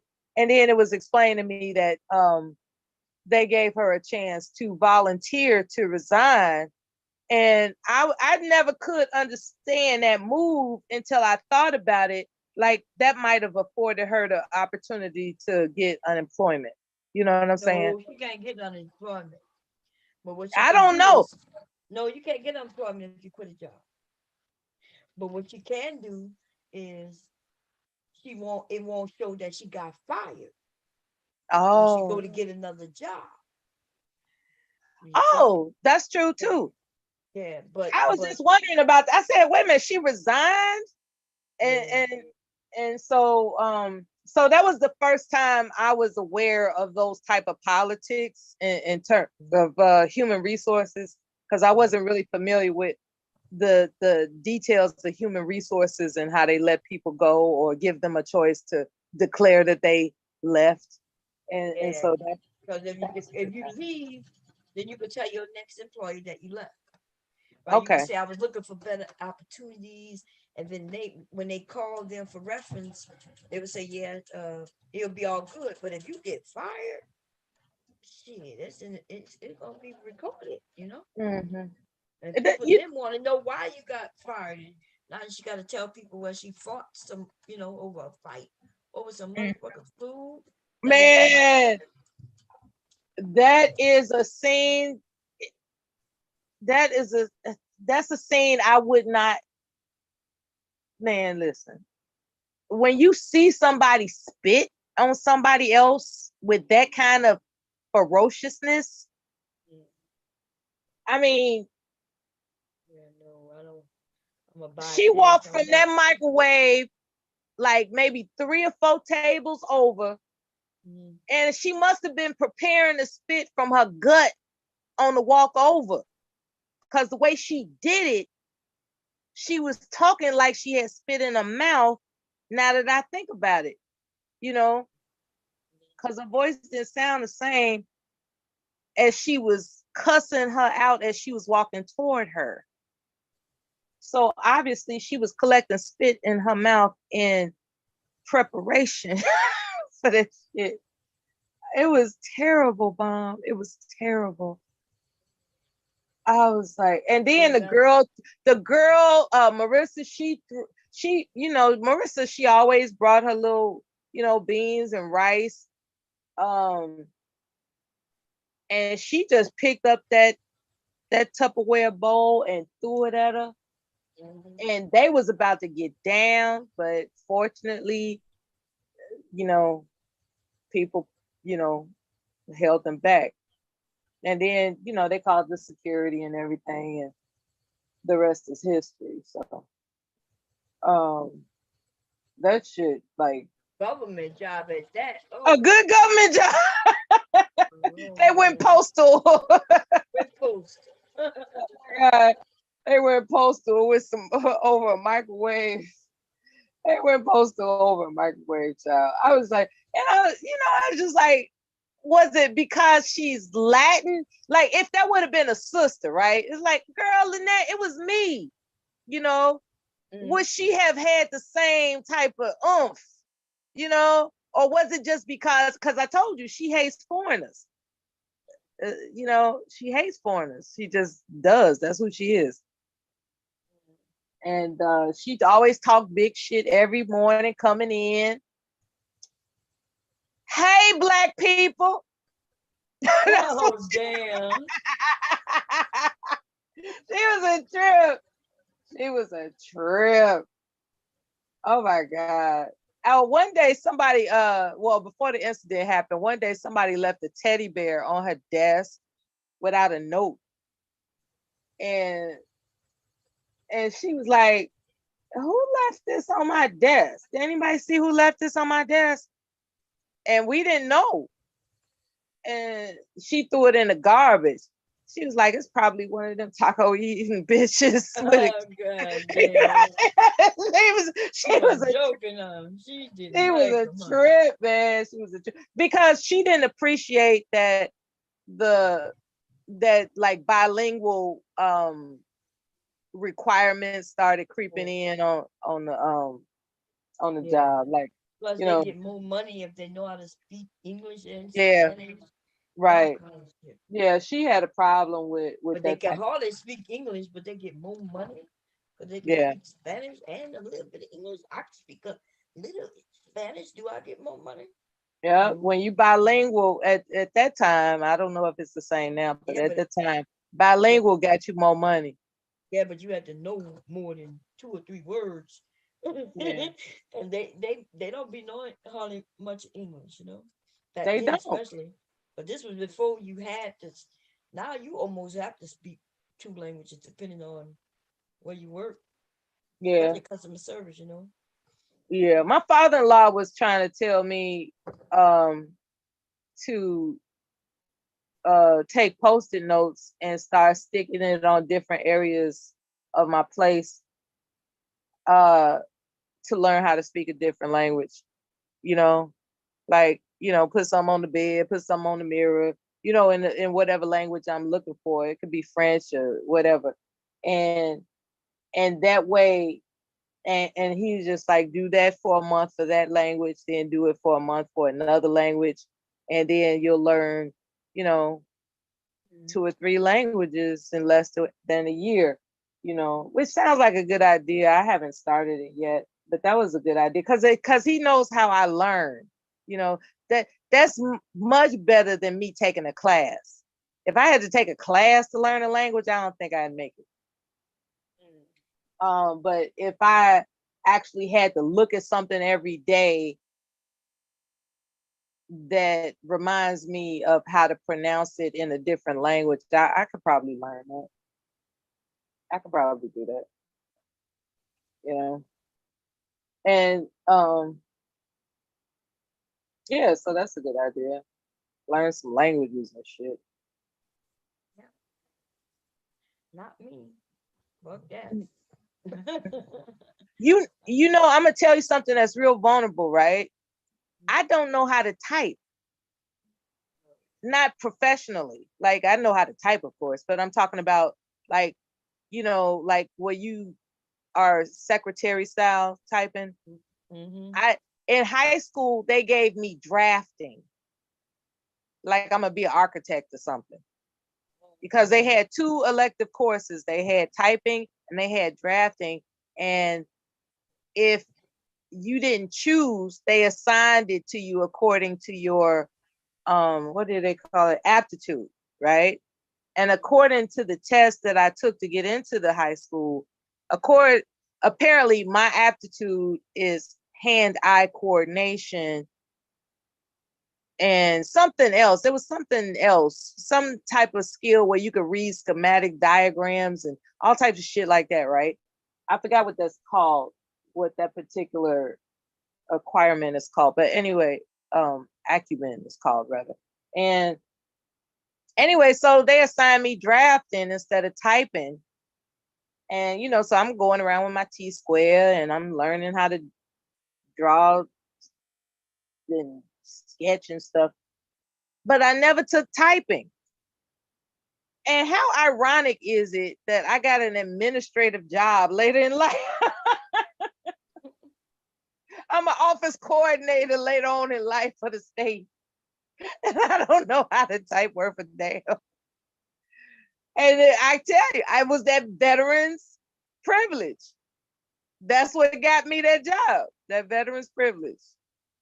That was the only thing. The only thing I was lacking was not knowing how to type, and the points that they give you for being a veteran, and then me being war era, wartime veteran. Those 10 points put me over the hump to give me that job. I'm like, but I don't know how to type. He's like, well, you speak English. That's good enough. I was like, okay. So as it turns out, I wound up imaging documents. You know how everything used to be on microfiche. And so what they started doing was they started imaging documents into some big machine that would digitize the image of the document into a computer database. And so I had to go get the documents from the courtroom from the judge, and I had to review the documents to make sure that everything was in order and Remember that prepared. microfiche? And they had this big ass thing. First, they took pictures of whatever document, right? And Yep. then when you wanted to retrieve it, you had to go to this machine and go through you had to know the date and or the invoice number or whatever Yeah. number. And then you had to go through all these images, find it on this machine, and then print it. It was Yeah. weird. But now, Yeah. yeah, It's easier now. yeah. That's why I respect the old school scholars, because they had to go through all that bullshit. And now you can just, with the click of a button, you can find it. Yep. When somebody telling me something that don't sound true, or even if it does sound true, I'll hurry up and Google that shit while they telling me. And I could be like, that's not true. They be wondering, well, Mom's saying it's not true because she just want to say it's not true. Nah, bitch, I'm reading it. I'm As reading you it while talk, you talking, while motherfucker. you talking about it, I'm reading it. Exactly. I'm literally right now have it up reading. Yeah, You know? who'd have thought it? Who'd have thought it? I mean, like 20 years ago, maybe 25, 30 years ago, who'd have thought it? Because we did have to go through the Dewey Decimal System and That's right. I category don't think index system, all do you types of think these crazy kids shit. know what the Dewey does? I don't think my kids even They know don't even know how to write cursive. Yeah. I don't even think they know what the Dewey does. They just know how to text. And I think now they got voice command now. They got voice command, so you don't even have to text anymore. Right. You can just tell your phone what the fuck you trying to say. Yeah. I don't have to text. That's been going on. They had voice command before they even had phones. Uh-huh. A lot of Yeah, people just my didn't know. son was using that. I was like, oh, that's cute. I wasn't Yeah. thinking about it though. There was a application. I forget the name of it. I remember it was like something cute. It was a cute name. Yeah. And if It you was got it, shit, all I had to do is open my email and start talking if I wanted. But Yep, now you can you write don't a even whole need an book. app. Yep. You can write a whole book just talking to it. That's the way he did a lot of his reports. I was like, oh, that's cute. Kids have But he tried to tell me, he tried to teach me how to type, because I used to complain about that when I was filing for my claim. I was like, damn, this is gonna take me all day just pecking at this damn keyboard. And he was trying to teach me how to type, and I'm just like, man, I ain't even with it. So that's my vulnerability. I never learned how to use a typing keyboard. I know what the commands are. I'm familiar with the keyboard, but as far as the rhythm and technique that's taught in a typing class, I never had been introduced to it. I wouldn't know how your fingers are supposed to be centered. None of that shit. Shit is crazy. Now, one of my girlfriends at the job, she could type like what 100, at least 100 words per minute. You know, because I remember I was seeing her typing and I'm like, damn, that's fascinating. And she wasn't even looking at the keyboard. She was just like blah blah blah blah blah. Just going there. I'm like, God damn. You know, it's kind of like when you see somebody playing an instrument and you admire it. You know, this shit. I was admiring that shit. But I bet she don't know how to use a T-square. Okay. That shit tripped me out. I took drafting in high school. I don't even know how to even explain whether or not that was ever useful for me. Do you think that some of the things that children learn in public high school will be utilized in their future career? You know what I'm saying? Some things Like, will, some things won't. I guess it just depends on what they're going to. yeah. Like for I'm instance, my son's one son took up mechanic and decided not to go that route. He also, son, you mentioned playing drums earlier. My son took drumming lessons, um, yeah, in elementary school, and then he decided to quit because his friends was making fun of it. Ain't that some shit? that But he peer loved it. pressure. Yeah, Yeah. well, I wouldn't call it peer pressure. I guess to me, peer pressure is when somebody pressuring you into some shit. You know what I mean? But But most peer of our kids, pressure can be embarrassment too. Like if they embarrassed him out of what he likes to do, that's but kind of, embarrassing. I hope it ain't just where they say, "Ugh, you play drums," and then he embarrassed. Like I ain't raised no pussies. Fuck. And I then don't mean it like that, but no, I I don't know what mean you it like mean. I know what you mean. But that's what I used to tell him. What you used to tell you. But boy, like if you enjoy doing something, we ain't raising no pussies in this house.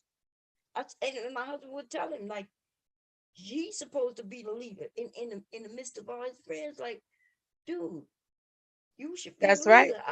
And that's, That's right. but I guess he just was probably really just ready to give it up anyway.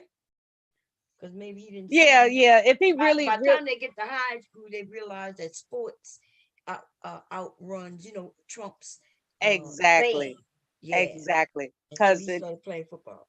exactly that was his true love. The Yeah. football. Like being an athlete and running over motherfuckers. That was his thing. Drums was just practice. Like, look, I'm just strengthening up my muscles to get ready to run over these motherfuckers. Yeah. So yeah. So it wasn't peer pressure.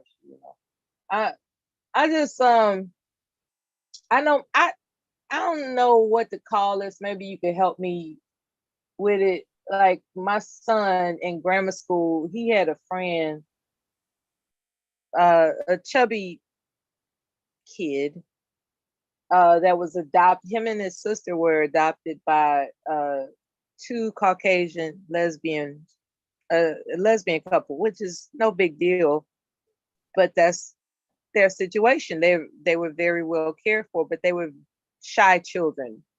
And so my son was friends with him, and my son found it frustrating that he was what I would call an introvert. My son is extroverted, which means he's outgoing. He can talk to anybody. He doesn't back down from nothing. But his friend, and we talking grammar school, okay? And he wasn't like that. And so he called himself wanting to toughen him up, right? And so he would always try to, when they had to stand in line before they went into the classroom, he would always uh chastise him about letting other kids get in front of him. You know what I'm saying? Like, why you let them in front of you? You know, I didn't let you in front of me so you can let people in front of you, you know, that type of thing. And so, eventually my son got agitated to the point where he would push him in the back with his book to remind him, like, don't you let nobody get in front of you, that type of thing. So one day, apparently the child, according to my son, got extra animated with the shit. And he acted like my son pushed him extra hard and his glasses fell off and broke. Right. And so I'm trying to, so the parents and I were in the principal's office or, just trying to sort this shit out as to whether or not my son is bullied him. Right. And I was like, okay, it's known that they're friends and boys, have horseplay. They, it's not like they don't play together, be it anything from tag to throwing a baseball, football or whatever. It's not a foreign concept that boys engage in horseplay. So what is it that you're trying to hold my son accountable for? And they said, he needs a new pair of glasses. I said, oh, you want me to pay for a new pair of glasses? And so I looked around and I said, where are the old glasses? And she said, we threw them away. I was like, okay, so I don't get to have the glasses that I'm asked to replace to find out whether or not they were damaged in the first place, right? Because as it turns out, my son said the lenses were falling out of those glasses before he claimed I knocked his glasses off, which I didn't. I pushed him in his back like I usually do, and he just decided to, act like I pushed him too hard. That's what my son said, and I believe him. But these women, they wanted to make it seem like he just like pushed him all to hell and, he fell and knocked. The boy didn't fall. There was no witness. None of those children said, no, he didn't fall. He didn't fall. As a matter of fact, all we knew is that he went to pick up his glasses. And he said, my glasses are broken. I was like, okay. So basically, Bob, what I'm saying is this boy has some shitty glasses to begin with. And these women just tried to construct some type of narrative to hold me responsible for replacing the glasses, which is not a big deal until they told me this is why the glasses mysteriously disappeared. They wanted a top name brand frame. They wanted Ferragamo. They wanted Ferragamo glasses. Ferragamo. I was like, hold the fuck off. I know that boy was not wearing no goddamn Ferragamo glasses. What the fuck is y'all trying to pull up in here? Even the principal rolled her eyes. She was like, I don't believe this shit right here. And then she was like, well, it's up to you as to what you would like to do with the situation. I don't find any fault. It's up to you. And so this particular elementary school was diverse. It was a diverse school. It had all types of ethnicities in it, right? And these are two Caucasian women. The principal was Asian. The counselor was from India. I'm surrounded by these foreign people. And I had to think to myself, now, do I act like a ratchet ass fool? Like, bitch, I wish the fuck I would, or do I demonstrate the elegance of a Black woman? And that's what I did. I demonstrated the elegance of a Black woman by saying, I'm more than happy to assist your child. That's what I said. And my son got points for that shit. you know, because they had not too long after they had a talent showcase where all the children had to get together. And I'm not bragging. I would like to believe I'm not bragging, but I'm just saying I was just so proud that he was not that he was chosen, but he actually helped to learn how to put together a stage, you know, for a theater presentation and showcase the talent of different students, you know, acts. And you know, he learned how to, you know, set a stage and all that stuff. And um he came home. I remember when they asked him to be on the committee to do it, he said, "Mama, they like me." I said, "Of course they like you. You're wonderful." He said, "No, they asked me to be on the committee for the talent showcase." And he explained what was going on, and he showed me the, you know, the itinerary and everything. I said, "They gave this to you? They want you to do this? That's wonderful." And prior to that, he was always labeled as the potential troublemaker. But apparently, because I behaved civilly, you know, with some civility in that particular instance, they took an interest in developing his interest, you know. And what he did was he did a comedy routine, right? Because he was like, they wanted him to participate, but he didn't know what type of talent to showcase, because to him he didn't think he had any talent, right? And I was like, well, you could do comedy. And he didn't really know what to do, so he and his father and myself, we constructed a little routine for him, and he did it, and somebody, you know, it was recorded, and he remembers that to the, you know, his birthday passed recently, and he brought it up, you know, he wondered what his teachers are doing now and everything, you know. He was I don't know, sometimes there are times that I wish I had more than one child, like, but you know, I don't know if I would have did my parental all if I had more than one child. I don't know if I'm the type of woman that would have been equipped to handle more than one child or daughter. I just don't. I don't know. I think that, you know, I was assigned what I was meant to get as a mother, just one son. You know, because I see women that have a lot of children. I see women that have more than one child, and I just wonder how they do it. I just wonder how they do it, because my patience was not very I had to do a lot to exercise patience with him, a lot. Cause he would just,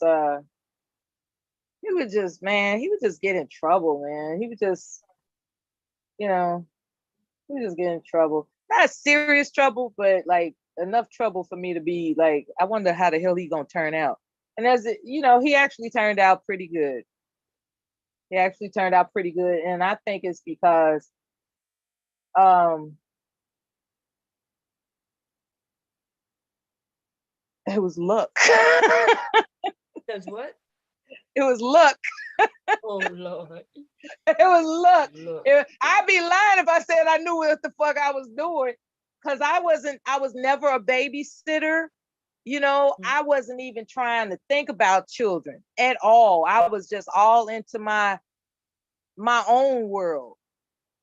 And It was luck. so I didn't know anything about children, nothing. As a matter of fact, when there was this woman at the church that I attended at the time when I gave birth, she gave me this old, really old paperback book by Dr. Spock about everything you need to know about raising children. and it was a paperback book. I don't remember the title exactly, but I do know the name of the author is Dr. Spock. And that book, if it wasn't for that book, it showed like it warned me in advance what to do when your child shows signs of having an ear infection. And sure enough, I followed, when he started tugging on his ear, he couldn't have been no more than maybe like 12 months. He was tugging on his ear. And that was one of the signs in the book, in Dr. Spock's book. It's like when your baby starts tugging on their ear, that's the sign of an ear infection. And this is what you do about it. And there was the instructions and, the little concoction you put together to squirt in their ear while they're in the bathtub. And, so I did it. And he was like, and he went to sleep later that night. And when he woke up, he had all this pus that was coming out that had come out and dried up on the outside of his ear, which proved that he had an ear infection. My child never needed ear surgery or a doctor to check an ear infection or nothing. That little remedy prevented my child from needing, whatever children go through when they have an ear infection. That little home remedy, So, like I said all that to say, I didn't know nothing about being a mama. Nothing. Even my mama couldn't teach me about being a mama because she was always working. My grandmama, I remember the baby was crying and crying and crying, and we didn't know what to do. We was just like, why is he crying like this? And it just so happened my grandmother called to check on us, and I was like, he keep crying, and I don't know why. And she said, just put some baking soda on your pinky, put it in his mouth. Dip some baking soda in his mouth. And he let out the loudest burp I've ever heard from a baby. And yeah, he was gassy. And I didn't even, that's what I'm saying. That's how much I didn't know about being a mother. I didn't know that he was gassy. You know what I'm saying? Like, that's why he was crying like that. I didn't know. And so the women of the church, as well as the elders in my family, they helped guide me through his infancy, because like I said, I didn't know nothing about babies. Nothing. It was so corny. I even bought that book, What to Do When You're Expecting, and all that other kind. Yeah. And then I had the one, What to Do the First Year of the Child's Life. Yeah. That one too. I still got those books because I put notes in them. Yeah, they were really. Yeah, they were about like they were larger books. They were larger, and they had illustrations and everything. I like those. You saying it as if somebody out there, a parent, knew what to do. None of the parents knew what to do.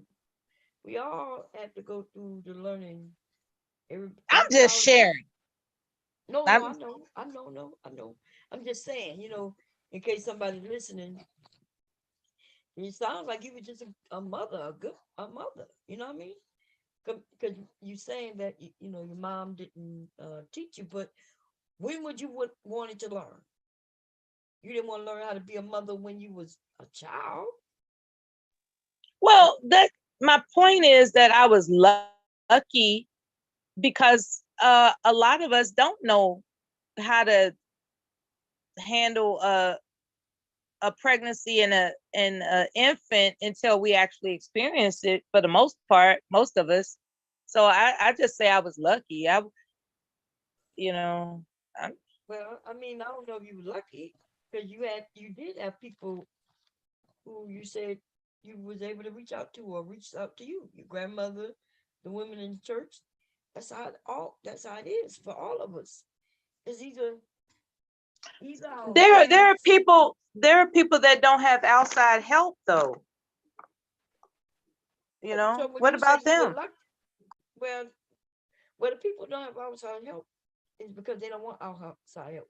Because you got more help today than any day, and it don't even have to be a family member.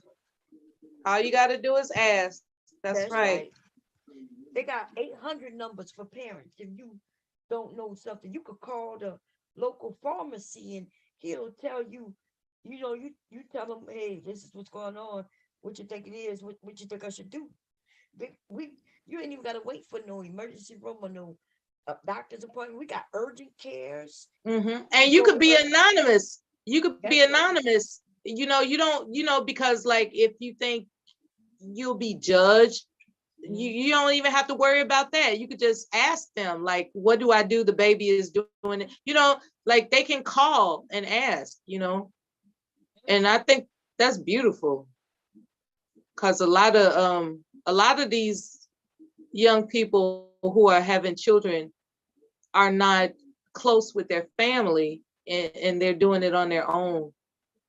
So I'm glad that they have help that they could reach out to. That's important.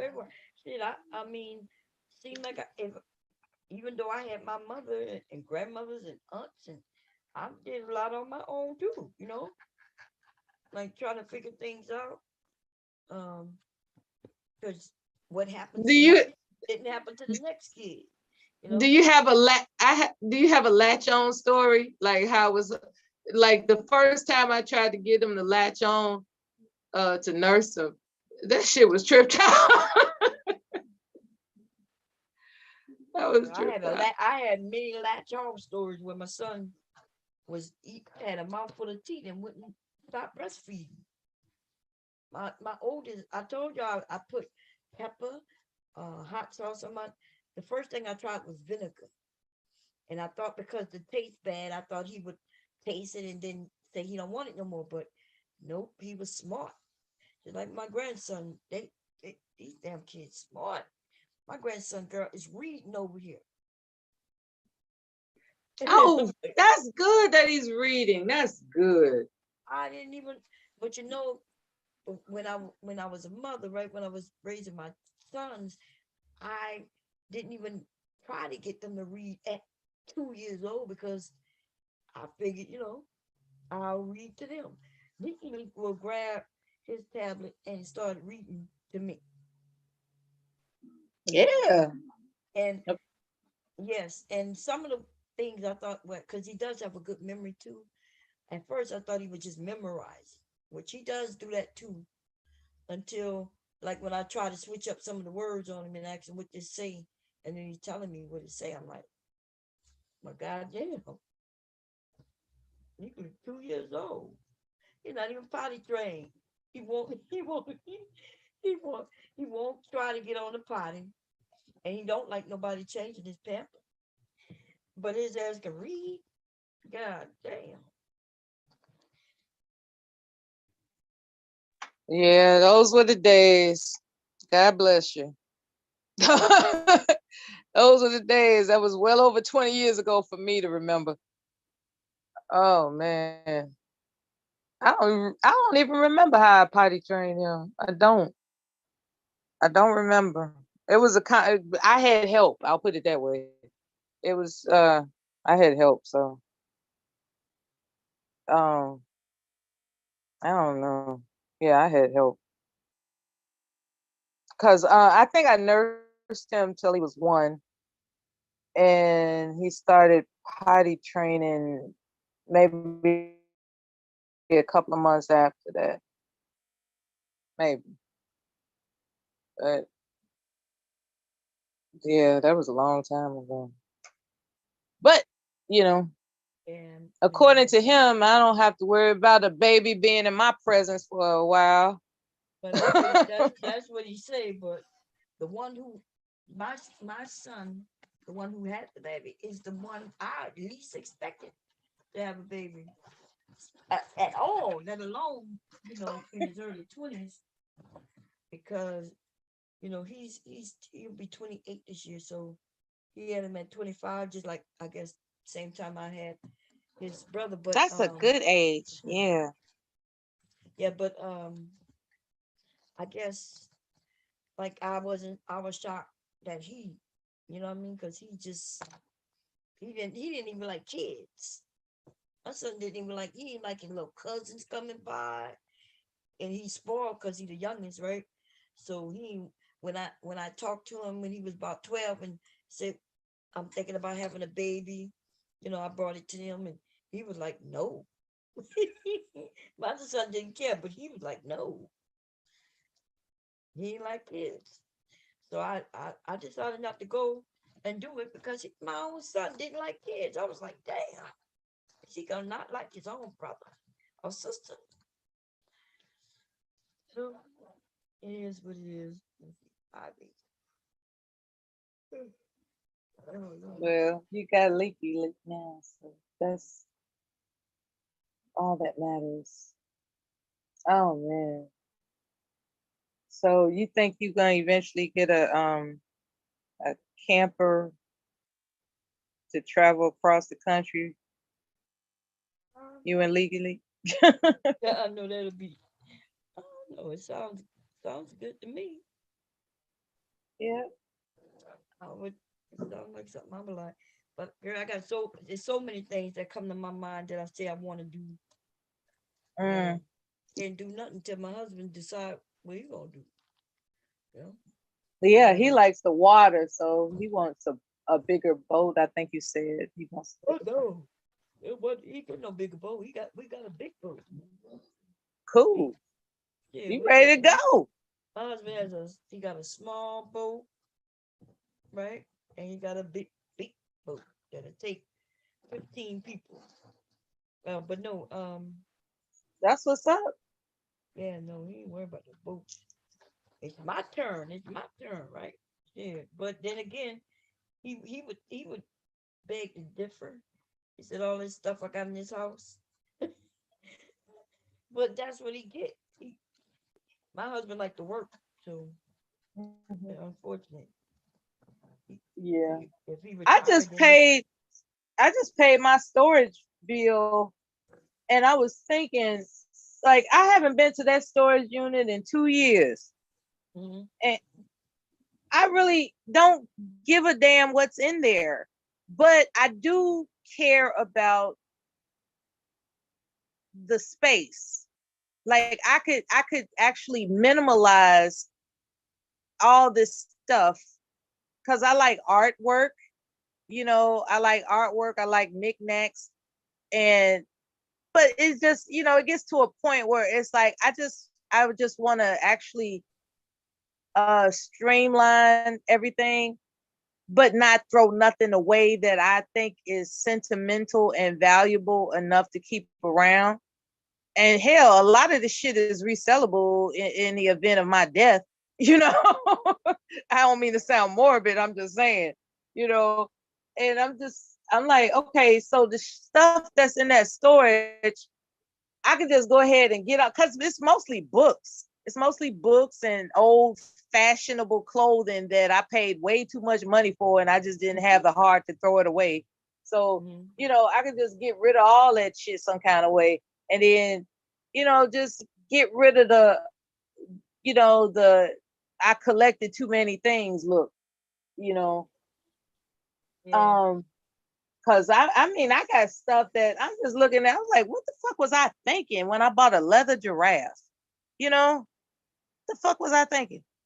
You know, um, Sound like some decorations that they used to it, have, it is back in the it's day. beautiful. It's beautiful and it's valuable, but damn it, it's like I did it for decorative purposes. Like I had an African theme around the fireplace, Uh-huh. where it had the elephant and a giraffe Yeah. and it had the zebra and it was the different flowers and the tree like it was a Yeah. motif. It was just really beautiful in my humble opinion. Mhm. People seem to like it, but I don't want to be bothered with it anymore. I just want everything to be streamlined and minimalized, but I don't want to throw out shit that I paid good money for. You know what I'm saying? Yeah, but that's what we do as black people. We think about what we paid for it, but what it is about what it's worth today. And we got storage too. Exactly. Look, we spend over $100 and something dollars for storage, Me and too. we need to do exactly what you're saying. We need to minimize, go through that shit, Listen, I got an old wash and dryer in there. I could have sold that even if I got $50 for it. Because it run. Nothing was wrong with it. It's just that. But see, I've always been a government worker all my life, so I'm not a salesperson. And so what I was thinking is that I could just put a price tag, take a picture of it, right? Take a picture of it, put the price tag on it, put it in the storage, and then just upload all these pictures with the price to Craigslist. and let some and right, do some shit like Craigslist that free. probably. Yeah, Craigslist is Right. free for you listed. People buy because I'm always on Right. Craigslist looking for shit. But is that free shipping? Like how does shipping work when it comes to Craigslist is local. You'll okay. get your local Craigslist in your area. And that's how you Okay. get rid of that shit. Try local before you do selling it long distance, Okay. because it's easier for you to just say, hey, meet me at this area to pick it up, if you want to buy Yeah. it. Yep. Yeah, I got a grandfather clock. I don't need that shit no more. I mean, it was a good idea at the time, but What color is it? Black? no. It's the fat. Oh, it's the Damn, I forgot the name of the fucker, but it's a walnut. It's the walnut cabinet grandfather's clock. If I find out I'm a black grandfather clock, I'm gonna buy that shit. I don't know why I need them. I don't even know why. They're not even in no more, but it's still something about, I don't know. I've seen those before. Yeah, even the walnut one you got, that's nice. But so you can make good money. So it'd be local, They got some people who come and buy all your stuff. They'll sell it themselves at garage sales Yeah, or that's what somebody told me. They said yeah, there's people that'll just take it all at a flat yeah, rate. yep. They sure will. They're gonna go to a farmer's market outside and sell used goods. They're gonna make them. They're gonna make the money at that. And now that sounds a little bit more convenient than just, delivering a damn grandfather clock to somebody. Because I don't want to be bothered with that kind of meeting Oh, you somebody gotta tell somewhere them they shit. gotta pick it up. You tell them they gotta pick it up.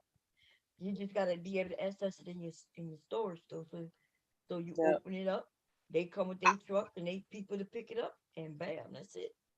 I heard a Craigslist story recently on this news radio show that I listened to. And the scenario is where this woman, to save money, she rides a bike to work. Mm-hmm. And one day somebody stole her bike. And a guy was looking on Craigslist to buy a bike. And he saw the bike and he thought it was a really nice bike for an unusually low price for what that bike was worth. So he looked up the registration of the bike and he found out the bike was reported stolen, right? And what he did was he contacted the woman who wrote the stolen report and said, I think I found your bike on Craigslist. And so she was skeptical, like, who's this weirdo calling me out of the blue about my stolen bike and all this other kind of stuff. And he said, no, I just let me handle it. Let me handle it because, because that's his thing. Like, he just thinks he's a superhero or some shit.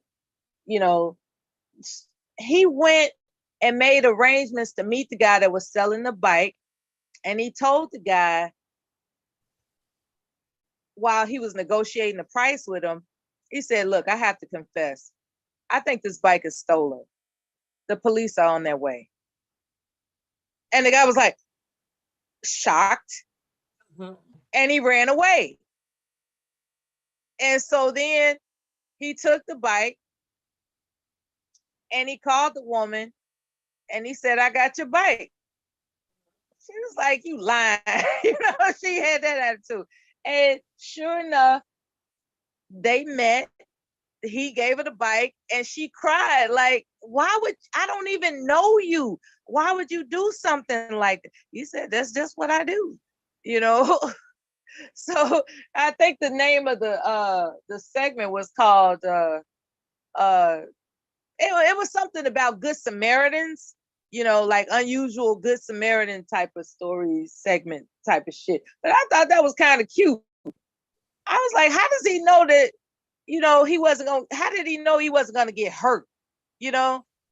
Right. But they didn't do any other questioning. They just told, they just let the woman tell the story, and she was all emotional about how, she depended on that bike and how sad she was that somebody stole it, and she reported it as stolen. And, it made her extra sad because she paid so much. Apparently it was an expensive bike. And the guy, he was looking for a bike for his wife, and he found the bike to be listed for less, like much less than what it's worth. And that just, his spidey senses started tingling, like, I wonder if this bike is stolen. And apparently he knew some type of site to find out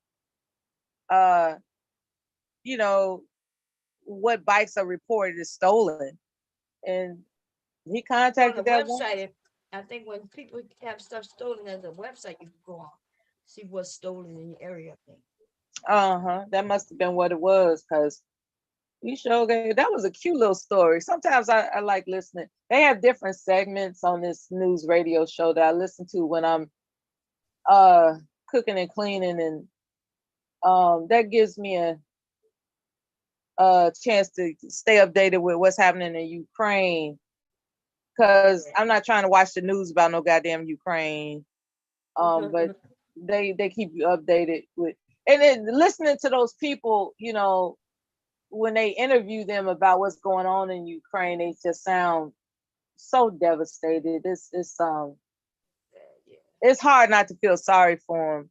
It's really hard, you know. So I do try to stay updated with current events, but I'm not willing to expose myself to sad news all the damn time, Fuck that. I got feelings too, damn it. Oh, that's right. I've been talking with you for a while. Say what? What's going on in this world is depressing, Be very Absolutely. depressing. Absolutely. When I I don't know how much more we could take.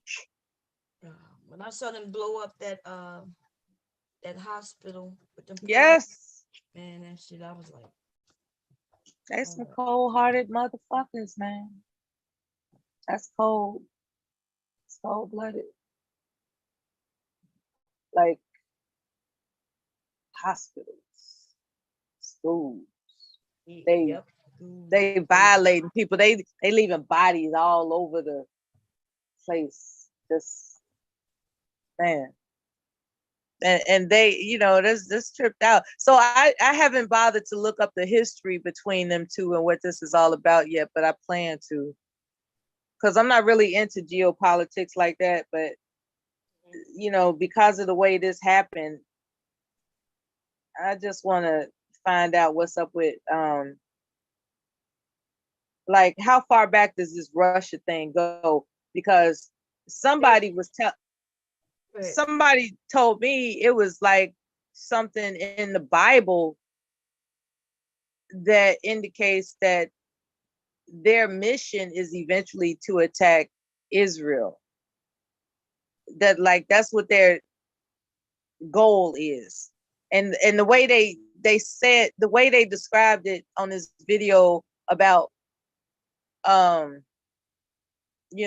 these names in the Bible are translated to mean Russian or God, just all kinds of crazy shit. But I don't want to say it was a conspiracy video, but it was interesting how they related some plausible connections to Russia, and with different type of revelation, not the book of Revelations, but different type of events in the Bible where Russia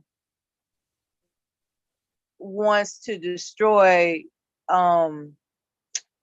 Israel because they want to promote Islam or something, or Christianity or something like that. It's weird. I gotta look it up, but it's every once in a while I give myself an assignment to do something just to look up something. I try to learn something new every day. And, I'm not just all about nutrition. I like to look up other stuff too. But I can't stand to see that shit on television. Like I heard about them bomb, what I've heard about how they've killed people and what they're showing. I've heard about what they're showing because they would say these images are disturbing. They'll give you a warning, but this is the radio, so I don't have to worry about that. And I can only imagine what it looks like, like some of those news reports. I'm not trying to even, I used to watch PBS News religiously. I stopped watching PBS News because I didn't want to see that shit. Yeah. Yeah, I know Yeah. it's too much for me, It makes me grateful for the safety and security that a lot of us take for granted. Yeah. I mean, that's a hell of a life. I don't know. I know I sound sleepy and tired. Let me know when you tired of talking to me and I can get. I was going to say I could get off the phone. I do act like I'm talking to you on the phone. Oh, shit. I almost forgot this is a live stream. Oh my God. Yeah, no, I'm over here listening to you, enjoying the conversation. Shit. Girl, So, I forgot. I forgot this is a goddamn live stream. Oh my God. Now I gotta be animated again. Oh shit. God damn it. I'm glad I didn't say something I didn't want to say. Shit. I'm sitting up here just because, I'm on the phone. I'm thinking I'm on the phone talking to you and shit. Oh my God. I need some sleep. I'm not usually this off. I need some damn sleep. I was Yeah. I don't know. I think if somebody would have joined the panel, that would have reminded me that I was on a live stream. I'm just talking and talking and talking and oh my God. Let's see. So what is it that you're making? Because I ain't even looked at the phone. The phone been down. I'm flipping the phone back up. I'm like, okay, I see the sewing machine. It's almost done. You'll see it in a second. Almost done. Almost. Yeah, I'm able to mute. I'm able to mute and unmute without seeing the screen sometimes. So I see the screen now. It looks like a bag. It is. It's gonna be a bag. Oh, it's inside. Okay, so you're preparing the inside. Okay. Yeah. That's cool. I know it's gonna be gorgeous, whatever it is. You have really a keen eye for fashion accessories. Gorgeous is a little strong. This is Well, what would you call it? Cute? It's gonna be a nice bag, but it's not gonna be gorgeous because gorgeous this is a man's. This one is made for my husband, so the fabric that I'm using. But you're gonna see it in a few. I'm turning it out now. I thought you were making something for women. Yeah, if it's for a man, yeah, I understand now. This okay. one is for my husband, but I am making one for a woman too, the one with the beads on it. But the reason I'm finishing this one is because I already had the fabric for the strap. Mm-hmm. Okay. I'm not sure if you can see that strap on side of me. I see it now. Yeah, that's a masculine thing. Yeah. Yeah, I see the what do you call those patterns with the oh God, what do you call it? The one with the boxes. I see the strap and I also see other patterns that look masculine. So yeah, you're making something masculine. Oh, fishing. That's a fish. Okay. Yeah, it's fishing on it. Oh, This one is gonna be with my yeah, husband. that'll work. But the other one that I was doing is this fabric here. Let me show you. You gonna see it in a moment. It has beads on Okay. it. So this one gonna be cute. You'll see it in a minute. Because All it's right. behind. But so it's all in the fabric. You know, I the didn't know fabric. that's what the pattern. I didn't know the straps. The straps that I'm looking at, I didn't know what that pattern was until you showed the bag. So now it all correlates. I get it. Yeah, I get it. Yeah. You really can't make anything, can you?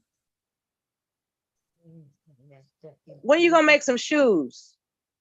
Um, that's what I'm thinking about getting into the shoes.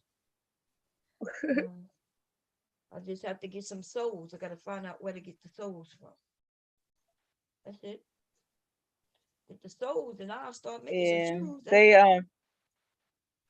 making the top part of the I shoe. can't even begin. I, s- I think you probably got the machine for it. Uh, you know, that must that's got to be a hell of a needle to go through a soul. Yeah. I don't even know how they do that. You know,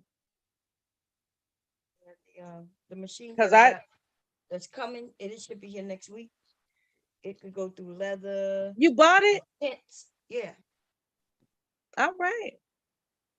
What about the shipping fee? Need it. They gave me half No. off. Instead of Oh, okay.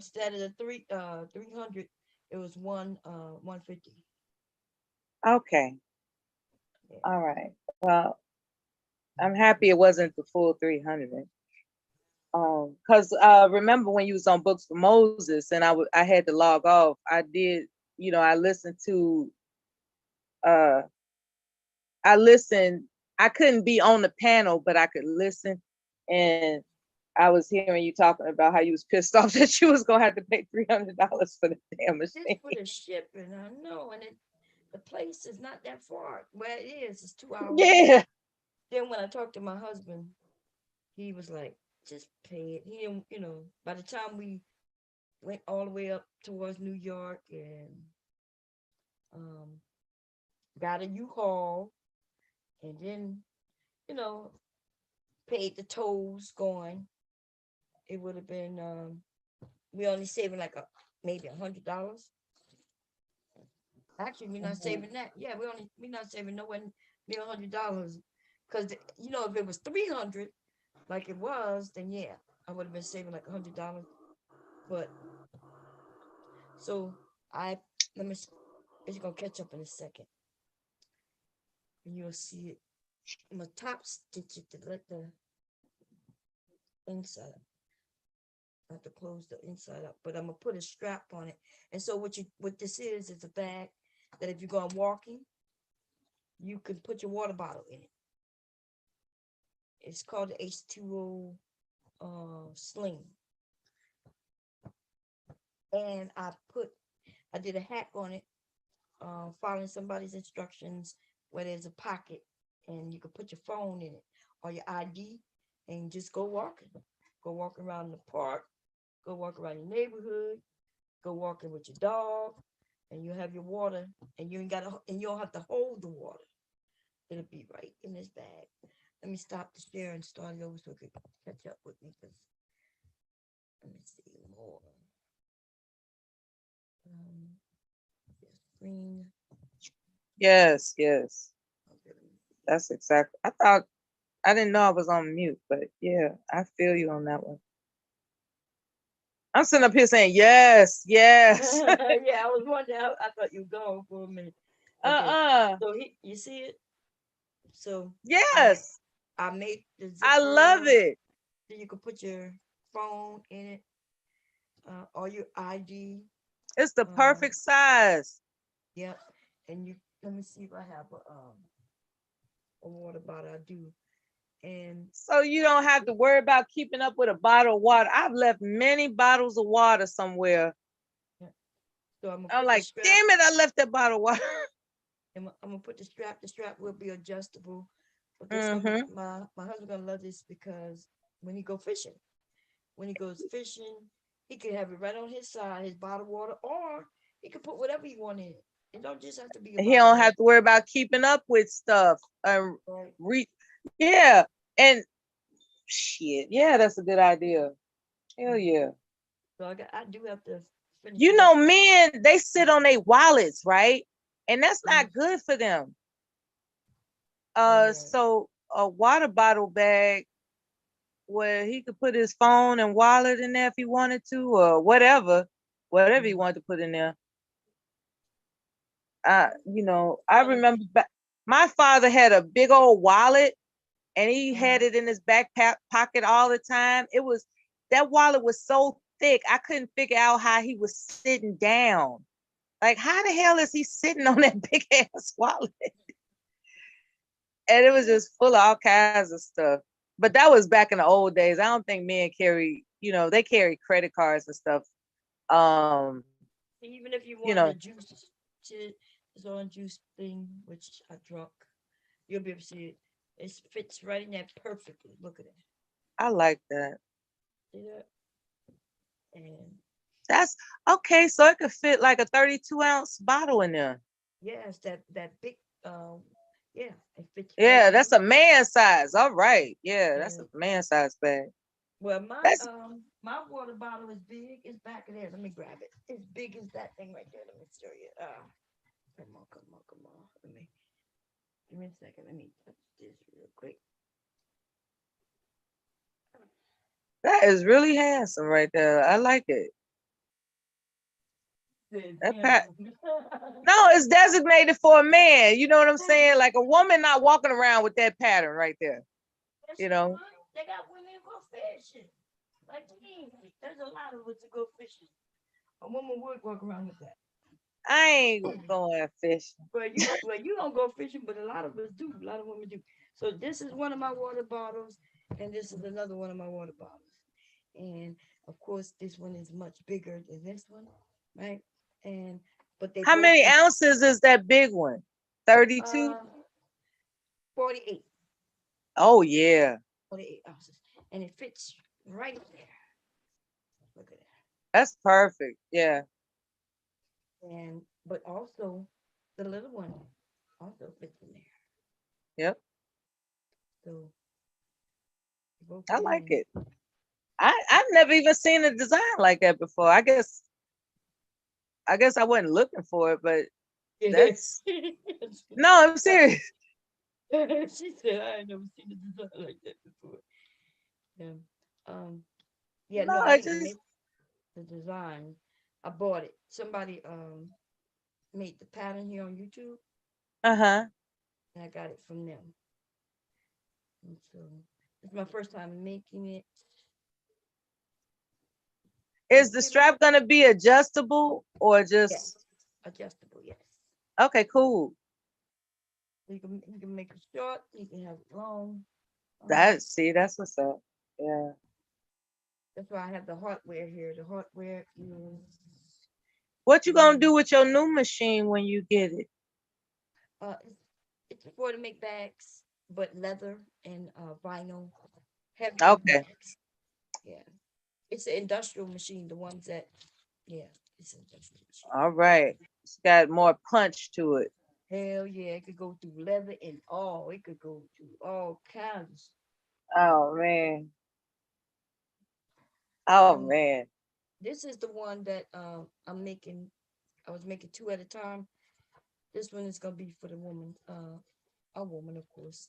No man gonna want bees. I saw the pattern with the bees earlier before I turned my phone down. Yeah, That's and so cute. I put the And zip. I guess that's what I thought you was making at the time. But yeah, I I like that. was, yeah, but I don't have the strap portion for this one yet. Okay. Got to cut out some more fabric, and now that I'm looking at it, I think I'm gonna make the strap black, or Mm. um, or I'll buy webbing for it because I don't have enough of this fabric to make a long strap. Oh, so you mean like a canvas? Not a canvas. Webbing, What do they call it? You said web? yeah, it's called webbing. It's It's a that webbing. you use, yeah. that you see on book bags and things like that. Yeah. Yeah, I could buy some of that and add to this, or I could make up one with black. Yeah, I think it'll be cute with this fabric, Mm-hmm. but I may have enough where if I piece it together and make it longer and longer and then put it on here. But Queen bee. yeah, I think. What you think? That's a cute fabric. Yeah, Yeah. because And the it's inside is gonna be yellow of that one. And so the inside of the pocket is yellow. So it's oh got wow. yellow up here. Yellow interior. Yes. Yeah, that's really cool. Because it matches the yellow on the bead on the honeycomb. This one gonna be really pretty. I'm gonna take my time around these corners because I see. Let me see. Now, how do you make, well, I don't know if you mind me asking these questions, but I was gonna ask you about the stitching. Like, how do you make the stitching damn near indestructible? Like when I say indestructible, I mean like when you got the straps on, right? I see you got the hooks on the thing for the straps to go through. How much weight can it hold? Because you said what the how many ounces the bottle is. I don't know how much that is in weight. It's 40. Well, you mean in it's 48 ounces, Yeah, what's the 1,400 conversion? milliliters. I don't know. I I don't don't know what know. the conversion is But for yeah, 48. yeah, but the bag, you know, mhm. But so I'm quite sure, our regular clothes can handle something like this. It's not a Mhm. big deal with the water. But I don't know. Like I'm not. I know that my Probably 2 or 3 pounds at the most. I mean, I'm just curious oh, like that. Don't worry about it. I you just talking about ask. the water? You talking about the thread? I'm talking about the conversion of 48 ounces to weight. Like how much Oh, does 48 ounces of liquid weigh? I I'm kind of just thinking out loud at this point, Mom. I'm not actually asking you hey seriously. Siri, how much do 48 ounces weigh? 48 ounces is 3 pounds. 3 pounds. 3 pounds. Yeah. I was guessing. That's cool. Thanks. Thank you for asking Siri that because I would have just still been guessing. I wouldn't have looked that shit up. Okay. I be That's what I'm looking saying. shit I'm up not while I'm asking you no talking. serious questions. I'm just like just talking. Yeah. No, it's okay. Yeah. I told you I always do that. So let me see if my phone can fit in comfortably. Um, so the phone and that. Bam. Yeah, you're right. Ooh, that is about 3 pounds. And shit, I would say five. This feel like damn near 5 pounds, damn near. And I know some women you could, Uh-huh. like if you go into a what they call it? What they call it? When you go to a game, but you don't pay to go in the game. What do you call uh Tailgate. tailgate? You can put your alcohol in this. Um, if you have a bottle of wine, you can put it in there. If you have some beer, you can put it in there. They're gonna keep it standing straight, even when it's on your body, Okay. because it's gonna be hanging So on. it doesn't spill over.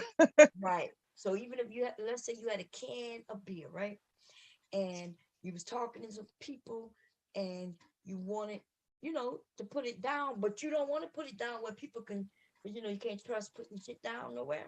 Yep. You can literally put it in his bag and walk with it, and it'll be in there, standing straight up. You can put your hot coffee in here.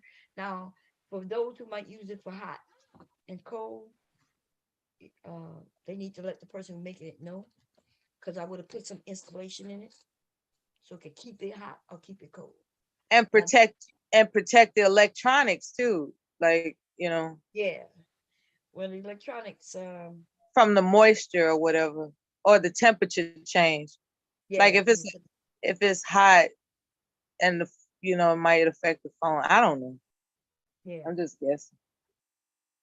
So you put I it like the color of that thread spool you got up there. That's one of my favorite type of colors up there. still, yeah. What to I have 300 some colors, so That's like teal. yeah, it's like a teal. Yeah, Yeah. yeah. But it blended in with this color real well. You're not really into jewelry, are you? Oh no, I hate jewelry. Yeah, that's what I thought. If I remember correct, that's what I thought. I like I'm not as into jewelry as I used to be, but I do like pretty accessories. I just don't get dolled up like I used to though, because I used to be a show off. I used to be a notorious show off, and it's like I just don't really feel. You know how when you go to work at that good government job, you got to walk in all fly and shit. You got to walk in, looking all like picture ready and shit. And I just, yeah. And then the places I used to volunteer at, I found myself having to, move things around. I wasn't really doing anything. I wasn't really doing any paperwork. I was, trying to organize inventory for food pantries and stuff like that. So I didn't really have to dress up to go there. So I got all these clothes that I think somebody said that I could uh get a tax write off if I donated to some type of charity or some shit. So I'll probably do that. Yeah, I mean, if you do that type of, if you fill out that type of form, yes, you, you donate some stuff so you can get a tax break. Mhm. Oh man, oh, I ended up You donating sleepy my. too? No, I'm not sleepy, but I haven't been to sleep yet. You could go if you are you sleepy? Hmm. Oh, well, you could go. I'm gonna do this strap really quickly, and then I'll be done with this one. The other one I'm gonna finish later, because I do have to go cut some strap if I'm gonna make it with a strap. But can you see the strap here? So I used the same fabric. I cut Hmm. it long, and I sewed it. I like it. I folded it a couple of times, then I top stitched it, and now I'm just going to. But I have to look at this video. This video gonna show me how to put the hardware on, cause I've never. I was wondering about the hardware. Like how you gonna make it adjustable? Like I thought you was gonna use a buckle, you Yeah, I do know, have. Yeah, I have the hardware here. the Let's see. yeah, the holes with the what they call it, the grommets, the I'm not gonna use grommet. grommets. If I thought about putting a grommet on, but Hmm. then I don't think I need it. Um, I do have grommets though down there, and then I have the Then you have the other kind, that's the D loop. I think the D loops is what they call them or something like that. And rings that's and stuff.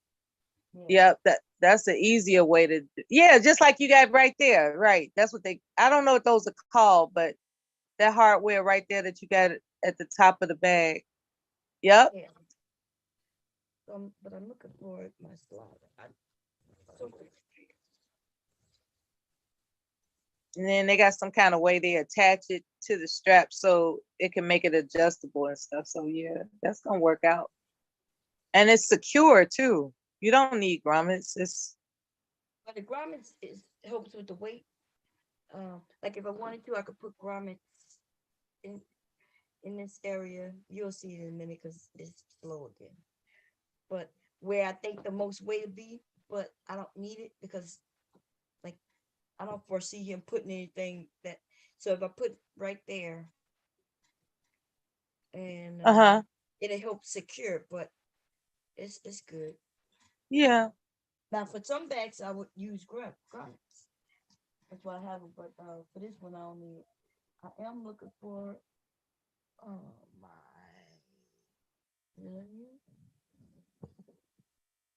oh here go. So I'm about to show you the different hardware I have.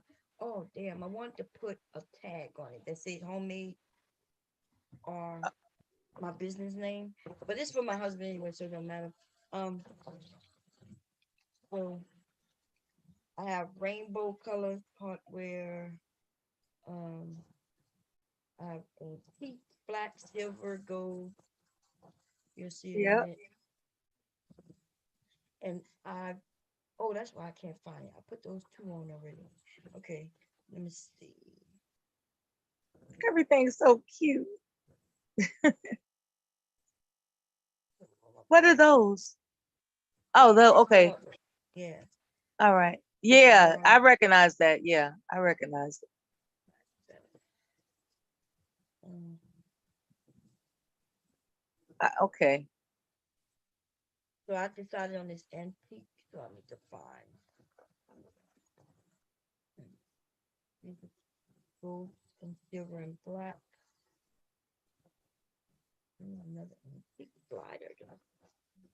I have one, so I want to.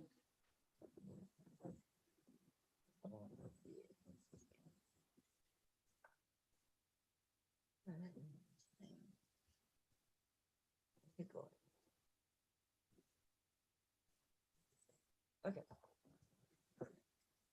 I went somewhere, I think it's Home Goods or something, and they had a craft station, like it was a piece of furniture. It was like a craft station furniture, and it had so many drawers of different sizes, and it was tall, and it had every type of cubby hole that you can imagine for all types of different places to store your craft objects. You know, Again? it's you know it's a large piece. You okay? Just say something as big as a bookcase, a wall-sized bookcase, but it's a craft station. That's what it was called. It's a craft station, and basically it had all types of little drawers and different areas of the desk that you could just have stuff for crafts and stuff. It didn't have enough room for a sewing machine. It wasn't that type of craft station.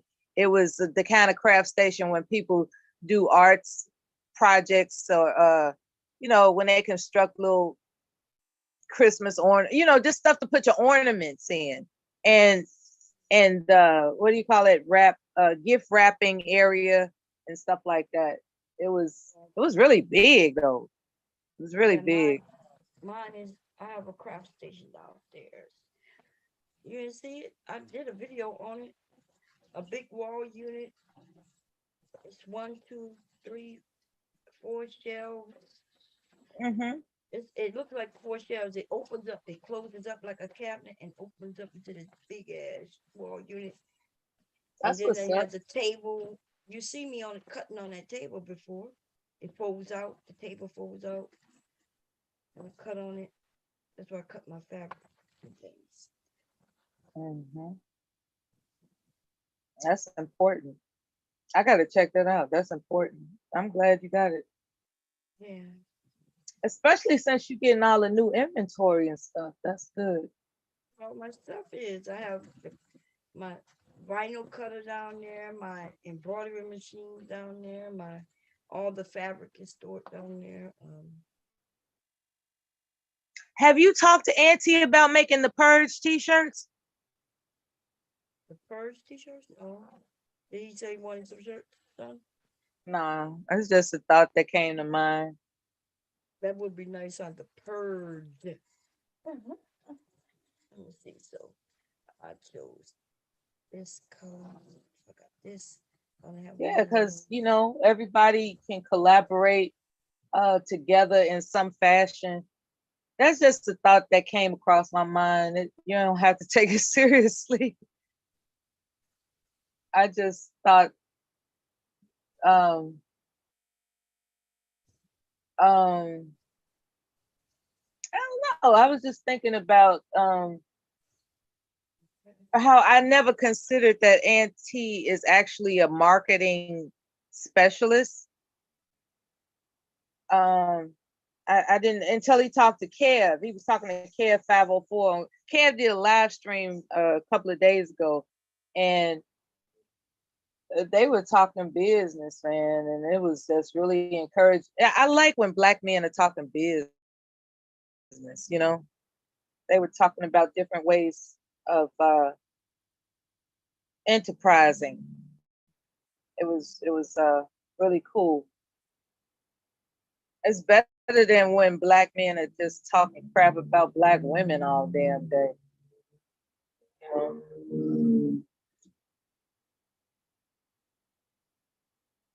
Oh no. So, what is the petition for Kevin Samuels supposed to eventually uh result in? Like, can anybody really force him to leave? you know, Oh yeah, if they find I his don't even. content to be dangerous, they can.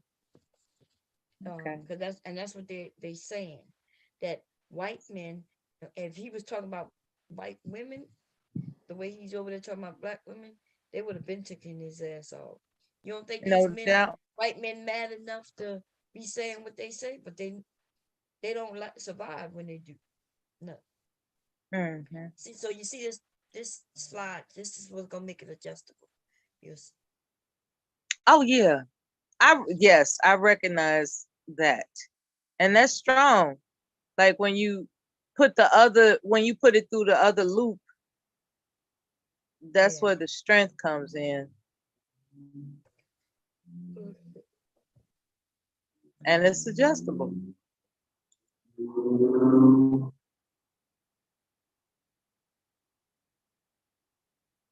Oh man. I would have thought somebody would have.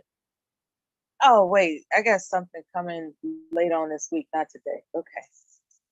I thought I had something scheduled I'm looking at my calendar. I thought I had something scheduled for delivery today, but that's not today.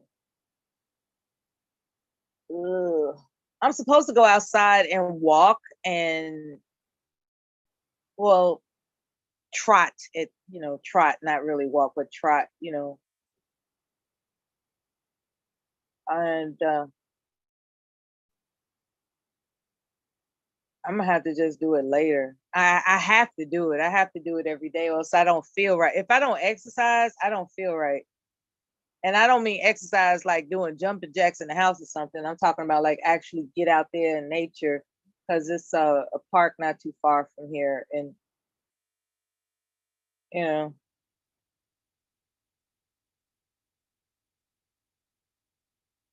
But see, everybody walking their damn dogs and shit, so I gotta keep that in Now, mind too. now see on this, I might put a ribbon. If I put then I won't have to sew, or I could sew it and then put a ribbon that'll hold this for the strip, Okay. But I'm not sure yet which one I'm gonna do. But this end will be done in a minute, and then it'll be easily adjustable. Once You I get that on. you'll figure it out, because it weighs three. It can hold 3 pounds, so you'll figure it out. Um. Yeah, I'm glad we looked. Or rather, you or Siri or who told you it was 3 pounds. That sounds important. Bags don't. They don't. You don't make bags unless because I do make duffel bags. I also make book bags and what else? Shit, it's not a. Yeah, I make all bags. Hmm. I'm just learning. I'm just practicing. This is the first time I made this bag, but it's just like making all other bags. Exactly. Yeah. So it just had a Exactly. shape that I'm I gotta get used to the shape. I should have cut the but I didn't want to because I think that's You gonna know look. what I'm planning on doing? If not tonight, then tomorrow night. I'm planning on making dirty rice. And I saw a recipe online that's called extra dirty rice.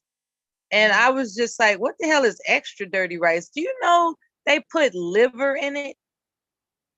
That's how you make dirty rice with liver. I was like, and bacon, yeah, or some type of pork. And all this time, because I never made dirty rice, I only got dirty rice from Popeyes. I went down to the time that I did go to New Orleans, I didn't order dirty rice, so I just didn't. I think I'm trying to figure out what did I eat when I was down. I was only there for 2 days, and um, but anyway, so I'm thinking about making dirty rice, and I look it up, and I didn't know. I thought I knew how to make it, but I didn't know how to make it according to the authentic Louisiana recipe. I was like, damn, it's a trip. How? Livers and gizzards. That's what make it brown. Yeah, We don't use ground beef now. If you go buy the Xanarans, they tell you to add ground beef, put ground beef in it, but dirty rice don't have ground beef in it. Dirty rice that's have it actually is ground beef, you know that, right? Livers, livers and gizzards can either be chicken. Um, yeah, chicken livers, and you dice. Yeah, they showed the whole thing. mhm, They showed the whole thing, and I'm gonna work it out. I'm gonna work it out. yeah, it's so good. It's better Yeah, than with the ground beef. Now you can use ground beef though if you want, if you want to replace beef with that, just brown the beef and make it.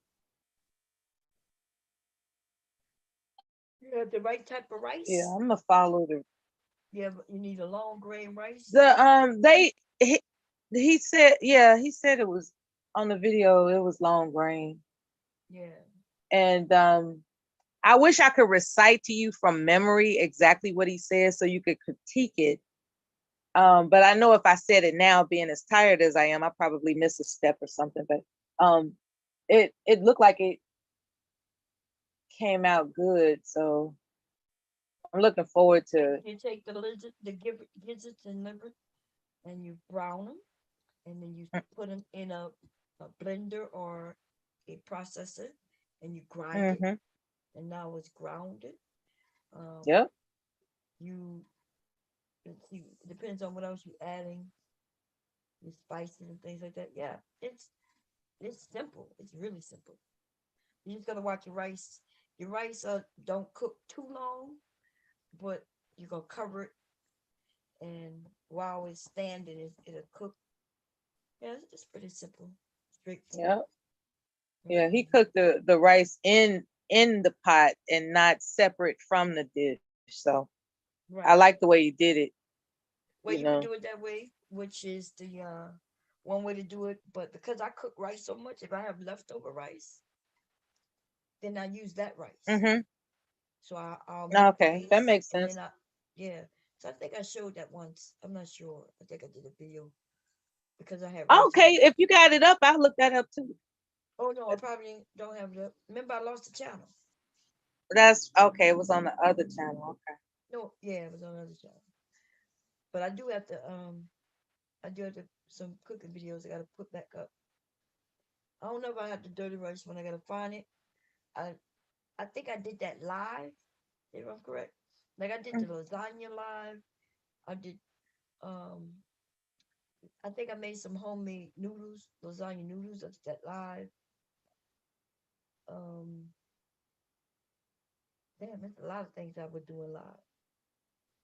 Because it's Yeah, I easy. see you're a good cook, and I don't pretend to be, and like what I'm saying. Like that's why I look up recipes, because I know I don't know what I'm doing unless, but I know how to follow instructions. You know what I'm Yeah. saying? And that's the type of cook I am. It's like I can cook anything as long as I have the instructions. Okay.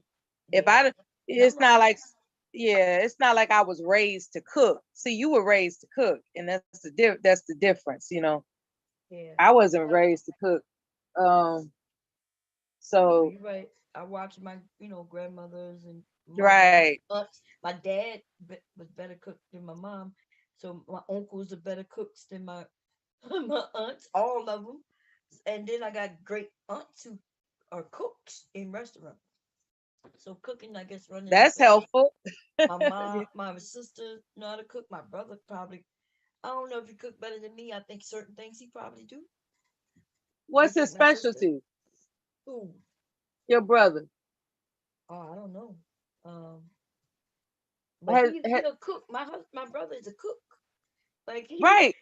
yeah. So he So cook. like what's I guess what I'm asking is what has he cooked that you found to be the best? Oh, I Like don't what know. does he cook the best for him, not compared to you? Because Oh, I that's why don't know. I'm not trying to compare him to you. I'm just Oh asking no, like, I'm not.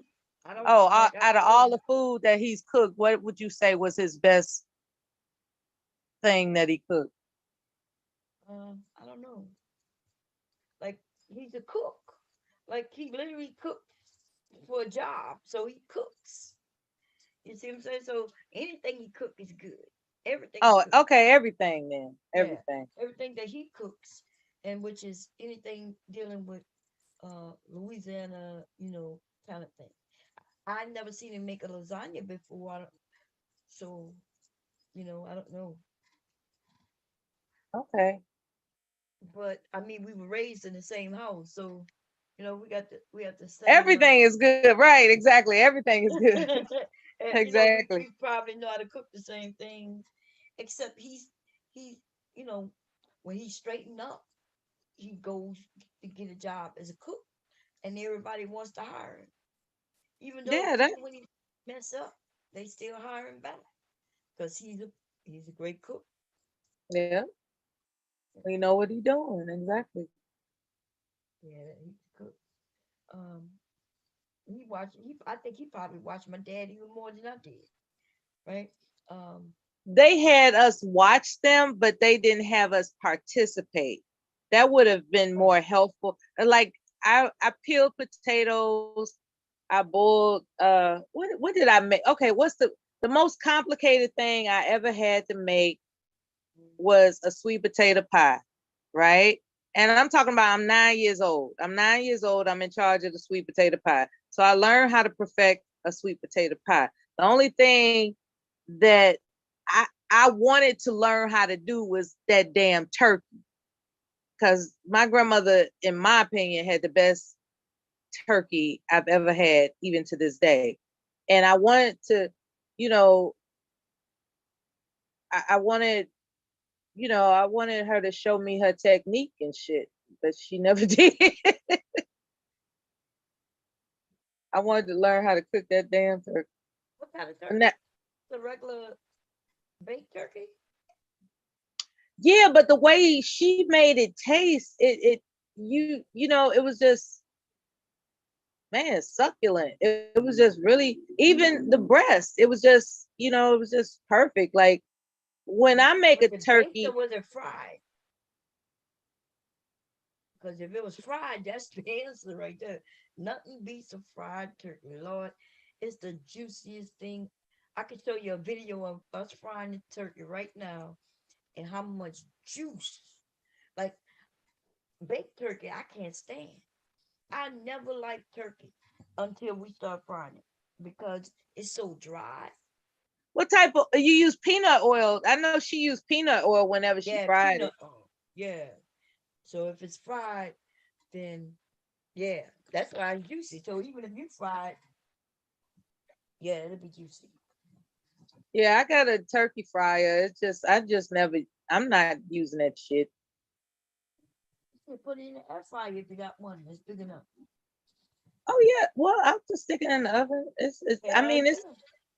So it's you can turned put out it in the if you put it in the oven, which is just like the air fryer, instead of you know basting it the way they used to do it, you spread with oil and just let it Yep. brown. But I don't know if I trust that. So, I even heard of though, that. I heard of that technique. I just, base olive oil. I take base it forever. with That's all. seasoning and olive oil and seasoning. Um, and I get It's gonna under end the up dry. You know why it's gonna end up dry? Because the breasts take longer to cook, right? The other pieces go. The breasts take longer to cook, and the legs take less longer to cook, and that's why no matter what I've never cooked a dry turkey ever. So I know what I'm doing. It's just that it never tasted like hers. And like you said, that like I'm not trying to fry a turkey. I'm not trying to do that. It's just that everybody else turkey dry except yours. Everybody turkey that's in that oven is dry. It don't have no choice unless you you break cook those it pieces upside. apart. If you break them pieces, you understand that some pieces of the turkey gonna be done before others. Of course, I know that. Okay, so therefore you gonna have turkey that's dry unless you take it apart. Like if you take the legs off and cook them separate and Have you ever cooked it upside down first and then turn it back over and broiled it? or you broiling it to get the brown skin. You cook, We cook it. yeah, We cook it. Yeah, but you cook it upside down first, right? yeah.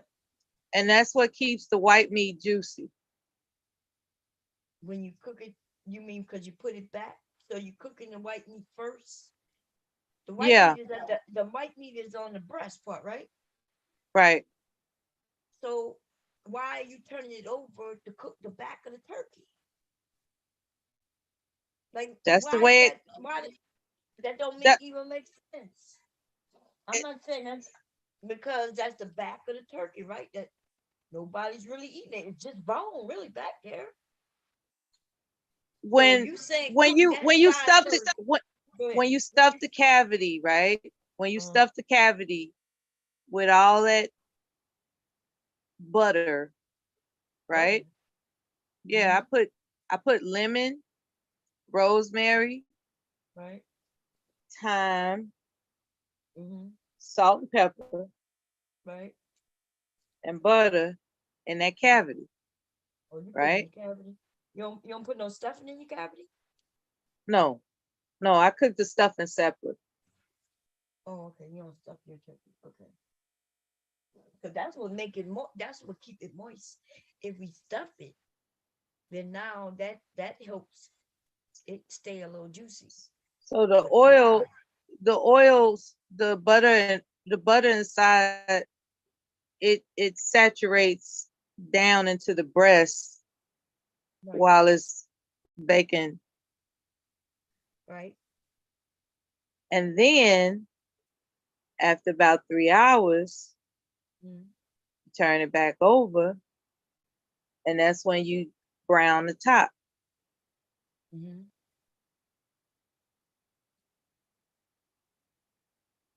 Oh, I see. Oh, I see what you're saying. So by you having it on the back, you cooking it from the opposite side. But what about the legs and everything? Because I'm not talking about just the breast, right? If you cook it to where the breast is even done, your When legs I is stick the cooking when hot. when I stick the thermometer in the thigh, I just wanted to read 178. Yeah. In the thigh, what about the breast? Isn't that If where the you want to thigh put the go if ahead. the thigh is 178, the breast is just fine. Oh, I'm I'm talking about thinking that about the bone. leg. I'm sorry, you're right. I'm thinking about the leg. So I'm talking about the leg, right? The legs and the wing, right? When that cooks soon, right? That cooks soon because it's smaller, right? So that's what Yep. I'm saying. If by the time your breast gets right, then the other parts are overcooked and they're dry. Well, the way I do it, it's well, I haven't done it in 2 years, but I used to do it every year. You gotta cover it And with foil and protect it. That's how you do oh it. yeah, you absolutely have to cover it, of course. I'm just saying it that that breast meat turned out real juicy that way every No time. way. That's no, listen. I don't know What? what you consider juicy. Now, I'm not saying that is. I don't know what you consider juicy, but I can show you a juice. Let me see. I can show you what's considered juicy. Let me Right, see. because I can't share a video or nothing like that because I didn't record myself cooking no damn turkey. So Oh, give me a second. I gotta find it though. Come on. one of these days I record myself cooking some shit. I guess cooking something. I'm like, hey, come cook with Mela. Let me see. Video. So everybody be like, why you do it like that? Oh man. Ancient Negro secret. Ah, Crazy. She said ancient oh Negro God. secret. Let me see. What it was Thanksgiving. What would make it November? Okay, but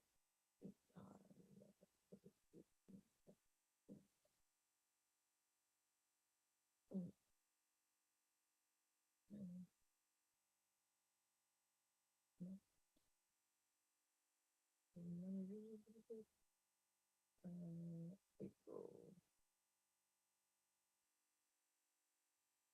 August, July, November. Oh man. So what else am I gonna make with this damn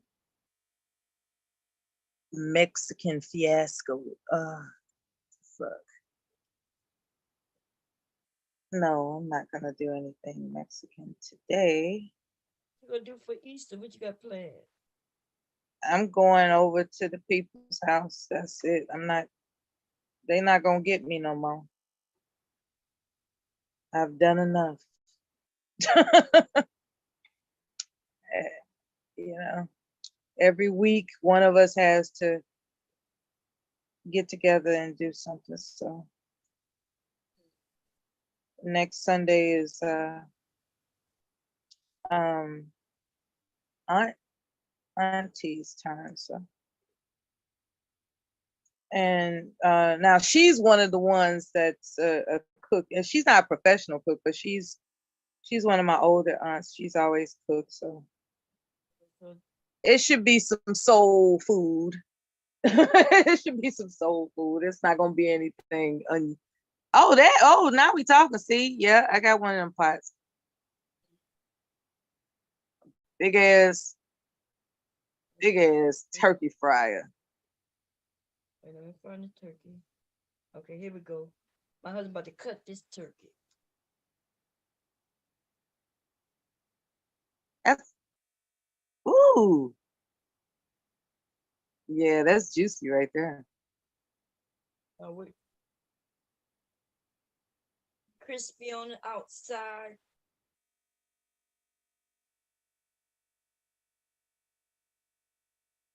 I've always been afraid of those turkey fryers.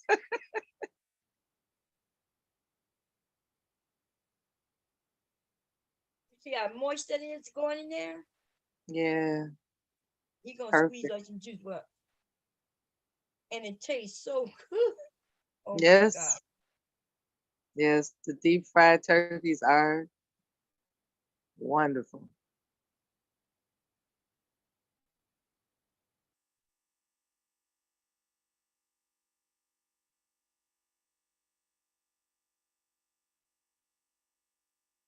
Look at that.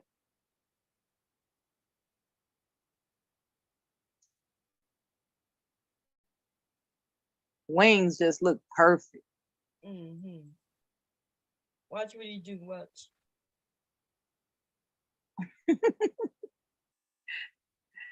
You gonna See all squeeze the- the juice. Yep, watch. She gonna squeeze the juice. Watch. She gonna do it. It's gonna glisten and come right out. They call it the money shot. You see that? The money shot. The juice all in that turkey. That turkey is cooked to perfection. It looks so smooth. And it tastes so good. It making me hungry. God damn. Yeah. I Why you never do liked this turkey. to me? You Yeah, see ain't the nothing. juice? Look at it. Yeah. Glistening. Looks so smooth and tender. The turkey don't even last 2 hours because everybody start coming over wanting pieces. We're going to start buying bigger turkeys or something. Yeah, probably. Men love meat. Oh man, I was sitting there before I even ate. He was giving me a slice, and I ate it. I was like, "Oh shit, this is so good." I like, give me another piece, baby. um, it was just really good. Let me see what else we had. Oh, I'm not sure what just happened, but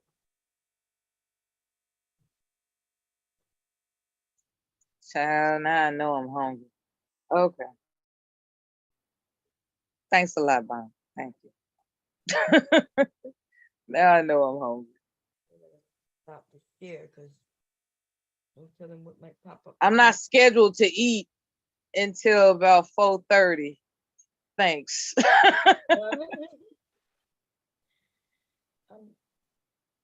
Fuck around and go snack and fuck it all up. it's been really effective. Like I got this tea, right? This dieter's tea. The reason why I like it is because it has fennel in it. And that way I'm not snacking all day. Like I used to snack, like, grab some chips or grab this and grab that. And it wasn't really affecting me, but I just want to be firmer, like I'm not necessarily overweight, but I'm not firm, right? And so they got something called intermittent fasting that they suggest on some type of keto diet. So I've been trying it out, and they were saying, according to the keto diet and intermittent fasting, to have a window of eating for a certain time. So my window of eating is between 4 and 9, right? Because I usually go to bed around midnight, idealistically. Oftentimes, sometimes it don't work out that way. But yeah, so so what I'm doing is I'm scheduled to have this meal that I prepared. Ugh. Well, I got it together. Like I'm just having some cabbage and made cabbage yesterday. Did you see me making it? no, I didn't see it. Look I at love. that. Wow, look at that. I'm gonna call you temptation. See, this is so wrong. Now I'm hungry. How juicy. You ain't got to cut the leg. The leg just That is falls perfect. off. Man, there is nothing like fried turkey. And it I only forgot takes how long it takes though. I think I forgot how long it takes, but it don't even take long. Yeah, I think it was 40 minutes for this size. It depends on the weight. 40 minutes. Yeah, don't even taste long. Just look like it melts in your mouth, child. Look at that skin. See, that's my favorite part, the skin.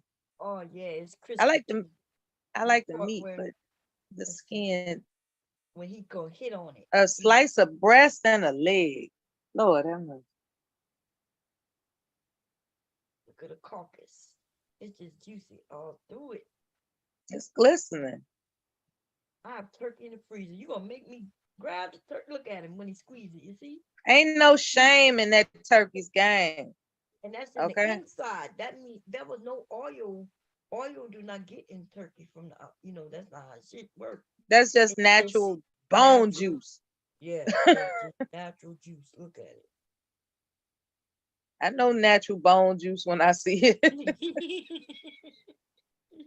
It's called collagen. Okay. It's good for your skin and everything. Like when you eat juicy meat like that, it, it does something to your metabolism and just makes your skin just beautiful. When you eat good food, like when you eat good food, you have good skin, you know. Oh, do you? Oh no. Yeah, good food. Yeah, because you know, people that live off Doritos and all that craziness, you know, they just eat snacks all the time. They don't eat real food. See, that look good. That gumbo look good. Is there crab meat in there? I see the Yep. sausage. Mm-hmm. Yeah, that's what's up. Meat, okra, sausage, I don't see chicken. the okra. Yeah. See it right there? See the green? Oh yeah, there you go. Okay. Yeah. So you can see two. I see two pieces so far. Three pieces. Yeah. Yeah. Mm. So he Yeah, just I'm cooked. just having some fried fish, mashed potatoes, cabbage, and a salad. That's Mm. what my Tuesday dinner is. I have to eat more fish because it's leaner than the red meat and stuff that I usually like. For what? Oh, look at that. That's nice. Those are burritos. Yeah, I made some burritos. They look good. I see the cookies. Mm. Oh yeah, I baked some fresh cookies. My son love cookies. He love when I bake cookies. Yeah, everybody loves mama's cookies. I I recorded a video, so there's a video of me making. I think it may be up. I'm not sure over there, but I ended up making this. Did you see it? This what I call Oh, that's the lasagna. Mexican lasagna. Watch how I make it. Mm. Let me show you. Let me show you. I ain't had cheese in like a month. Oh my God. I made a baked lasagna. So this is this is baked spaghetti. This is not lasagna. This is baked spaghetti right there. Um. Yeah, I've heard of that. Oh, I it's so did. much better I than did lasagna. that too. Yeah. Yeah, I did that too. Yeah. Put that cheese on there. It looked like a lasagna, but I'm not sure if you can see tortilla at the bottom. Let me see. Okay, see it? No, that'll work. It's about to come. See it? Tortillas at the bottom. Uh-huh. And then I put some meat Oh, okay. and And this, okay, so this is the taco lasagna. Okay. I wonder if I got a delay in how I'm seeing the pictures or something. yeah, it's a little delay. Oh, okay. Because So it's you put Zoom. the tortillas at the bottom. Okay, okay, I get it now. I get it. All right.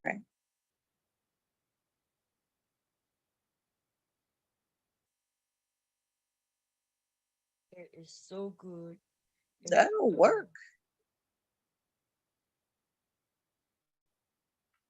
yeah, man. It might be what I might make tonight. Let me see what I'm making here. Yeah, I put beans on it. I don't know what I'm making here. Let me see. What am I making? Um, It's almost like it was a taco pie, but it was a taco lasagna. You know this what is I like? I like pot pies.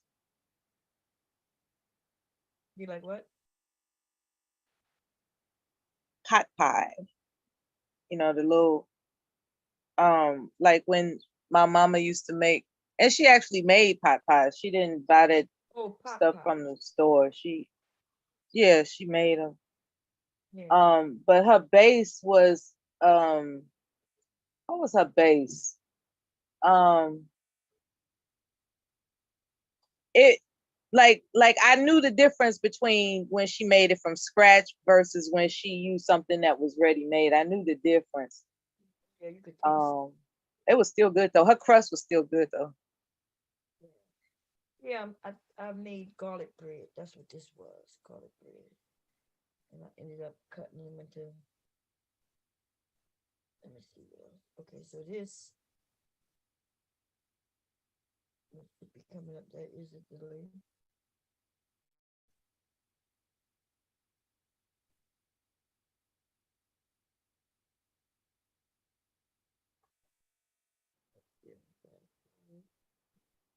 Yeah, for Easter I'm going to fix me a plate somewhere.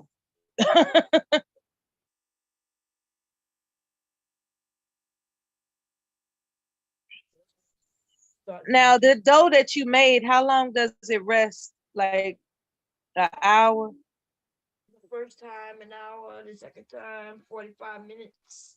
Yeah, that's good dough right there. That's good dough. Yeah, the second, yeah. If you're doing it like that, that's straight.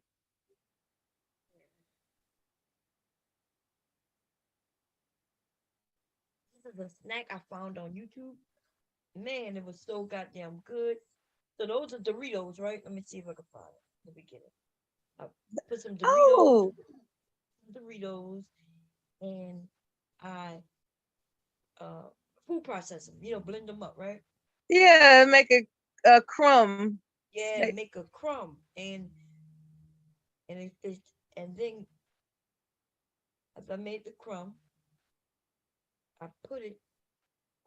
Let me show you what I put it on. I dipped cheese. So I had some Velveeta cheese. Okay, Take the Velveeta cheese right there looks and put it in the crumb. You see? yeah, And then I put it in the freezer so it can stick to it and harden, right? And then you take it and fry it. And it right. is the best snack ever. Ever. Oh my God. It came out I bet so it good. is. It came out so good. I don't even know if I recorded. That's young people food. That's young people Man. food. I can't eat that. Yeah, There was a time I could eat it, but shit. I mean, I literally could eat it. It's just that I don't want to, uh, get all bloated and shit like I used to. Like I stopped eating corn. Like I stopped eating corn, period. So Doritos, they are like made with corn. So I can't eat no damn Doritos. man, these things were so good. Let me show you. I bet they were. Shit. And then I bet. when you're making them yourself, you can make them how you want, and make as many as you want, and all that good old stuff. And I had a test done at the VA and they said I was allergic to corn because they did the allergy test. And it turns out I was allergic to corn, and that just hurt my little feelings. But after I stopped eating corn, I felt better. You know, I don't know what it's something about corn, but yeah, I miss it. I do miss it. I miss. I do. I miss corn. Like I grew up with corn. I was like, how did I say what? No, go ahead. I was gonna say I was gonna try some of No, I was these. saying that looks good too, right there. So you just coat them over the cheese and stick them in the oven for how long? 15 minutes. I deep fried them, but I could have put them. That's what I was gonna say. I could put them in air fryer. It was so good. It wasn't in that long, but when the browning browned and the cheese inside it was just like wow, it was so good. I think Yeah, I'm making my cookies here. I think my son would tear that the fuck up. I He don't like he's cookies. He's not allergic to corn. I am. Mm. He would tear that up.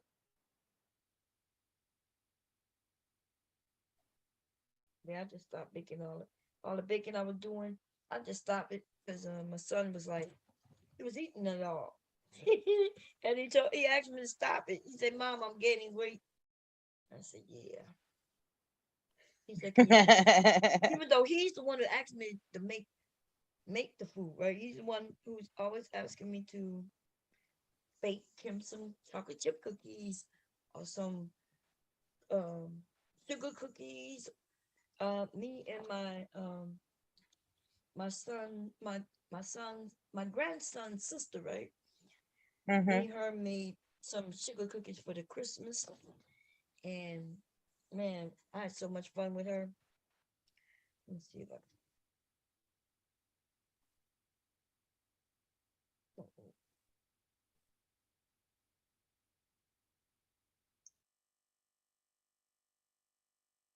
I know she's happy. She's got a little brother. She's really Um, sweet. yeah, 'cause now she the big sister, she's the big sister. Hmm. There go the alligator for you. There go the alligator for you. What an alligator. Oh, there it is.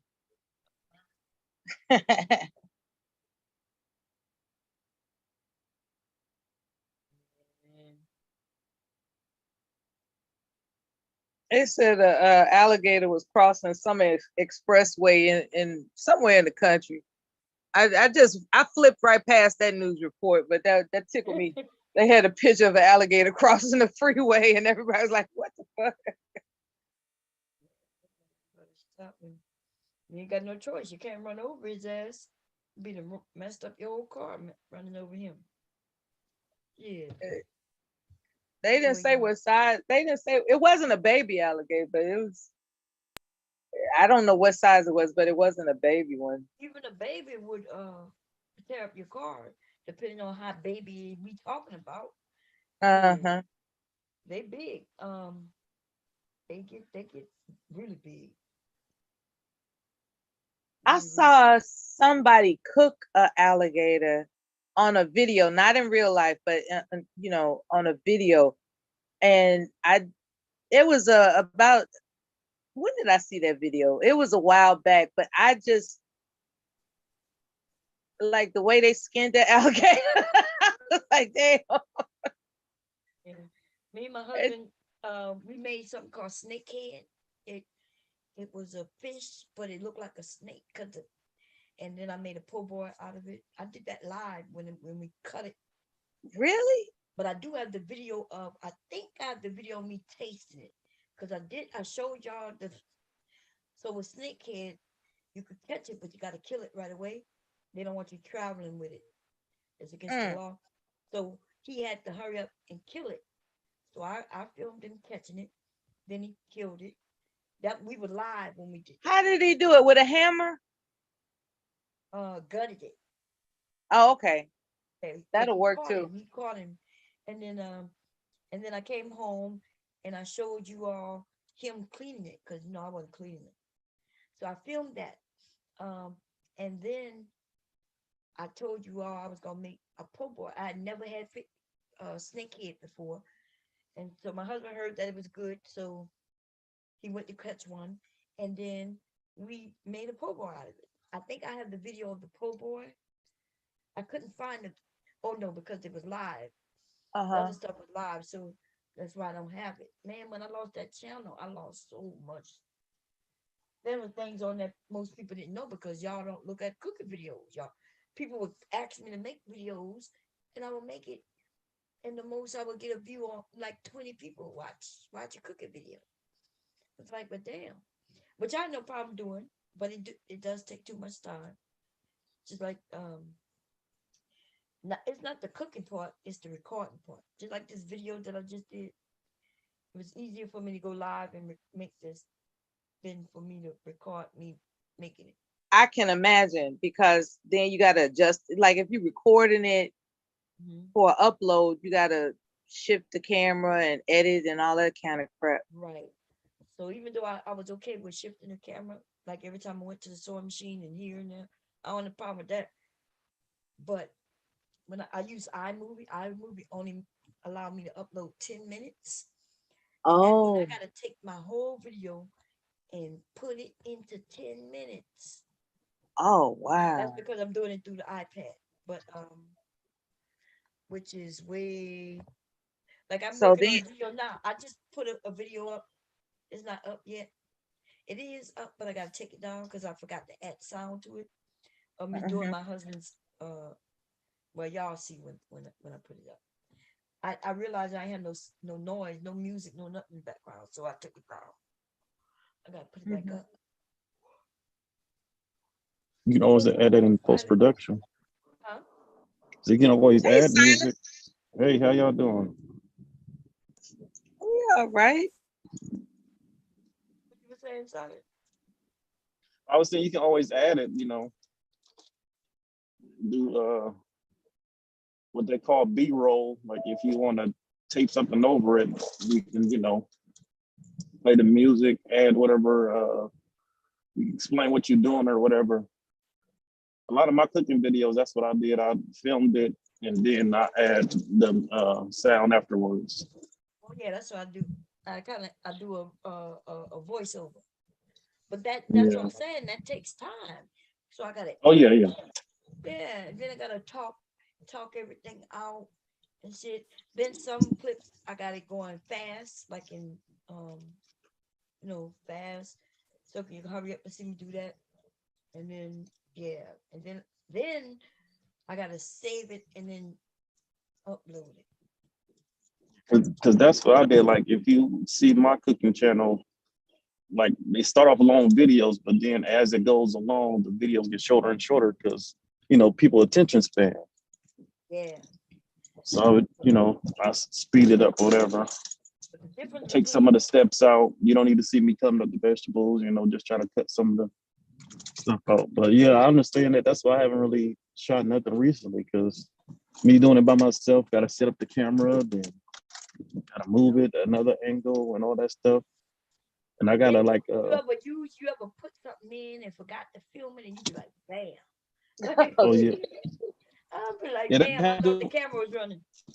yeah, that happened to me because I was doing some steaks on the grill, and I thought it was filming, and the car was out, so I didn't know until like I did whatever I did, and I looked. I was like, damn, it cut off, and then that's what it was. The car was full. So on one of Y'all, my cooking videos, I'll be like lost footage. y'all are better than me. I ain't going through all this shit. No. Maybe if I was into it, I guess you could get used to anything, but that sounds like really time consuming to have the camera there, make sure everything is situated, and then you got to go back and edit it for 10 minutes. No, sometimes longer than that. Mm. Because you got to cut it down. Then you got to get, what I'm saying? Because a lot of stuff, you got to cut a lot of stuff out of it. Then you got to go through it because you got to watch it over and over, make You sure it got go to watch it together. over and over. That's what I'm saying. You got to make sure that all the transitions, you don't want to just for it to blank to another one. So you got to put some transitions in there. Yep, It's a to lot. make it a smooth transition. Yep. Hmm. So that's a separate software program to make it a smooth transition. No, I use iMovie right now. That's all Oh, I've been using. yeah, that's what Bomb says she used. Okay, so it's included in there. Okay. It's included, and I'm like even though it tells you what you can do, there's videos everywhere that you can just go there and it tell you how to do it. It's very Yep. easy, But really. are you using yours on a computer or on like an iPad or iPhone? I use mine on the computer Yeah, because cause so you got more options on the computer, but on the yeah, I tried to do iPhone, that stuff on the iPad. It was annoying. That pissed me yeah, it off. won't let me make nothing longer than 10 minutes. Like if it go over 10 minutes, even if it go 10:01, it tells me no. Like it's too.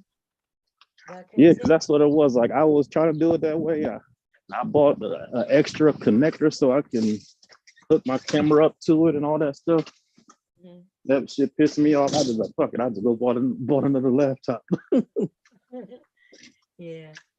So but I record I guess it does go in my cloud though. Everything I record. And everything is connected to my because I have two Macs and then I have three iPads and two Yeah, iPhones. me too. I got two Macs. One of them, it still works fine, but they do that. They're not updated no more, so I end up buying another one. Yeah, but you could get a free update. No, it just was so old that they're not updating that model But no that's more. okay. Take that shit to the Apple store, baby. They gonna update that shit for you. I did it. I know because I have one of mine is old too, and they say they don't do it. But if you take it to the Apple store, they gonna they gonna restart it for you. They're gonna take everything off and put because the OS with Mac is free, right? So all they're Oh, gonna yeah. do is take off the old one, make it to where you can put the new one on, and bam, you got a brand new Mac computer. That's the thing about Mac. You could buy a 10-year-old Mac right now and still it'll be popping. All you gotta do is do what I just said. Or if you can delete the OS yourself and do it, but see, I got stuck with trying to delete it. It kept telling me I have no memory or something, and I ain't understand it. So I took it to the store, like the walking store at the mall, and they took care of it right then and there for me. I sat there, they deleted, and they told me, they kept coming over to make sure everything was okay, had me sign in it, bam. And let me tell you, Apple, you don't have to pay for that Apple, what's called?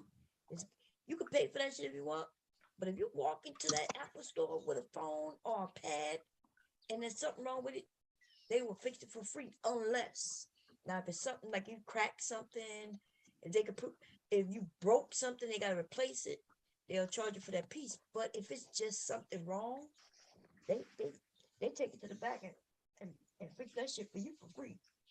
My other iPad won't charge anymore. So I'm gonna take it to them. They probably gonna open that bottom up, shake it up, put it back, and give it to me. They ain't gonna charge me nothing. Yep, as long as there's no water damage, they'll fix it. Yep, for nothing. Apple is the way to go. I ain't even gonna lie. Like it's expensive. It's the expensive way to go. But truly, there's 20-year-old apples out here, y'all, running like smooth as fuck. Because the OS is free. You don't have to buy like buying Windows 12 and shit like that. This shit is free. The updates are free. Everything is free. Okay. Yeah, so as long as it doesn't break, like you break it, like break the screen and shit like that, that Apple will last forever. And they make sure that I haven't used the Apple in so long. I yeah. I used to make community magazines for this particular base that I was stationed at when I was a spouse. And the community center, they had these little pamphlets that show what was going on the base every month. And that's the only time I ever used a Mac. But that was back in the day when they were fat booty screens. You know what I'm saying? Um, they would just. But it was just the most interesting thing because at home we had the Windows, and then at work it was the Mac, and it was just a more pleasant experience.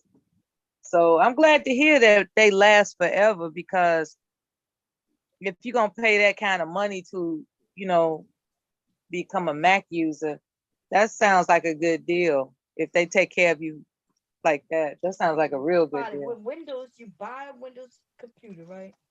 And then if they come up with another OS, you gotta buy the new OS if you want it. Now, lately they've been giving it away. I'm not sure if they give it to everybody or if they just offering it to me. But I'm not taking that shit because I got some programs. I'm scared it might not work if I if I update it, but um yeah, with Apple though, new OS has come out and it's free. It's absolutely fucking free. It's sitting in the app store just like everything else. Okay. And so Yeah, he can Is let there you a know. subscription? So with that company, do you need a subscription? uh Well, you do need an account when you do updates and all that stuff, but you yeah, don't you have to pay for gotta nothing unless you want to. yeah, you don't pay for Okay. nothing. And you know apps on Mac, I never pay for an app unless like if it's something for my grandson and I just wanted him to have but he didn't need it. Um, so I'm telling you, there's nothing like a app. Yeah, I went to film school. That's what got me into Max. Oh, okay. Yeah, because y'all was Mac was the first one. They had something called Final Cut. Final Cut. I had to my son had to program that. But you know, I'm a computer head, so they always knew how to get free shit, software and everything. You know, my kids we ain't not pay for nothing, man. We ain't paying for nothing. Now they got it that you got to buy it now. I That's don't know how to it's get. high. But now I think they got a version where you can pay monthly. You know, Yeah, now now they have a and you would version. It's only 300. But all you get is Final Cut. You don't get all the extra stuff. oh, okay, yeah. They Because then the main one used to get the Final Cut and the compression software, and you used to get all that stuff. But yeah. But it was expensive as shit though. It was like oh thousands yeah, it of was like dollars. $1,200. Yeah. That's what I heard. Yeah. Yeah, that shit was high as hell. But now they got it to where Veterans you do can get get a it. 10% off. Oh, they do? Really? Yep. Yeah, look, I found out we get all kinds of things off when you wherever you go. Ask, do you give veterans discount? Most Yep. do, not everybody, but most people do. Saving I money. probably can. I gotta see if I still have the link. I can post the link showing you all the stuff that we get. Oh yeah, do that. Discount on guns and food places. Yeah, Discounts on shoes, I all types of usually, stuff. yeah, I usually ask for the list. That'll work. It's better than hearing no. Mm-hmm. I'm okay with no, because I most of the time it's a yes. You know what I'm saying? Yeah. I'm okay with a no. Me, I ain't gonna lie. I went somewhere and asked them, and they said they didn't have veterans discount. I was so disappointed. I stopped going to what's the name of it? Um, Home Depot. I think they were lying to me. Talking about we no longer do. I was like, you don't do what? That's what they say. They say they no longer do it. And I was like, Yeah, that's okay, why I I'll started take going to my Lowe's. Did you know yeah. That's what Lowe's I'm is Yeah. saying. black I owned? told him I'll take my business somewhere else. You I don't just found that support the out. troops, man. You mean you Did- don't support the troops? Yeah, you gotta with Lowe's, you gotta get verified and all that stuff. So once you Yeah, verified, they just look up your number and you in the system. yep. Under the phone number, by the way. Under your And cell then phone. plus, I didn't know this, but Lowe's is black owned. I didn't know that. Really? Yep. Oh shit, I didn't know That's that. great. Oh hell yeah, that's where I would go get. If I knew that, it would have been getting all my money long time ago instead of me going to Home Depot. And you know I'm be getting ready to garden again, so I got My some. brother called me a big simp. You got yourself for what? I have a friend. We've been friends for more than 20 years. We every now and then mess around, but we still good friends. And her refrigerator was messed up. So I bought her refrigerator. Oh, I'm sipping. Oh, what I do that for? We ain't together. I did it because I can. That's why I did it. Got Ain't nothing kids? wrong with that. Yeah, kids or no? No, she do. Oh, okay. Well, yeah. You did the Lord's work, baby. The Lord. And then I did it as a surprise. Told the kids don't let her know. She came home from work after working 12 hours and saw that brand new shiny refrigerator.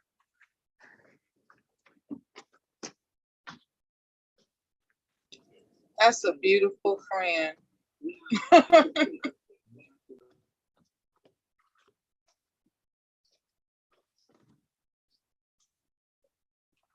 I tell women, you get more stuff from me if you don't ask for it. You can maybe even hit it to me. Just don't ask. Or if I see a need that need to be done, I do it. So, You mean I can't even ask? I can't even ask. What's the nicest gift you ever got for your mother's birthday?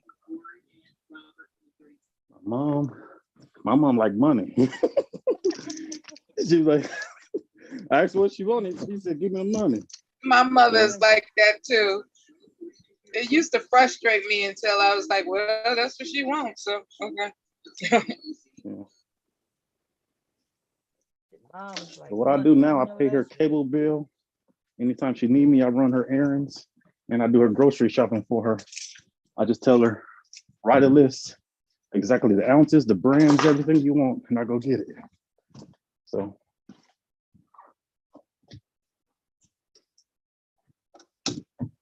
Yeah, that's what's up. And what's nice is that she doesn't have to ask, you know, that's good. Oh,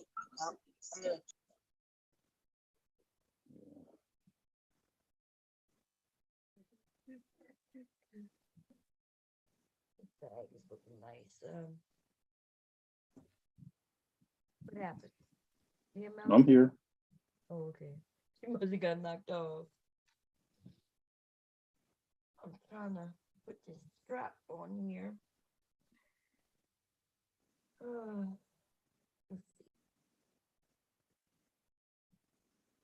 Let's see. Silent, I didn't know you had a cooking channel. Oh yeah, I do.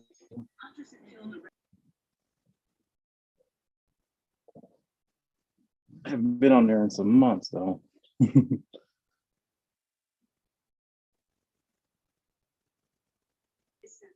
Okay, well, I gotta make some room so I can subscribe.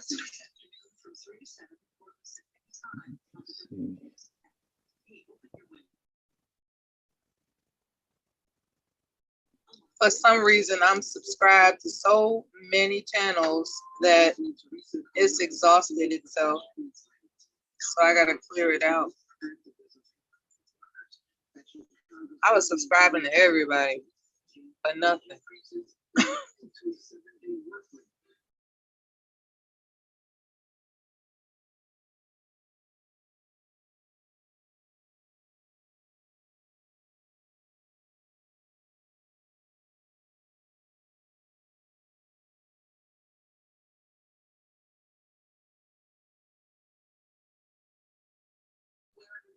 Are you at work?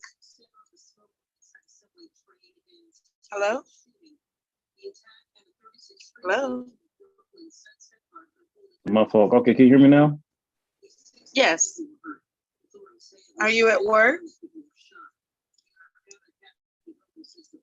I'm sorry, let me turn this I'm in a different area of the house. Turn this.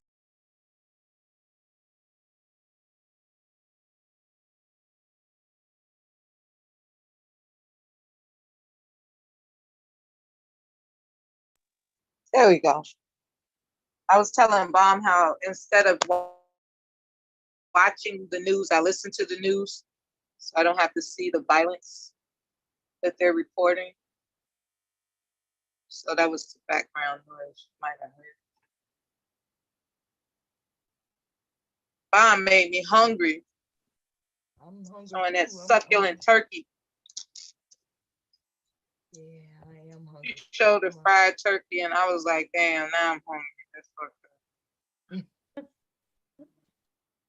Oh, let me finish this up real quick. Oh, man. You might have.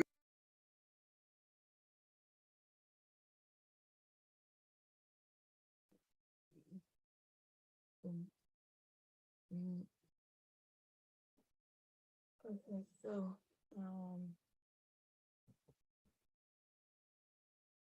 okay, so we'll move this out of the way right quick. Here is the bag so far. I've connected one side. Okay, this makes it adjustable. Oh, hello, can you hear me? Yeah, we can hear you now. Okay. Oh, I was saying, I just posted 2 links. So the first link is for the veterans, the discount, and then the second one is my cooking channel. Okay, thank you.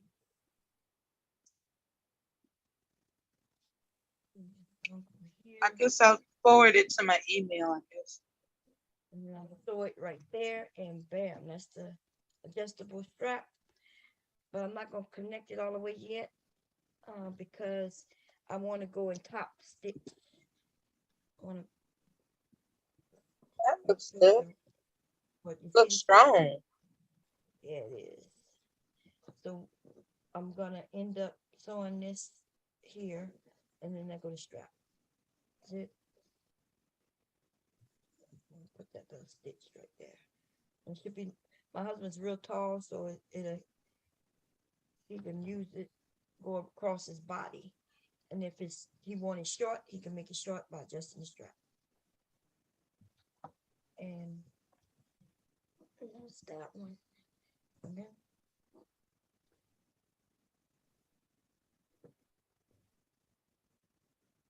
Basically, for those who might be just coming, this is it's called the H20 Sling bag. This is the hack.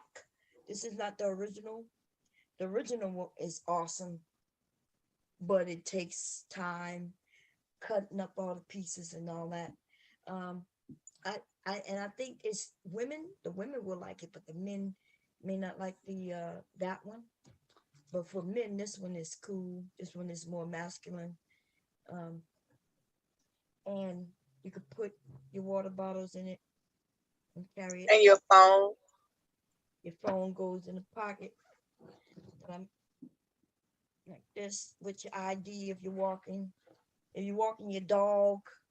If you're just going to if you're going to a outing, to a stadium or something, this is a great bag. This big one fits in it. Uh-oh. It's tumbled over because of the phone. And then the smaller one fits in it. Yes, and I like it. And I could have made it even stronger, as far as the lining, if I would have. But for my husband, this is good. This is good, man.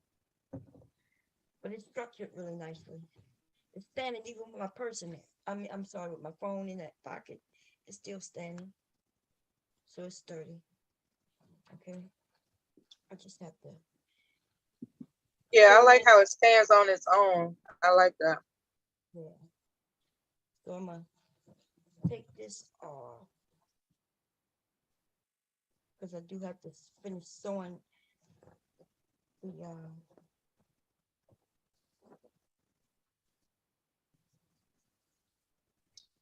Does it get washed in cold water or any temperature? Oh, this is any temperature. This is 100% cotton. Okay, cool. Yeah. 100% cotton.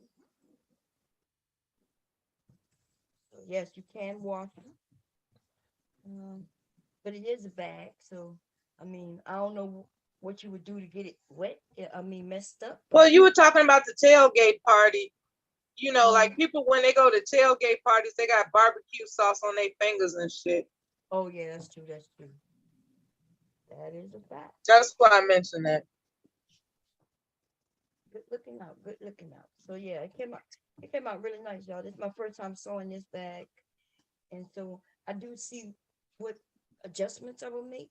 for the next one, which is sitting over here somewhere. Like when I show the curves and take my time. Also, I think if I go in, right, because this is how, remember I flipped it. I think I'm gonna go take some of that seam allowance off and it'll lay better. I didn't take any of the seam allowance off yet. Come on. Put this back out.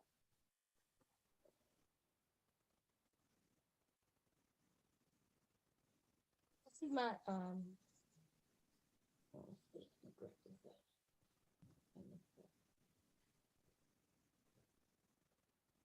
but there still is a hole in the lining because of I'm not done. I think the longest thing on this bag was me doing the zipper, and that's only because I had to do measurements, but there are some different things out there that help you come up with the right measurements. And I'm thinking about buying those things, right? Or I could make my own actually if I wanted to. I do have a cutter that I cut. But I didn't like the, okay, I see this, which is moved over. But I could cut some of the seam allowance that's too big. Okay. And when I trim that down, this will lay better. So I'm gonna do that. And then when I finish doing that, I'm gonna flip it back out and take some of this off too. But it looks good at the bottom. I don't think I have to bother with that. Let me see. Okay. It looks good. I'm just gonna take some of the seam allowance off. Fit it in there. It should fit in without me top stitching, but I am gonna top stitch it. Close the lining up, put the butch comb on, and it'll be done. And I'm gonna do this one later. This is the next one. Okay. I did a black zipper with a yellow pocket. It looks good. Top stitch well. And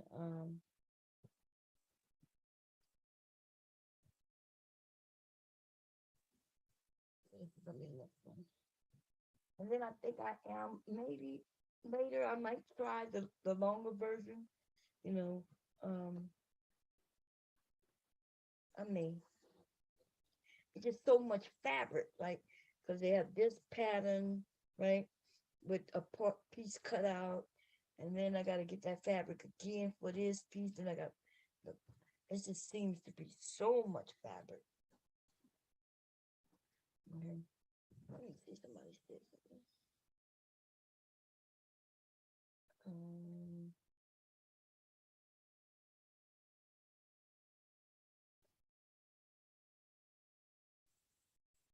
Anyway, y'all, I am heading downstairs because that turkey did make me hungry, and I'm going to eat, and then I am going to bed. What time is it?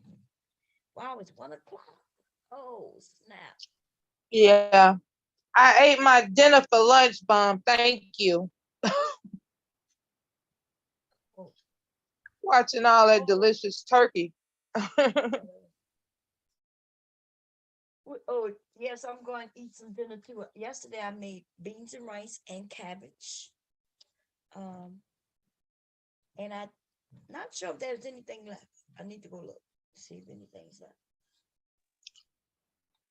But if It was not, good. Go ahead.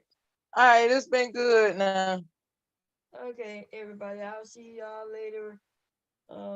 Probably later tonight. As after I wake up.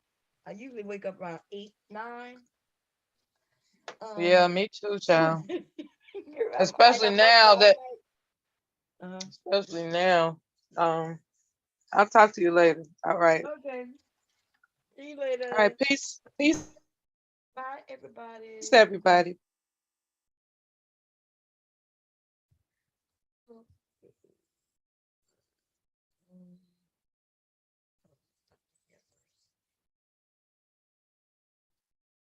If anybody interested in a bag, a purse, a shirt, a skirt, a dress, a hat, a bag, a pocketbook, or shoes, no, don't hit me up on those shoes, okay?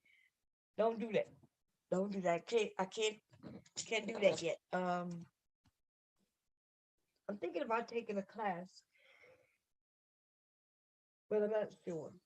Um, Easter, if you need Easter dresses for your, and let me tell you, Easter is right around the corner, but I can whip it up in a day, um, and send it right out to you. I I do have like because I sold like 3 Easter dresses and vests similar to what I made for Christmas, but I use lighter material, and the people love the dresses. The little girls love dresses where they can twirl and it comes up like it blooms out. They like those circular skirts and dresses that I make. Kind of old fashioned, right? It's hard to find those old fashioned type of uh, dresses, Easter dresses, right? It is. But anyway, I'm gone.